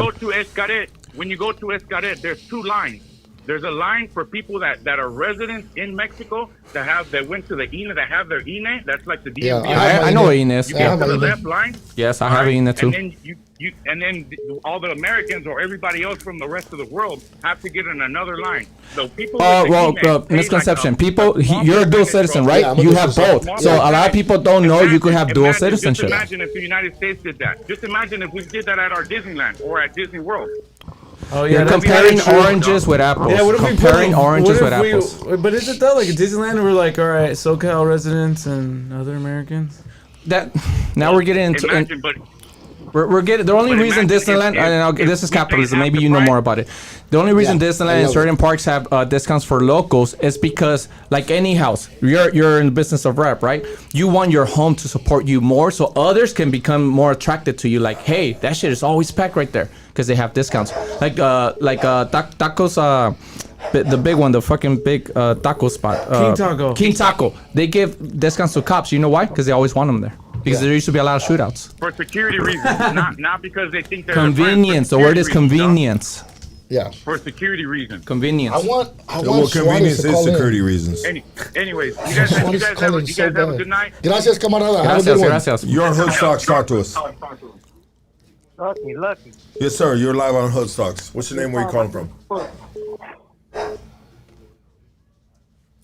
You're live. Go ahead. Okay, next phone Cut call. off. Hold on real quick. You're live on Hoodstocks. Talk to us. Hey, what's up, man? My name is Robert, and I'm a thousandaire. Let's go, big dog. That's good. I'm happy you have money, brother. I got a question for all you guys. Shoot it. Do you think Trump will survive the next 3 years health-wise? Oh, it's otherwise? declining. It's declining. Yeah, he's getting older, man. I think it's that by declining. nature, by human nature, it's gonna decline. Yeah. And here's a better way to answer that. I don't know his personal health care or his status, but every president, the administration has to lie about their health. Yeah, they absolutely. have to. They have to. So it's not really up to them to say, "Hey, I'm hurting here," or unless it gets shot, and, it's obvious. or who knows if it was made up or not. But unless we see something factual, then because then the everything 25th else. Amendment kicks in. Yeah, so they're protected by, because you cannot have a nation, especially one that leads and polices the world, and then be like, hey, but your leader is fucking poor in health. You can't have that. Yeah. So they'll lie. No, even if he's dying right Or now, they he'll won't let us release know. the Trump dick pic. Next phone call. You're on Hoodstocks. Talk to us. Victor, why when we were talking about Cesar Chavez Oh shit! and Who's Dolores Victor? Huerta, I think you're talking about Ricardo. His Ricardo. name is Ricardo, I believe. Ricardo. Yeah, I don't know who Victor is, ma'am. I'm sorry. Hey Victor. That's an indigenous Was that name. what? Hey, Is that how it it's ended? from a movie. Oh, Her question was, why were you going hard on Cesar Chavez? I think it's obvious because everybody should already know that guys. How do we live in an era of smartphones and stupid people? You can't just pick up the Not the stupid, YouTube. ignorance. Ignorance I guess is we not don't knowing. really question it No, because he's on a ignorance is boulevard. when you don't know, but when you don't pick up a phone to figure out why people don't like images of my parents. Can you and lower like, the ring? I cannot. It's there. oh, It's yeah, it's in that's there. Which one? answer it. No, just push the push that lever down. This one? Yeah. There you go. Yeah. So I will touch on this because I am connected to family members and I'm connected to elders, and they corrected me. I used to have your stance because my story is of coming, over, the famous story of a man holding a baby over the river. That's my story. So when I heard him say that, of course I grew up idolizing him. And when I heard him say that, when I finally came to the internet, I was like, holy shit. Yo, I switched real quick. And I was like, fuck this dude. And I was on that rageful outrage, right? Because I felt attacked. I felt like my community was being attacked. But then I learned the nuances. And here are the nuances that made me chill. One, In order to do anything political, you have to align yourself with the political figures, right? Right. You have to also align with the political language of the time, and that was just the language of the time. I don't agree with it. Yeah. But it doesn't hurt me as much no more because you only give a word, any word, as much power or symbol, like the United States flag or the swastika. You give it as much power as you allow it. Okay, so right? The word wetback, if you guys don't know the history, it was given to the Irishman. So that doesn't even belong to us. Okay, cool. So let's touch on that then. Let's touch on that. So since we're gonna go about that's the language of the time. Yes. Colonizing was the time of the 500 years ago. That's what the times were. It's colonizing. And what's the difference? The difference is that it wasn't just the times. It was the times, but it was the times of another foreign alien, illegal alien doing that to us on our land. Okay, so that's the difference. Okay, so where do you think American natives, Central South and American, where'd they come from? We have our own creation stories. There's actual scientific evidence today because they want to tell us, you came over 13,000 years ago with the Clove people, right? And today in New Mexico, there's footprints 23,000 years old. Footprints in New Mexico. So where did the humans come from? In Maya territory, there's bones that date over 30,000 years. We all have it's 12 to 30. So just to be clear, the Asia migration through the Ice Age, when the other continents through connected, the Bering String theory, right? So what happens is that's between 12 and 30,000 years. Okay, so it's between 12 and 30,000. So anything they moved the goalposts. They used to only be 13,000. Whatever they moved the goalposts. They always move the goalposts. Well, how do we know they just became more advanced and learned more things? Like for example, we haven't even found out. We only know 5% of the ocean, and every year they're discovering more. Do you know who Graham Hancock is? No. So he's a white British. I know he is. He's a British guy that looks into history. He's been on Joe Rogan many times. He claims, and this is his claim, so from a white guy. I don't know who he is. I don't care if he's white. It makes no difference to me if he's white or not. He could be just equally. But he's a big name, Joe Rogan family. That's fine. He claims. Let me ask you a question of where we get our facts from, because you said in regards to history, this is a colonist perspective, and now you're bringing up. Graham, what's his name again? Graham Hancock. Yes, which I know who he is. I watched him on Joe Rogan, and I've watched some of his documentaries. Yes. So this is another colonist giving you his opinion. No, but he's challenging the mainstream theory that comes from his people. Okay. That's why I want to present it. White on white. Yes, white on white. Because we are, for some reason, our voices are never counted. For some reason, they don't come to us and say, "Hey, where do you come from?" So as long as what they say fits our agenda, then no. I'm giving you a name that challenges the mainstream, and he says the mainstream is filled with greed. All these history people, people that dig up bones, all that shit. It is all money controlled. Agreed. So he says, instead of looking at the Americas as the new world, I think they're the old world. I think we are the new world. Yeah. Oh yeah. Well, you can't be. You can't. Is he Christian? Our probably yeah. Our monuments. You can't believe that and be Christian at the same time. Our monuments. Do you know what? By the way, you keep bringing up Christianity. Adam and Eve aren't even Jewish. Do you know what Christopher Columbus wrote in his diary about Christianity and natives? No idea, but I really. He said perfect for rape and pillaging. He said that he had never met people who are not Christians, more Christians than Christians. That we actually lived by the Christian way, and we didn't even know about. Yeah, according to his Christianity. But this is the same guy that everybody called a colonizer. So he's a colonizer, but then he has an opinion on Christianity. Like, then which one is it? So we're gonna pick. He was heavily involved with the Christian church. That's great. A lot of people were. That's how he was financed. So was Hitler. Hitler was involved with the Christian church, Catholic Church, and that's why he killed the Jews. So I'm not gonna take his perspective as real. I don't care what he said. What I'm saying is that I don't care what the perspective of some random guy is. Right. I don't believe in Marxism. It is highly accepted now. I don't believe in socialism. Right. So what's your point? My point is this. So according to what they've said, by the way, you were not there and I wasn't there. No. So we don't know. Right. This is going to be subjective. It will not be absolute. 100%. Okay. So what they say, and again, it's easy to say, well, the colonizers wrote that. Okay. But then again, it's easy to say that your people came up with their own story too. It's equally valid, by the way, just so you know. Okay. Yes. So they're saying that between 12 and 13,000 years ago, but it's irrelevant. Why? Because even if that's the case, let's say they were native to the land. Let's just say, I don't believe that because I believe in God's version of it, or the Bible's version of it, which was that we all came from Adam and Eve, and it started to, they already kind of figure out where it's in the Jordan area. Yes. That's my belief. It doesn't mean it's right. It doesn't mean it's right, Heron, because I don't know. I respect it, and I know that story. Yeah. But just like any other story, right? That's a creation story, right? Right. But it is heavily policing. Everything is a creation story. Right. But the difference is that they are using it in government, where there's supposed to be a separation of state and church. I totally agree with you. Right. But So then why impose those ideas in the scientific world? I agree with you. In the history I world, agree with you. in the books, and they don't take our Well, because perspective. that's the first You know, by the way, this is a fun fact. First historic book. Fun fact. I spend days, almost every day lately, I've been correcting AI every single day. And all I gotta do is real simple. Everybody at home can correct AI. All you gotta do is ask a historical question that you know the answer to, and then ask her the question. She'll tell you the answer, and then be like, "Wait a minute, but are you including indigenous lands or not?" And then she'll say, "Oh, I'm sorry, you're right. I'm not including indigenous lands." And then she has to correct herself. I understand, but here's what I'm getting at. Regardless, I'm married to AI. Whether your version of what you believe is true, or whether my version of what I believe is true, at the end of the day, what happened, it's irrelevant, because domination is part of human nature, whether you were born from a willow tree or you were born from Jesus. And the Muslims are going to take name any, if that's correct, any indigenous group from the Americas that went over to the other side and dominated and conquered. Liberia. No. Anyone from the indigenous from the Americas that, if you say human nature, you have to include everybody, right? Yes. Are we not human? We're human, right? So then if it's human nature, what humans from the Western Hemisphere went over to the Eastern Hemisphere and conquered and colonized? So then it's not human nature. It's a specific group. They just advanced. They advanced more than another group did. So Asia had powder before the Europeans did. Then they should have fucking won.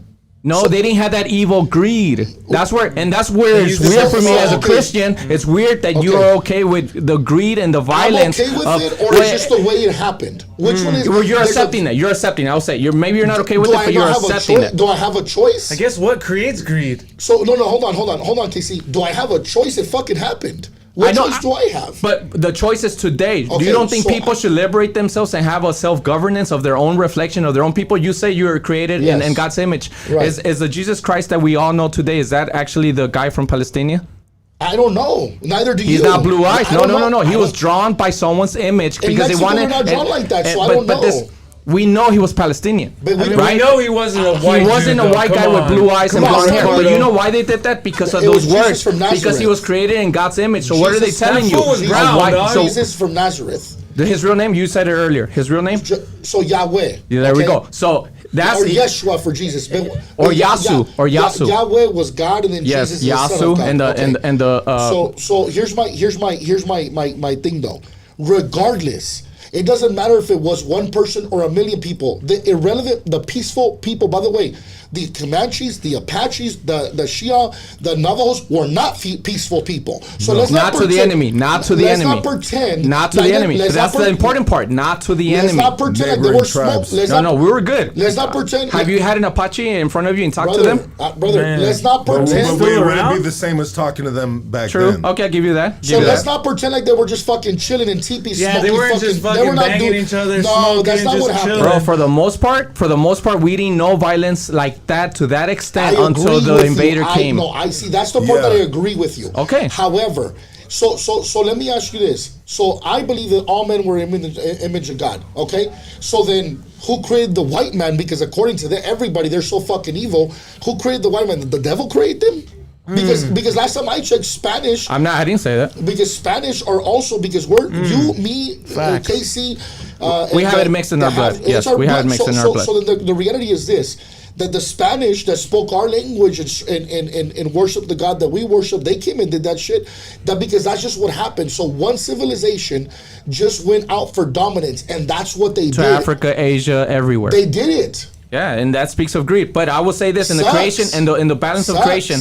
Okay, look, you know what this is? Seems like I don't. Do you guys know what this is? No, I can't really see this. Like a rock to me. So it's obsidian. This is obsidian. It comes from the lava that sits there after lava has exploded from a volcano, right? Okay. We call it the smoky mirror. By the way, that's my upcoming podcast, Smoky Mirror Podcast. Nice. So this is they say we didn't have mirrors. this was our mirror, and the reason we would use this, because you could actually see yourself in this reflection, but you could actually use this, and then you could see the sun. And this is how we would look and study the sun. You could look at eclipse; it won't damage your eye. Obsidian to this day is the sharpest material on Earth. They use it for eye surgery. To this day, it's the sharpest. Yes, this is what the machetes were built of when they were fighting the colonizer. And story says, from their own Spanish accounts, that they cut off the head of a horse, right? So a lot of shit has been written wrongfully in our accounts, meaning that we don't get the freedom of expression as we should, as humans, so as you have people. the ultimate power right now. And by the way, I don't want to have a conversation with you of a utopia, which would be ideal. Right, and I'm not for that either. Okay, awesome. So let's someone talk. at work. I'll get to this point. So a white guy that works with me, right? And we share. By the way, I don't hate white people at all. I hope hate, you don't. I don't. I don't hate nobody. That's not the indigenous way. The indigenous way is to move for the love of your people, not the hate of your enemy. Okay. What I do see is an invader calling my own people, the people of the land, the invaders, the illegal aliens, and that's wrong. That's human wrongfulness. Brother, I'm a Purepecha. We are not native to the United States of America. We're not, but we're. None of my people claim to be it too. Not as remotely, right? But as somebody from New York, can they come to California? Well, they can, yeah, sure. Okay, so then what stops someone, indigenous person from a remote area, to come and have relationships with the Quiche, with the Tongva, a Hashaman, Because that's the way of the world. No, it already happened. I just read We're it not law. going to reverse that. That's not going to reverse. So let's talk about, so how do we But that's better law it? right now. That's international law that we have the human rights. Okay. That you should be able to move wherever you want, and you have indigenous rights that you should move wherever you want and have relationships across borders. Okay, so then why doesn't Mexico practice it? They don't let They do. Brother, do you want me to show you videos where they're kicking out the Guatemalans? No. Put up the videos of Mexican military in the southern border of Guatemala. I know about that. Let's not talk about what you can. Mexico won't allow it. Salvador won't allow it. Venezuela won't allow it. Colombia won't allow it. Chile won't allow it. Do you know that Mexico has an indigenous government, shadow government, where they officially? I went to Zacatecas. I met the indigenous gobernadora de Zacatecas. I went to ceremony with her. I went to ceremony with my people down there. Phenomenal. Do you know who taught them the new ceremony? Because we lost our ways during the mixed wars. They culturally genocide us. You know what cultural genocide is? Yeah, of course. So they took our culture away, right? Of course. So Lakotas, who are from Lakota, you know who Lakotas are? Lakota? Lakota. No. So Lakota people. It's a nation. Okay. Another way to minimize us. We're nations. We're not tribes. Tribes are under nations. So the Lakota went to Zacatecas for 8 years and taught us ceremony because they knew we had lost our ceremony. So they went in and taught us theirs with the willow tree, with the inipi.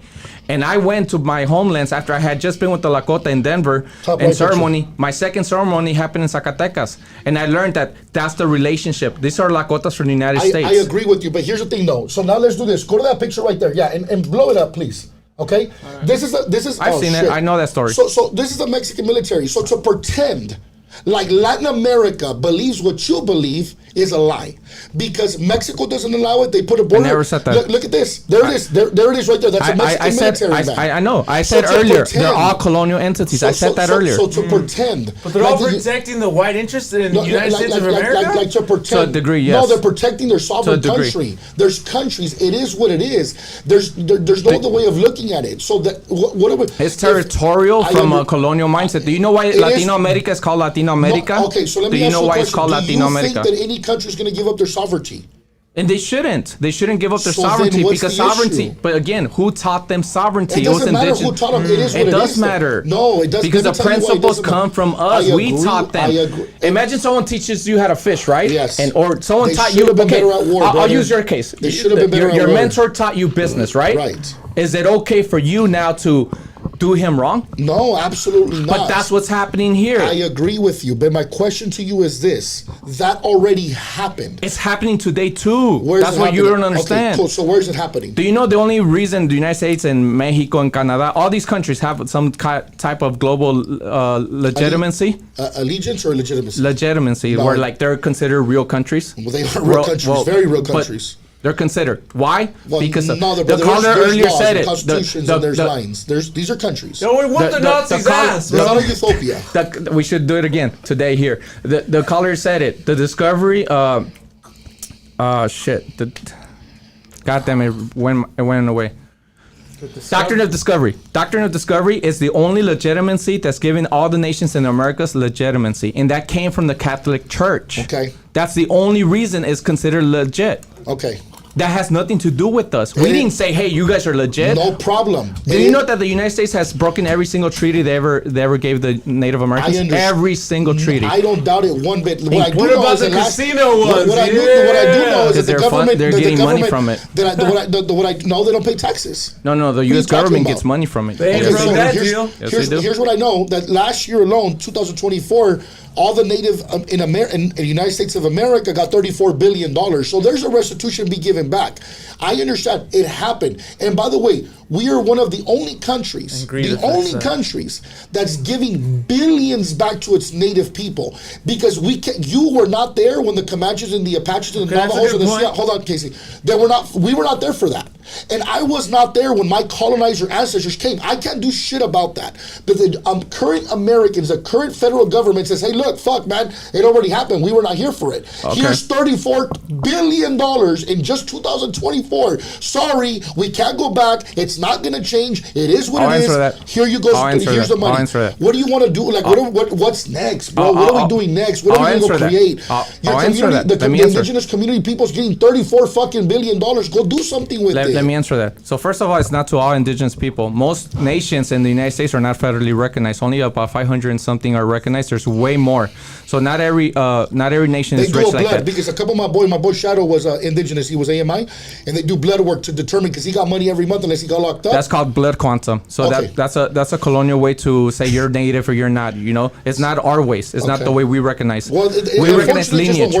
We recognize lineage. Do you know the native people from Los Angeles? They're not federally recognized, but yet they put themselves in the front lines all the time for the land, because that's our duty. We're servants of the land. Tongas, or what is it called? Tongva Kish Nation. Tongva people Kish Nation. There's also Chumash from Malibu up, and there's a Hashaman from Orange County. What are the ones from the Island of the Blue Dolphins? That book? Okay, I don't know. She got me there. Right. But to answer your question, what do we do now? Yeah. The United States does support the Israeli state in their claim. It's in the book saying, "Oh, this land was promised to us," and they're funding them with billions of dollars. You and me have no control over that. What do we do next? What do you and me do on a micro level? But because you're saying it's the past, and today the United States is funding a state that claims the land due to some script. Okay. And they're not doing blood quantum with them. Okay. Do you know that they don't do blood quantum when they're like, "Oh, you want to convert to Jewish? Come in. Okay. We'll give you funding. We'll give you housing, all on our tax dollars." By the way, on a micro level? Because this is what I think. We deserve a seat at every single table. We deserve positions at indigenous people. We deserve seats in Congress. Who determines the indigenous person like this should be representing them? Who determines that? How come they're not running for office? They try, but there's way more blocks for them than anyone else. Because it seems like a native would win, right? Yeah, you would think so, but they have way more roadblocks because Can you name three of them just so I know, because I don't know, and I'm being sincere about this question. I'm not trying to be. I'm not trying to be. There's a famous Lakota guy. I can't remember his name, but he ran in the last 3 terms. He doesn't get no coverage at all, nothing. Okay. It's also anti-indigenous. That's a problem I do have with my people. It's almost anti-indigenous to try to get into those colonial spaces. They just don't want it. They're like, nah, they fucked us over all the time. I understand that, and that's why I'm a little bit different perspective that we should get into those spaces. Of course. We should take over those spaces. We should be holding spaces in political. I campaign for Bernie. That means I am for voting. I'm not saying that give all your hopes to this one guy, but get involved. Get involved. Get somebody that will represent you. There you go, brothers. There you go. We can go on and on right here, man. This has been an absolute amazing podcast. Man, I think you grew some canos in the podcast episode. I grew some gray hairs, dog. You guys stressed me. You're being stressed out. Stressed me the fuck out on this one, dog. And you know what? I just want to thank both of you, man. This has been absolute. We're 3.5 hours into this, dog. Already? Yeah, we're 3.5 hours, and this has been a long podcast, longer than we've done, and it's gone by and within like an hour almost. You know what I mean? It's been really, really. Hey, but you know what? I want to give you props, because you're doing something that not a lot of people are willing to do, which is bring 2 different perspectives. Knowing it gets heated up, knowing that I have these strong beliefs, he has those strong beliefs, but you're somehow way of housing people and bringing community together, and I think that's the answer. I think this is the answer. Why don't you, if you don't mind, Lucky, can you put HERON's handle on there because this is YouTube. Some people are asking what his is, what it might is. We're gonna have both of you guys share how they can follow both of you. Okay. You know what I mean? But I just want to thank both of you guys. Oh, no, on the And contrary, brother. Thank you for putting us together. And I enjoyed, me and Heron are going to have a long relationship moving forward because I want to learn things. And I'm sure, just like there's things he could teach me, there's things I could teach him. And I think that coming together and you putting us together is a great thing. You're playing a much bigger role than you think, brother. I think you guys are going to do great things in the future together. Yeah, absolutely. You know what I mean? And together is the key. That is. I'm all for uniting, and I always say it, each one teach one. There's things, and you know, he forget his name, homie, right? Casey. There's things Casey could teach me. You know, why does he choose that mustache? I don't know to this day. I want to know. Yeah. But you know, each one teach one. Everything I've learned, a lot of it, I look for it myself. Yeah. But I've learned a lot by just having conversations. Yeah. Absolutely. And conversation is the way.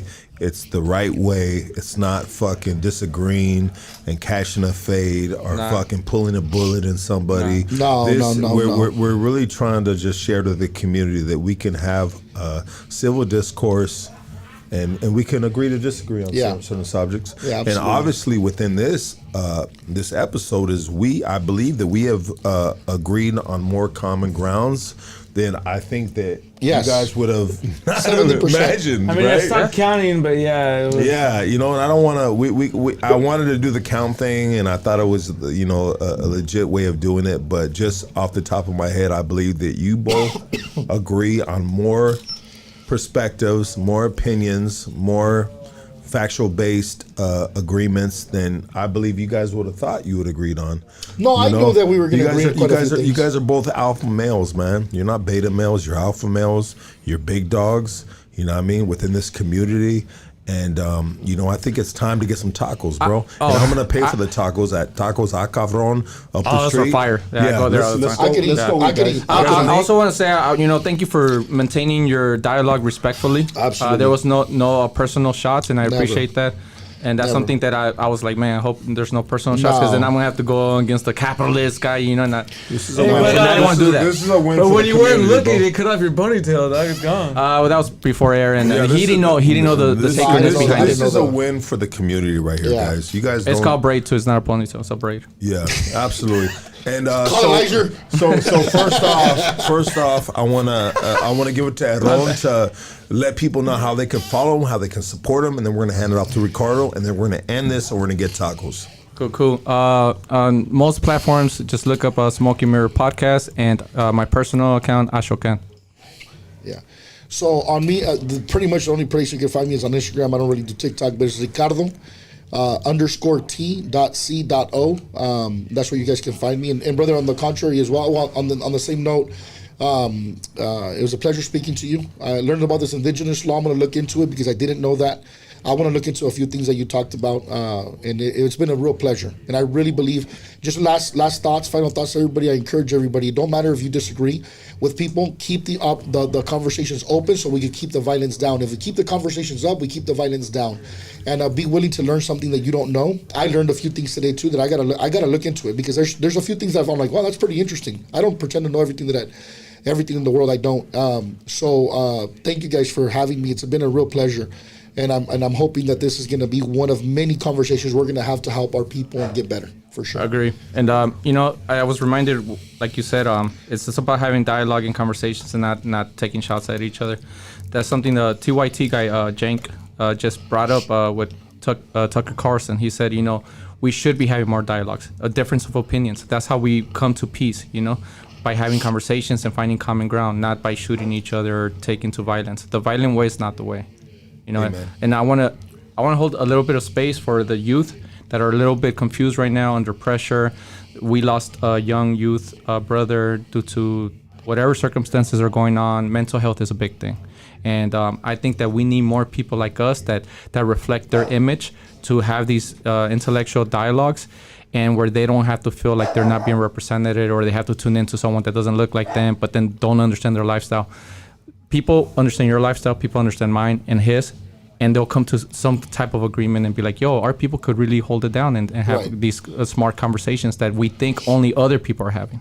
But we need to see you in the in like a millionaire fucking realm. I wouldn't mind. I would. Hey, that's kind of what is like needed. I like commas too, but I love my community more. Absolutely, and I think the relationship with you and Ricardo after this could potentially get you in a nice place, and vice versa, in regards to two people that can give each other something, bring something to the table. Salute. And I just want to thank you guys for tuning in, man. This has been absolutely amazing. I learned a lot right here. Like, these dudes right here are far above like my pay level in the sense of just everything, right? You know, and I love these guys and I respect them both. And this has been amazing. And I hope you guys enjoyed this shit right here, man. And make sure. And I said we're like, who are our leaders? I think today we found our leaders, and it's HERON. And it's Ricardo, you know what I mean? I think we found our leaders, you know what I mean? And we need to establish our leaders. And I think today we established leaders within this community. And these are both of these men, you know what I mean? And that's important, bro, you know what I mean? Because today, like, when you have a leader, you have people that you can learn from, right? And today I learned from both of these men. And I might be older than both of them probably, you know what I mean? 48, right? But 42. You can never stop learning. It doesn't matter if they're older or younger, bro. You know what I mean? Like, I'll say right now in Hoodstocks, Ricardo is our leader and HERON is our leader. Why? What defines a leader? Someone that you can learn from. You know what I mean? To me, right? You know what I mean? Someone that can lead you in the right direction. And I think with both of these men teamed up together, man, they can fucking, like, it's endless, bro, in what they can achieve. And so with that said, thank you for tapping into Hoodstocks. I love you guys. Tap in with Shockaware. They got me this fucking bulletproof vest t-shirt. I mean, I also recommend everybody get a pocket-sized Constitution. Learn the Constitution. This is your Bible politically and legally. Absolutely. With that said, we're going to go get tacos, guys. You know what I mean? 3 hours and 41 minutes in. Thank you for those that hung in the whole 3 hours and 41 minutes.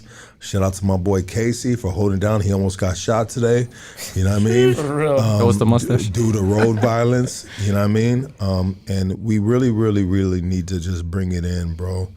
And it's unfortunate that road rage can bring out a strap. And we're living in the real world right now. Protect your family, bro. Be careful, man. You know what I mean? You know, like, don't lack. You know what I mean? Straight up, you know.